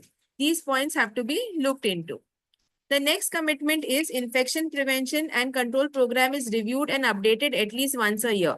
So the infection control manual and any SOPs that you prepare in this for this, you have to update it, review it as per the latest national and international guidelines. And in case there are no updates required, even that point needs to be documented. The next element is an achievement, that the infection prevention control program is reviewed based on infection control assessment tools. There are various tools that are available at, there is one at CDC level, okay, at other facility levels, which can be used for this review. The next is a commitment. The organization has a multidisciplinary infection control committee, which coordinates all infection prevention and control activities. So basically, for this, a hospital infection control committee has to be formed, which consists of administrators, microbiologists, clinicians from various other fields, the matron, the engineering department, the housekeeping department. All these people are members and sometimes we can have invitee members. So whenever there is a need, these people can be invited. And at least then we have to document that how often this committee is going to meet, what will be the minimum quorum required to conduct the meeting. That also needs to be documented. Okay, and then what are the objectives of this committee we have to establish, and the minutes and agenda of the meeting have to be kept. Now, this meeting has to be convened at least monthly or at the most at a quarterly basis. Then next is next objective element is a commitment that says that the organization has to have an infection control team which will coordinate the implementation of all these infection prevention and control activities. Basically, the infection control team will be a link between the HICC, that is the Hospital Infection Control Committee, and the grassroots level workers like the remaining housekeeping staff and all. So here you have to outline the objectives of the infection control committee, how often they will meet, what are the objectives of the infection control committee. The infection control committee will basically look into the day-to-day activity of the infection prevention control program in the hospital. They will carry out audits like hand hygiene, the biomedical waste management audits. They will look into the data that is generated, which is required for a quality indicator. So that will be the work of the infection control team. The infection control team will report all these findings to the HICC in their meeting. Coming to the next objective element, the organization has a designated infection control officer as a part of the infection control team. Now, infection control officer can be any person who is knowledgeable in infection prevention control activities. Ideally, person should be a clinical microbiologist or an infectious disease specialist. If a clinical microbiologist is not available, any clinician, surgeon or physician can be designated as an infection control officer. Okay. The next is that the organization has designated infection control nurses as a part of the infection control team. As per the guidelines, we require at least one infection control nurse for 250 beds per 250 beds of hospital. Now, the infection control nurse basically has to be a qualified registered nurse and has additional structured training in infection prevention control program. Okay. Their nurses basically will help in translating data from the wards and the ICU levels to the ICT. They will carry out audits at regular intervals. They will document their findings and report to the infection control team. Now, infection control team, along with the ICN, we require sometimes link nurses. So basically, the work will be handled by the infection control nurses and the link nurses. Then the last is that the organization implements information, education, and communication program for infection prevention and control activities for the community. So basically, over here, we require to prepare certain programs, and we have to have various pamphlets or signages put up where like hand hygiene practices, appropriate use of antimicrobials, how to use personal protective equipment, biomedical waste charts need to be put up. So these education IEC materials have to be displayed in various places in the hospital. Then the organization also participates in managing community outbreaks. So it basically has to form a communication between both internal and external roles and responsibilities for the staff, and training of the staff has to be carried out in this element. So this is was standard IPC 1. Now coming to IPC 2. Now IPC 2 includes that the organization provides adequate and appropriate resources for infection prevention and control. Though the first objective element is a core element, the management makes available resources required for infection prevention and control program, including allocation of adequate funds for its annual budget. Now, the resources means both in human resources as well as annual budget.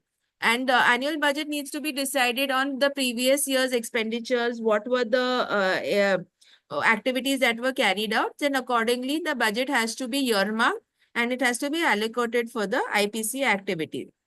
Next is a commitment element. Adequate and appropriate personal protective equipments, soaps, disinfectants are available and used correctly. So basically, the organization has to see that adequate disinfectants are there, soap is there, personal protective equipment in the form of gloves, masks, gowns, wherever required. And this training has to be given to the healthcare workers as to when and how to use it. When the use is over, they have to dispose it off in a proper manner.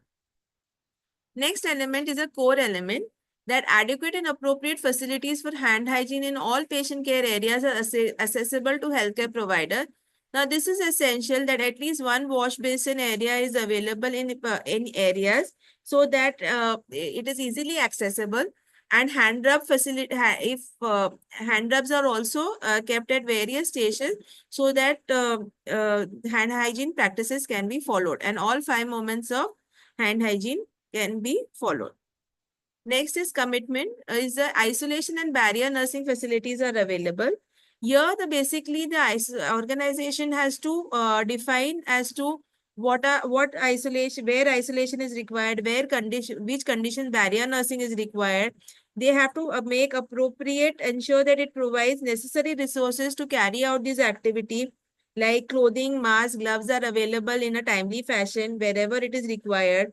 An example, like if airborne infection is there, so then there should be a negative pressure room.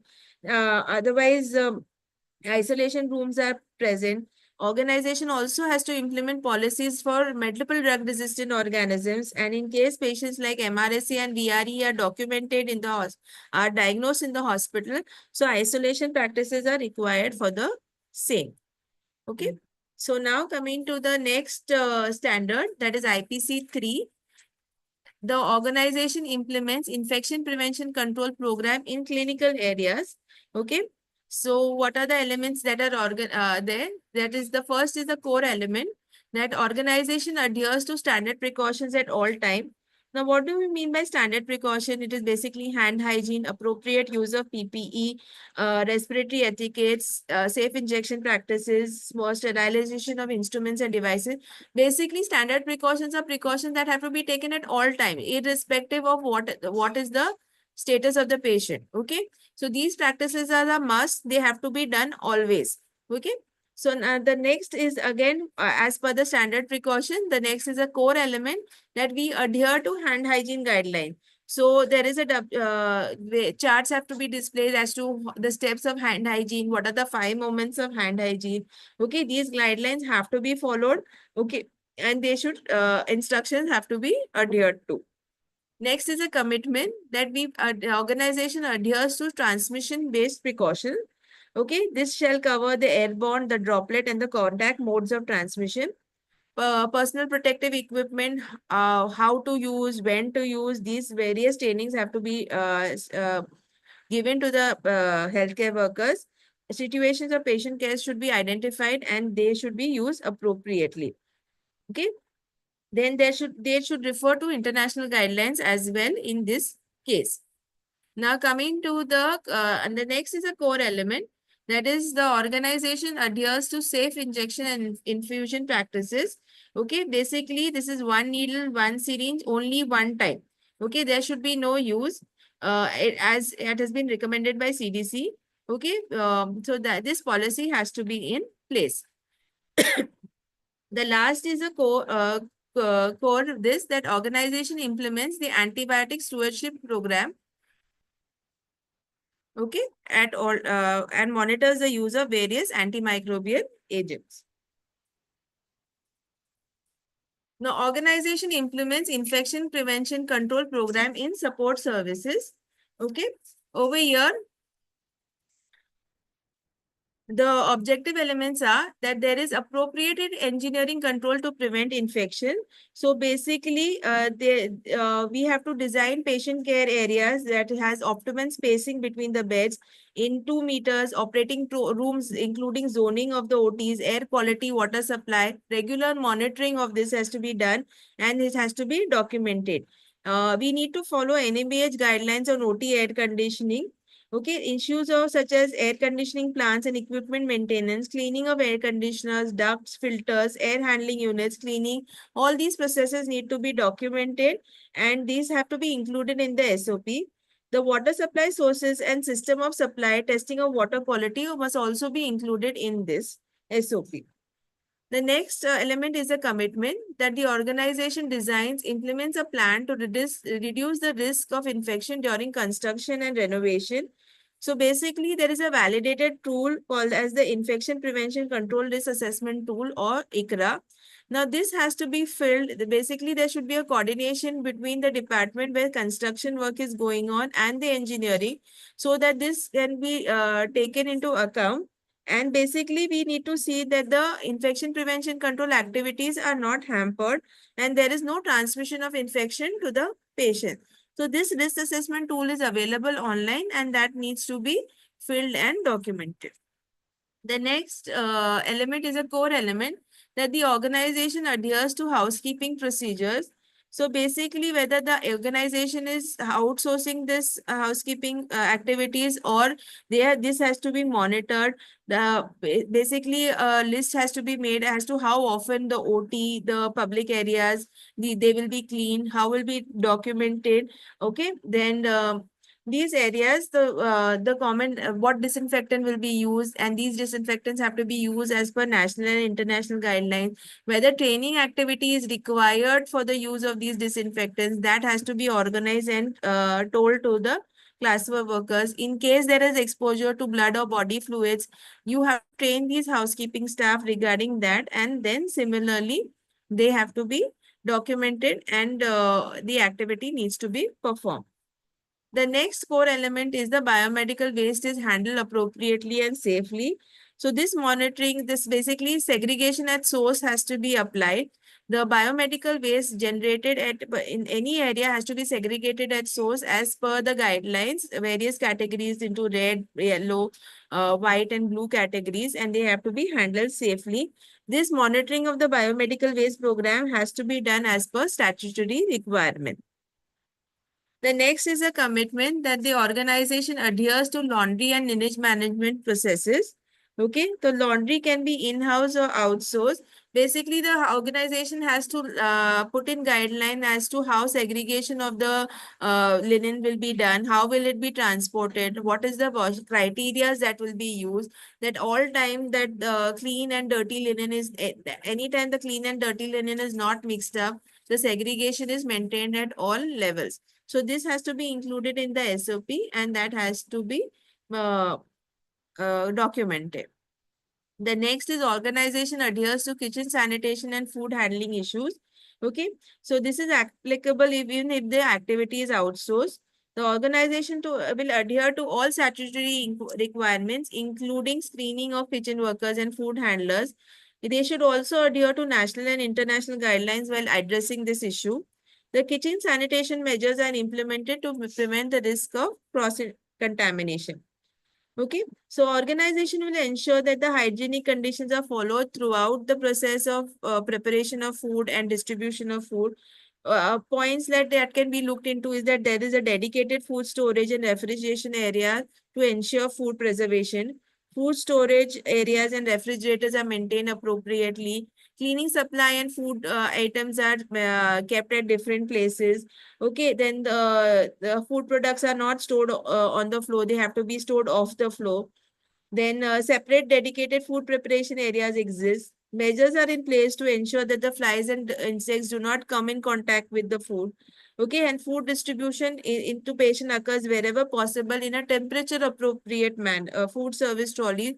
That means food can be kept hot and cold appropriately. Okay. Then coming to the next standard, that is organization takes action to prevent healthcare associated infections in patients. Okay, so basically in this, the objective elements will cover the prevention of catheter-associated urinary tract infections, ventilator-associated pneumonia, and catheter-linked bloodstream infections and surgical site infection. So basically, SOPs have to be in place that the care bundles and maintenance bundles that need to be followed are looked into. SOPs are there in place, and documentation of this has to be done. Okay, we can use references from CDC, WHO, and other guidelines. Okay, can be used. So basically, we need to develop, implement, and monitor compliance to these care bundles and maintenance bundles for all these device-associated infections and surgical site infection.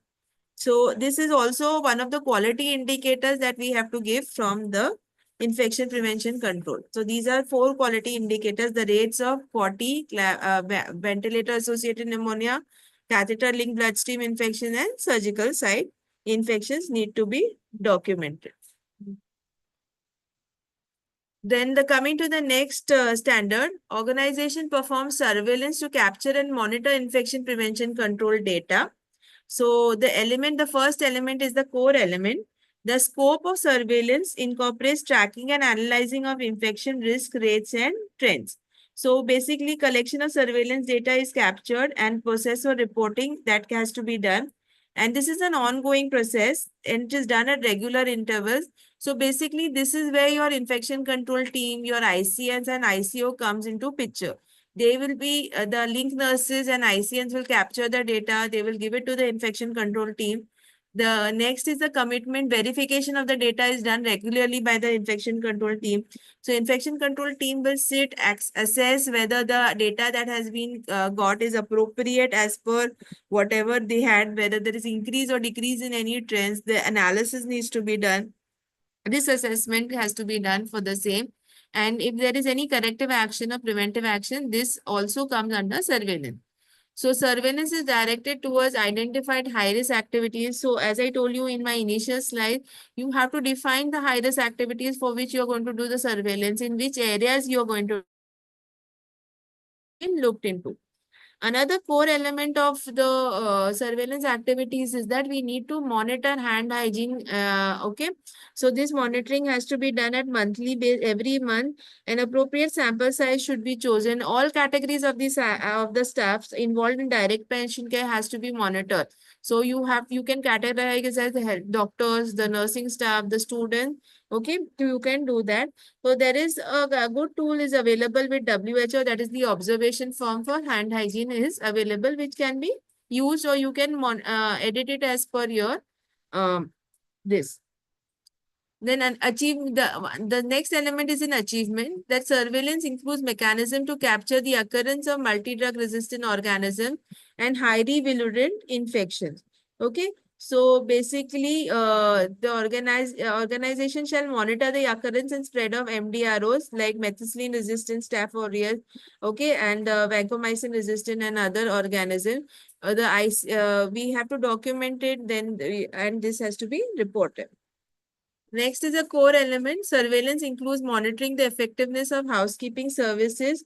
So, whether the cleaning logs have to be maintained. The OT surveillance, actually, as per recent guidelines, OT fumigation is not collected routinely from OT and other high-risk areas. You can do a periodic fumigation is not recommended. Fogging is recommended only in conditions where new OT is commissioned or a civil work has been done, there is any modification or renovation or significant increase in surgical site infection, so you need to carry out the fumigation. But depending upon the hospital policies, all these procedures need to be documented in an SOP as to how often, if you're doing fogging, how often will you do it, how are you going to collect the data, and you have to maintain this data. Other housekeeping activities also you need to maintain. Then you require the feedback regarding surveillance data is provided regularly to the appropriate healthcare provider. So feedback has to be given for all hospital-acquired infections, the trends and opportunities for improvement, including data for other surveillance activities. We also need to give specific inputs of how to reduce this hospital-acquired infection. Okay, this can be, you can make a bulletin or a newsletter, okay, that can be circulated among the healthcare worker. Then in case there is an outbreak of infection, so the organization identifies and takes appropriate action. So you need to prepare an SOP to define as to what constitutes an outbreak, what will the organization will have, what baseline levels the organization has for a particular infection. Other than that, we will call it an outbreak. And then basically the organization has to prepare a written guidance as to how to handle that outbreak. So this SOP needs to be in place, as well as people should be educated that in case there is an outbreak, so this SOP has to be followed and how it is to be followed. That also education you need to give the other people in the uh, organization. The last element is that it's a commitment that the surveillance data is analyzed and appropriate corrective and preventive actions are taken. So the analyzation of this surveillance data is done by the infection control team. Then basically corrective action and or preventive actions that require are taken, and they have to be implemented in a timely manner. You have to give yourself some guidelines as to this, and then in the next meeting, probably it can be discussed. Coming to the seventh standard of IPC, that the infection prevention measure includes sterilization, disinfection of instruments, equipments, and devices. So basically in this standard, your CSSD is covered. So the element is that there is a commitment from the organization that will provide adequate space, appropriate zoning for the sterilization activity. Now, what does this mean is that adequacy of space basically, so that we can have the 4 zones of CSSD, where the location should be suitable. There should be a proper layout. There should be unidirectional flow of the instruments. Okay. There should be no crossover between contaminated and sterile instruments. Packaging areas need to be different, and then sufficient space should be available to ensure that these activities can be performed properly. It is preferable to have separate areas for receiving, washing, cleaning, packing, and packing, sterilization, and storage of this instrument. Okay, so there is a government guideline that is there for CSSD that can be followed. Then WHO guidelines are in place that can be also used to prepare your SOP. The next is a core element, that means cleaning, packing, and disinfection and sterilization. Storing of the issue of items is done as per written guidance. So basically your SOP has to have how will you do all these procedures, how will you store it, at how much time will you store it, then re-sterilization if it is required, how often will you do it. So this requires, so basically shelf life of your sterilized instruments has to be documented. So everything, the expiry date of the sterilized instrument shall be guided by the packaging material used and the mode of sterilization. So this all has to be kept in mind based on Spalding's criteria. All this has to be documented. Then you have to have a reprocessing if of instruments, equipment, and devices as done as per written guidance. The organization will identify instruments, equipments, and devices which are suitable for reuse. So not all instruments, so you have to identify the number of reuses and the process of reuse of these items is defined and monitored. Okay, the patient is informed about the same. You have to have a written guidance addressing these cleaning, disinfection, and sterilization between patients, and it should be in consonance with the available good practices. Okay, so basically you have to have in the SOP what will you use, how often will you use, how and when will you inform the patient, and this has to be in according to good practices. Okay.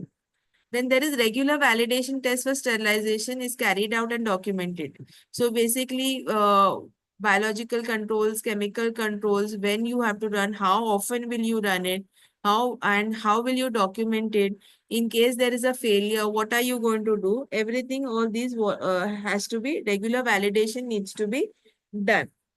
Okay, so example like physical chemical test shall be done daily, biological test can be done at least weekly.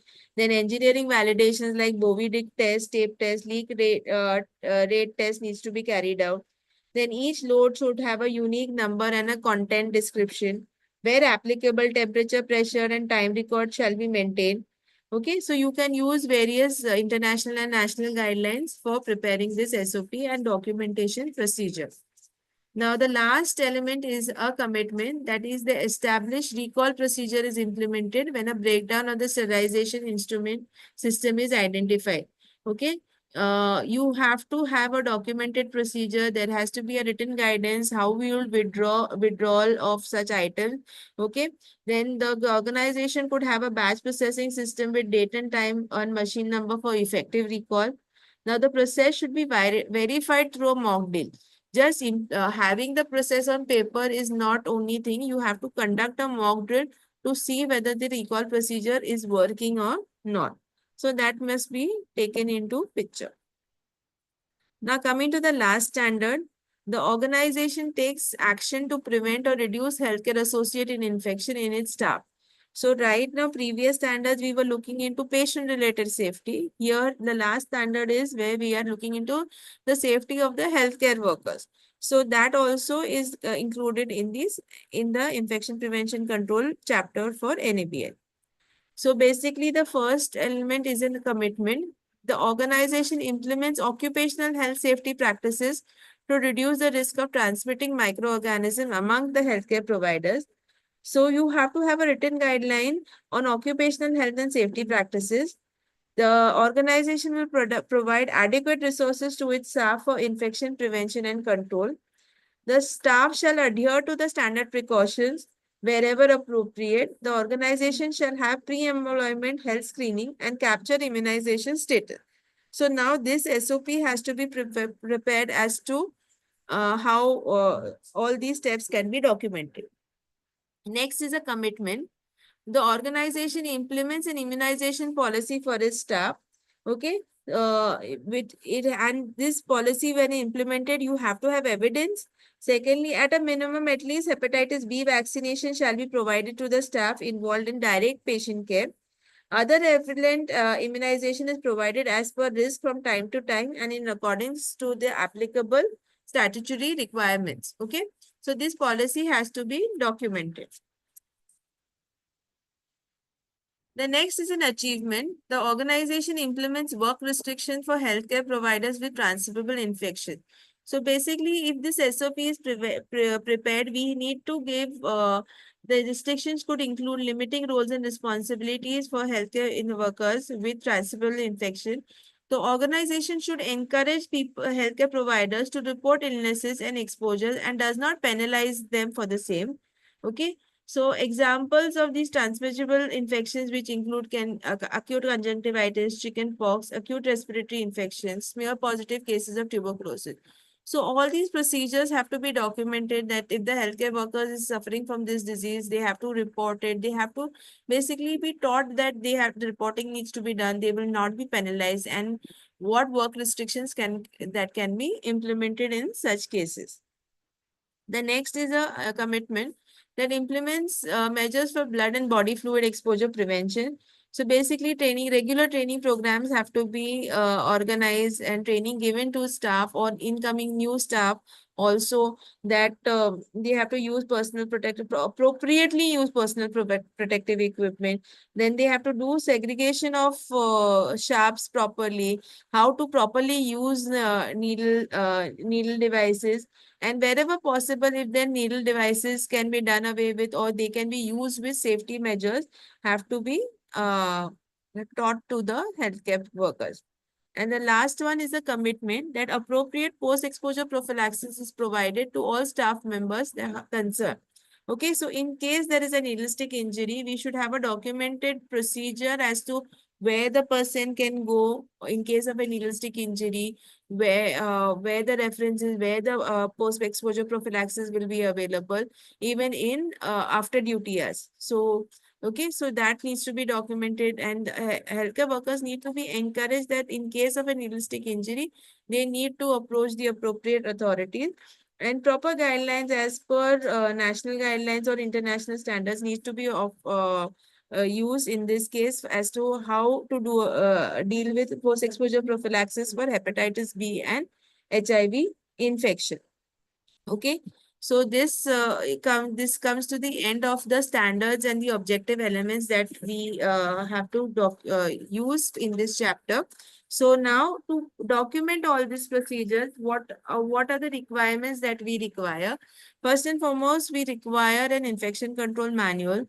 Now this infection control manual will have everything right from the formation, the objectives, roles and responsibilities of HICC. So HICC including the admin, the microbiologist, the clinician, the ICT, the ICN. How will you prevent? So basically all will be included. So the chapters in the manual could be as follows, or SOP, that policy on infection control program. So you can document what is the program, who are the members of this program, the various team members, the HICC, ICT, ICN, ICOs. Then what are the high risk areas and the procedures? So you identify what high risk areas with OTs, ICUs, transplant unit, what procedures you are going to cover in surveillance activities. Then standard and transmission based precautions that has to be included. Hand hygiene policy, like 5 moments of hand hygiene, the steps of hand hygiene. Then policy on environment and equipment cleaning, disinfection and sterilization. Antibiotic stewardship program, laundry and linen management for SOP, kitchen sanitation and food handling. Policy on engineering controls. So in this engineering controls, you can have the ICRA form, the infection control risk assessment. There are the various other engineering controls that you need to have. Then housekeeping policy, how and when to sterilize equipment, the spacing, when to clean the high touch areas, low touch areas, how often, the use of proper disinfectants. Okay, so this all will come in the housekeeping procedure. Then surveillance activities, then reporting of notifiable diseases, that is important. Okay, so then outbreak management, prevention and infection of hospital acquired infection, that is the device associated infection, that is VAP, CLAPSI and QATI, and the surgical site infection. Then needle stick injury, exposure to blood and body fluids. So in how do you prevent needle stick injury? In case you have needle stick injury, what will you do? So that will come under this. Then control of outbreaks of infection. Then CSSD, biomedical waste management, policies on PPE, how, when to use it, how to dispose it, that will is there.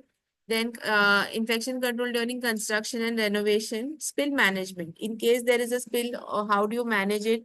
Whether it's a blood spill, chemical spill, so that comes in this SOP. Safe injection practices and occupational health and safety of the healthcare workers. The last SOP will include immunization details, post-exposure prophylaxis that need to be given to the healthcare workers. So this is all can be included in the infection control manual. Now, from hospital infection prevention and control activities, we have certain quality indicators that need to be maintained and their calculation. So the first, as I told you, device associated infection, that is the QATI rate, VAP and CLAPSI. So QATI is basically catheter associated urinary tract infection. So number of urinary catheter associated UTIs in a month. Okay, this is divided by number of urinary catheter days in that month into 1000. The unit is per 1000 urinary catheter days. This record has to be maintained monthly. Okay. Then the VAP rate, same thing, number of ventilator associated pneumonia in the month. Okay, into 1000 divided by number of ventilators days in that month. So this also is 1000 ventilator days. CLABSI rate is same, number of central line associated bloodstream infections divided by number of central line days in the month into 1000. So this is 1000 central line days. Surgical site infection. So keeping into the view the definition, the number of SSIs in a month divided by number of surgeries performed in the month into 100. So this is per 100 procedures. Okay. Hand hygiene compliance has to be done every month. Okay. You have to look into the areas and total number of actions performed divided by total number of hand hygiene opportunities into 100. So this is a percentage. And similarly with the needle stick injury, it has to be needle stick injuries upon the average occupied bed size. So again, this is a percentage or a rate. Okay. So these are the various quality indicators that we need to maintain from IPC point of view. So we have 6 quality indicators for IPC. Okay. Then, as I told you, we have to display certain charts. So like 5 moments of hand hygiene, steps of hand hygiene. You can have biomedical waste segregation posters, cough etiquettes. If there are isolation rooms so you can have those charts displayed like barrier nursing, isolation rooms, do's and don'ts. Okay, so that can also be displayed in the concerned areas of your hospital. At least 5 moments of hand hygiene and steps of hand hygiene has to be displayed at every area where there is a hand wash station. Biomedical waste poster can be put in places where there is the biomedical waste bags are kept. Okay, cough etiquettes can be posted in OPDs, in ICUs. Okay, in high risk areas, the cough etiquette posters can be displayed. I have used references from the guidebook of NABH 6th edition. Okay. Thank you.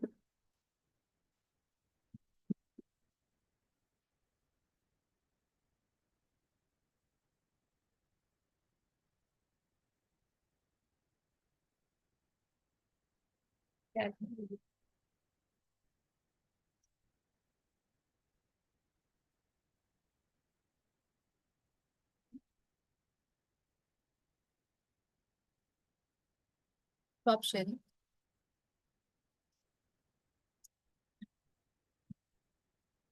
Thank you, Nishat ma'am, for such an informative speech. So now we are coming to the end of our webinar. Uh, first of all,